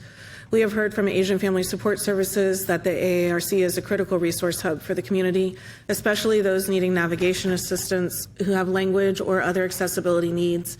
In the rationale, it also states that there is no alternative program providing these services. What does a reduction in these services look like for those who use them? And will it impact availability for new participants? Thank you.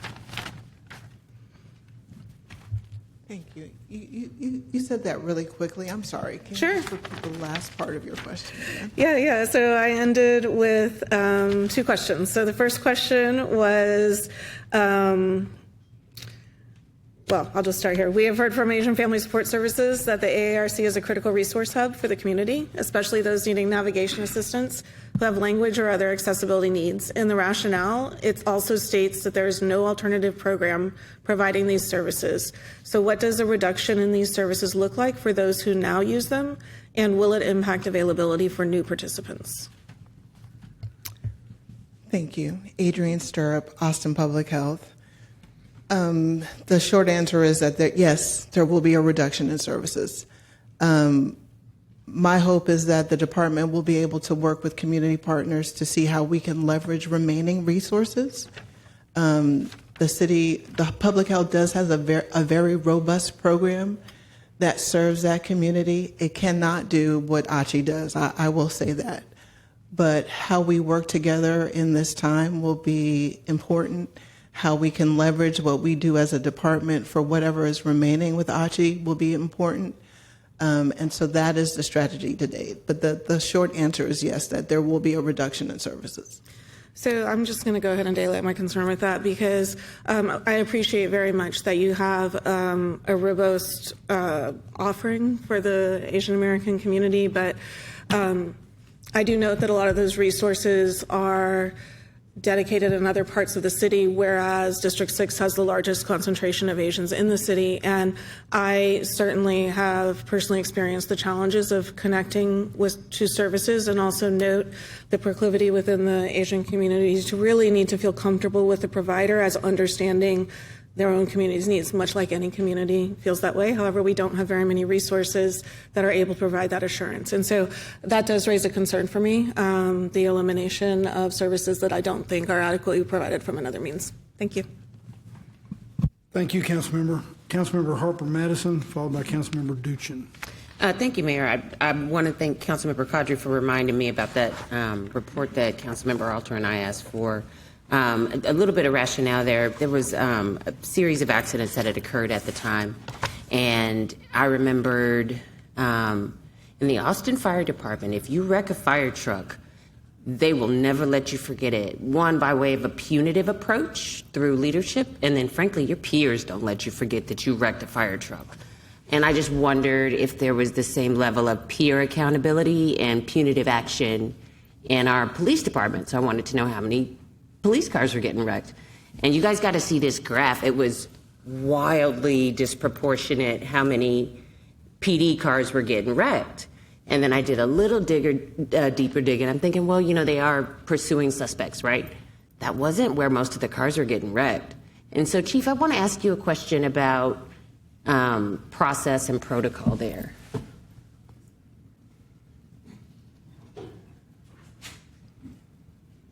Since you got here, I know you've done a really extraordinary job with, you know, kind of tightening up the ship and getting your staff moving in the direction, you know, following your leadership. And I'm just curious to know if that report brought about any sort of protocol practice changes in And so the what department. report is this? I'm sorry, ma'am. So I asked for a special report from our auditor about fleet accidents, but primarily like who's wrecking the most cars. And it was by and large PD.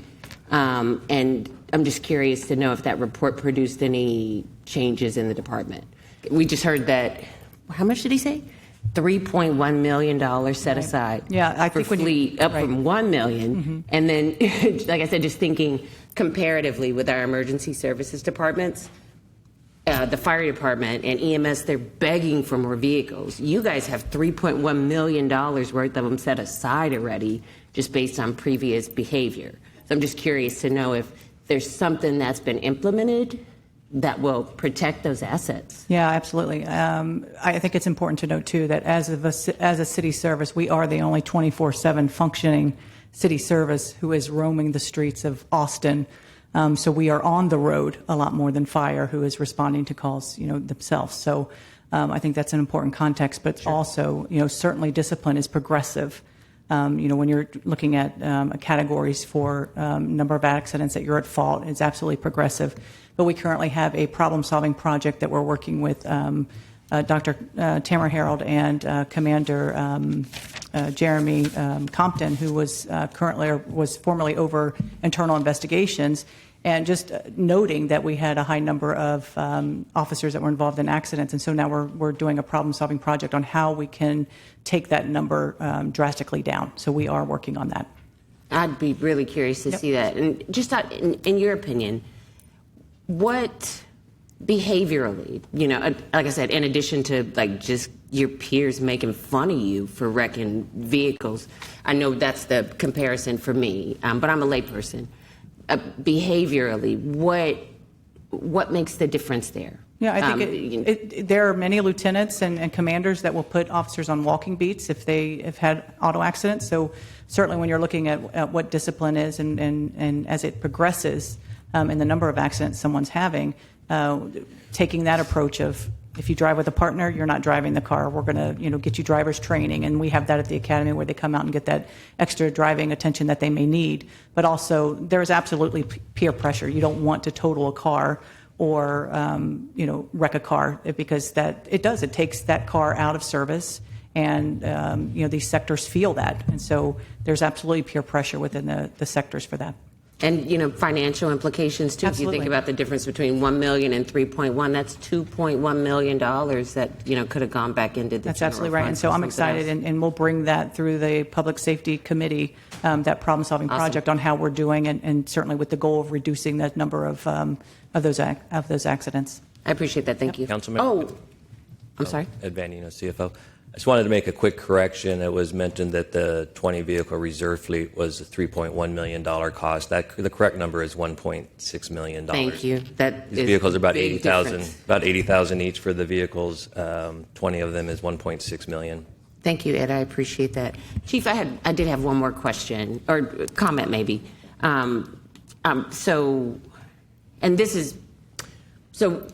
Councilmember Kadri and I are working on an item. We've had an uptick in criminal activity, burglaries, vandalism, et cetera, in our kind of shared Manor Road corridor. And some of what our constituents are hearing, back in the day, it doesn't happen anymore. And again, I attribute this to your leadership. Back in the day, patrol officers would say things like, well, if response times are not to your satisfaction, go talk to council. They did it, and that stopped. You and I had a conversation about that, and I think other council members probably talked to you about hearing a lot of that from our constituents. It stopped. I haven't heard anybody say that anymore. But what we're hearing from these constituents that we're working with on Manor Road is we're not responding to middle of the night burglaries because we've all been pulled away for camp cleanups, for homeless. Exactly. In which case, if we're hearing that repeatedly, it's being said repeatedly, I just want to make certain that that is not, in fact, the case, and on the record for our constituents who are asking that question. That is that the reason why our not businesses are not being responded to? No, and if that is happening or not being responded to, please give them my phone number, and I'd be more than happy to talk to them. But that cleanup has nothing to do with that. I didn't think so, and I appreciate that. Yep. Thank you very much. Thanks, Councilmember. Councilmember Duchin. Thank you, Mayor. I want to make a brief comment on the social service contract, since that's what's dominated a lot of our discussion this afternoon. At our town hall last night, we shared a couple of slides from staff back in February when they were giving us information about the work they were doing in this space. And it showed a comparison of our funding approach here in Austin against our big Texas cities. It showed us, I think, against Portland and Denver. And my sense was that staff's conclusion was, in many ways, and I think they actually have it on the slide, in many ways we're an outlier. We appear to over-rely on the city to address social services challenges, whereas a lot of other places that they looked at have much more diverse funding distributions, right? They're looking at grants, they're looking at philanthropy, they're looking at county, state, regional bodies, and other help. And my hope is that whatever happens with this process, we can continue to have this discussion and explore these other options going forward. Because I want to reinforce that, at least where I'm sitting, mathematically, it's not possible to have a city that's solely additive when it comes to the budget with no other considerations. I think the end result of that approach is where we are today, where we've got systemic deficits and we've got to make lousy choices. So we need a process, as others have talked about, for evaluating the work, for reinvesting in what does work, and making changes to what we discover underperforms, is duplicative, or has local substitutes we can rely on. And that means looking at any line items that we want to prioritize, including social services. If we're going to go prioritize them, we've got to go look elsewhere then in the budget for what we can trim that might just be collectively a lower priority. And that's why I want to talk about travel right now, which is something that we talked about last year and got some information from staff. And I've got a few questions. And while I'm asking for management services and public health to come up, maybe HR also, I wanted to say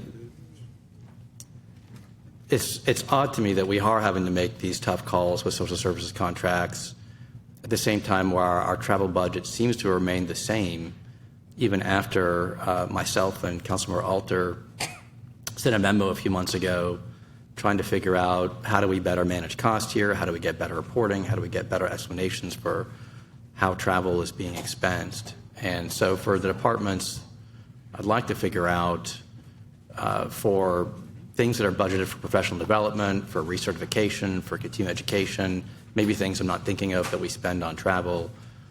I need to understand what steps we're taking to confirm that these activities could not be completed virtually or delayed until the next fiscal year. And if so, are any of these outcomes or determinations documented somewhere that we can look at, which is one thing I think Councilmember Alter and I requested in that memo. And I'm also going to point out a lot of travel increases that are happening in some places in the city are offset by significant decreases in police, fire, parks, and libraries, who maybe they got our memo, but it's just strange to me that core city services have been able to reduce travel outlays, but support departments appear to be increasing their spends. Management services in particular went from $107,000 2 years ago to about $500,000 is what's expected to be spent by the end of this year, if I read the travel information correctly, and increasing another $86,000 in the fiscal year 27 budget. So I'm curious, one, how are we going to, from what I can tell, they're going to spend $284,000 in the next 2 months to get to the end of the fiscal year if the budget holds true, or even if it doesn't, it looks like they're still adding onto that budget another almost $100,000 next year. And I'm seeing that across the board in a lot of places in public health and animal services, the city clerk's office. HR had a 4X increase over 2 years. Facilities had the largest one, a 55 times increase in 2 years from $1,500 to almost $84,000. So help me understand what's happening with travel. So travel happens with various city departments because of training requirements. I know you mentioned specifically the management services department, which is made up of 8 different offices. And when you look at those offices travel, I'll start with APO, or police oversight. They have a planned spend for their community police review commissioners to attend annual conferences. There is travel within the city manager's office for several trainings, including the ICMA conference, as well as our work in the GFOA, or Government Finance Officers Association. There is travel across financial services. Similarly, for government officers, financial officers associations, some redevelopment activities related travel, and public health, and many of the general fund departments. So let me start with the public safety departments. Their travel is inclusive of recruitment needs, as they go off to recruit for the for their sworn potential cadets. Public health has an environmental health conference and a number of health-related conferences and grants management association conferences. And so when you look at travel for staff, it's usually to do some level of continued education and or conduct city business. And when you look at the travel per many of these offices or departments, it's $100,000 or less. And so if a department knows that there's a planned conference or a planned training activity, they may reallocate dollars from other object codes in order to fund that travel for a year, and then allocate it back to another object code need in the following year. And some of that nuance back and forth you'll see year over year from different departments for planned or scheduled travel. Well, I appreciate that answer. I'm just struggling with the idea that there are, at least among some departments, large increases happening in the last 2 years. At the same time, we've had deficits. And when I think about the choices we have to make between, cutting social service contracts or other cuts that I know have an intense human consequence versus going on a conference, it's hard for me to personally reconcile that without better understanding, at the very least, which is the point of that memo, what specifically we're accomplishing with that travel. So this is something that, I need to, I think, better understand beyond this conversation, and we'll probably be including in the proposal we try and lay out later today. Thank you. Thank you, Councilmember.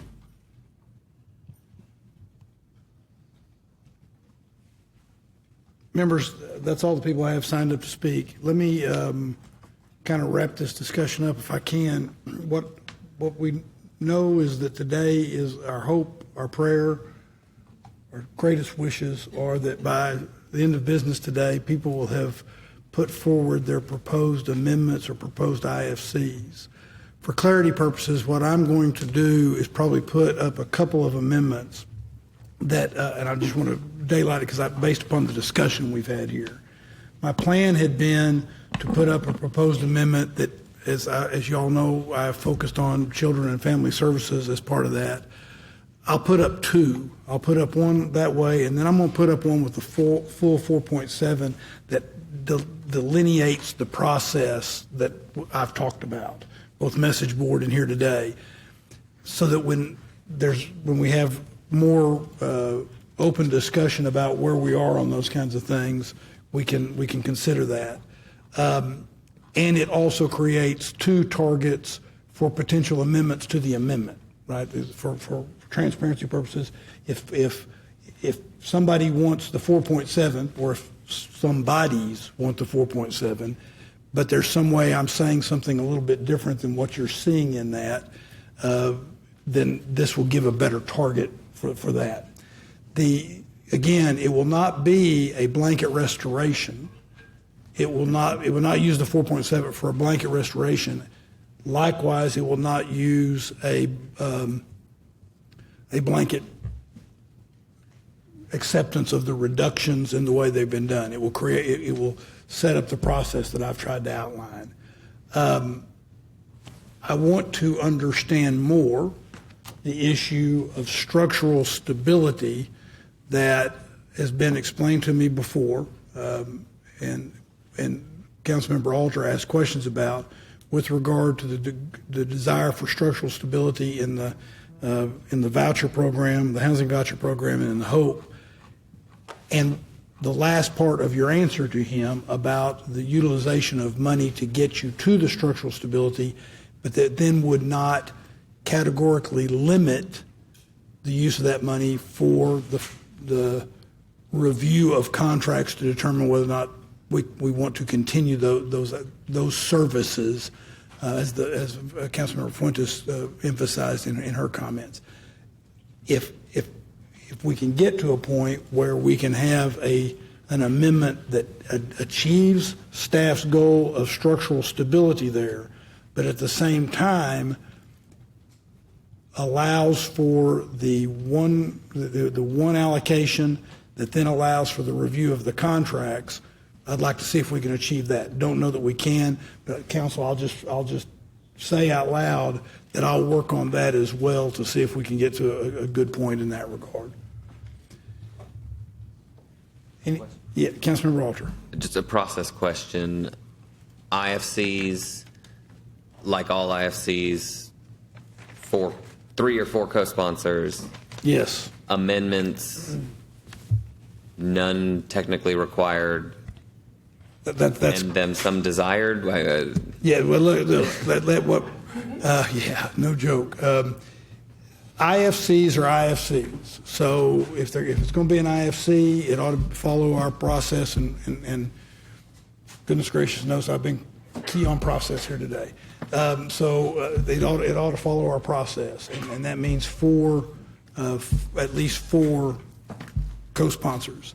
On budget amendments, the way we have done that traditionally is we've laid them out as individuals and then worked to get through the subquorums to get to a recommendation. We're doing a lot of talking about what is probably going to be the predominant approach with regard at least to social services. What I would suggest we do is lay that out today, the amendment, as we've indicated we hope to do, and then on Thursday we will get a good clear feeling for, y'all look at it, look at these things and get a good clear feeling for what the amendments to the amendments might look like, so that it ends up basically being sponsored by more than just one person. How does staff want us to handle pay-fors? Like if we have something that's $100,000, do we need to identify the funding source, or are we putting that out there and letting you come back to us with pay-for options? The way we did I know you asked that to staff, but the way we did best with that last time was by us not coming in and saying, here's the amendment and here's where it all ought to come from. It was, I think it's probably good to make suggestions to staff, but ultimately it just worked better when we said, here's what we were looking for. if there's a consensus that that's something we're all together on, for staff to tell us where it comes from. But I'll let staff answer that question. That's correct, Mayor. I think as we start receiving your amendments, my team is ready to work with you all to identify where that funding source is. And so if you're not familiar or you're not sure, just put what the requested amendment is, and the team will work through potential ways to fund them. Okay. Very good. Great. Other questions or comments? Councilmember Lane. So I just wanted to wait to whatever social services to make a comment related to another IFC that I intend to bring. Are we good? Sure, although I'm only doing that because we were talking about social services today. Lay out the IFCs, and then we'll discuss those on Thursdays.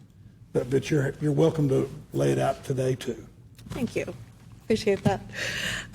So it will come as no surprise that I want to bring attention and awareness to our emergency communications coordination and the need for an Office of Joint Emergency Communications. While 911 response has improved in the bulk of our city center, the outlying areas still experience longer response times. One example I heard about from a constituent involved a car accident that occurred on FM 620 near a jurisdictional boundary. The person called 911 and was transferred between Travis and Williamson counties more than once. The person saw a police car go by while he was on the phone and tried to wave them down, still couldn't get anyone to come render aid and take his report. When things like this happen, the response time clock doesn't get started until the call is routed correctly. It doesn't account for the time it takes to figure out where the call should be routed, which would be okay if that were an incidental amount of time. However, our experience is that it often isn't, and that this continues to be a significant problem in my district. We learned in the last work session that our current emergency response center doesn't even have a relationship with Round Rock ISD Police Department. Almost half of Round Rock ISD's campuses have Austin addresses, and almost 95% of my district is served by Round Rock ISD. And I can state that Round Rock ISD has attempted to initiate MOUs and other forms of collaboration. I've sat on the Round Rock ISD Safety and Security Committee for the last 3 years. I'm the only representation from the City of Austin on that committee. This is an obvious gap that the Office of Joint Emergency Communications could fill in service of the safety of our children. Currently, emergency communications falls under the Austin Police Department management structure. While I know that APD is concerned with response times, it's not their sole focus. APD leadership has many other priorities which understandably take up the majority of their attention. Hiring a civilian director who will eventually manage our civilian call takers will set the stage for a future department that is truly focused on nothing but making 911 work better. We have already, as a city, made enormous improvements in how 911 works. We certainly don't want to sacrifice that improvement. However, we have an obligation to have those improvements actually reach all of our city. I know we can't solve these problems overnight, but these steps can ensure that we have a dedicated team with call center experience working on our response time issues so that we can build relationships with neighboring jurisdictions and truly improve response times citywide, in the process becoming more effective. Thank you for letting me lay it out. You will see an IFC come. I very much appreciate all the input that has gone into this effort over the last more than a year. Thank you. Thank you, Councilmember. For the public, we were just discussing that today, at the end of business, we are hopeful that council will have IFCs, proposed IFCs, and proposed budget amendments so that we will be able to look at those on Thursday. Thursday, August 6th at 10 a.m., we will have a council meeting. We will have the discussion, as I just indicated, of proposed amendments and IFCs. We will also have discussion and ordering of a general bond election, if that's the vote because based on the votes that we had today, ordering a general election and ordering a special election for charter amendments. Then on Wednesday, August 12th through Friday, August 14th, we will have public hearing and we will have the votes on the budget approval. That, by the way, on those days, August 12th, August 13th, and August 14th, those meetings start at 10 o'clock in the morning. Council, there's no other business to come before the Austin City Council at this meeting of the Austin City Council. So without objection, we are adjourned at 3:21 p.m. Thanks, everybody.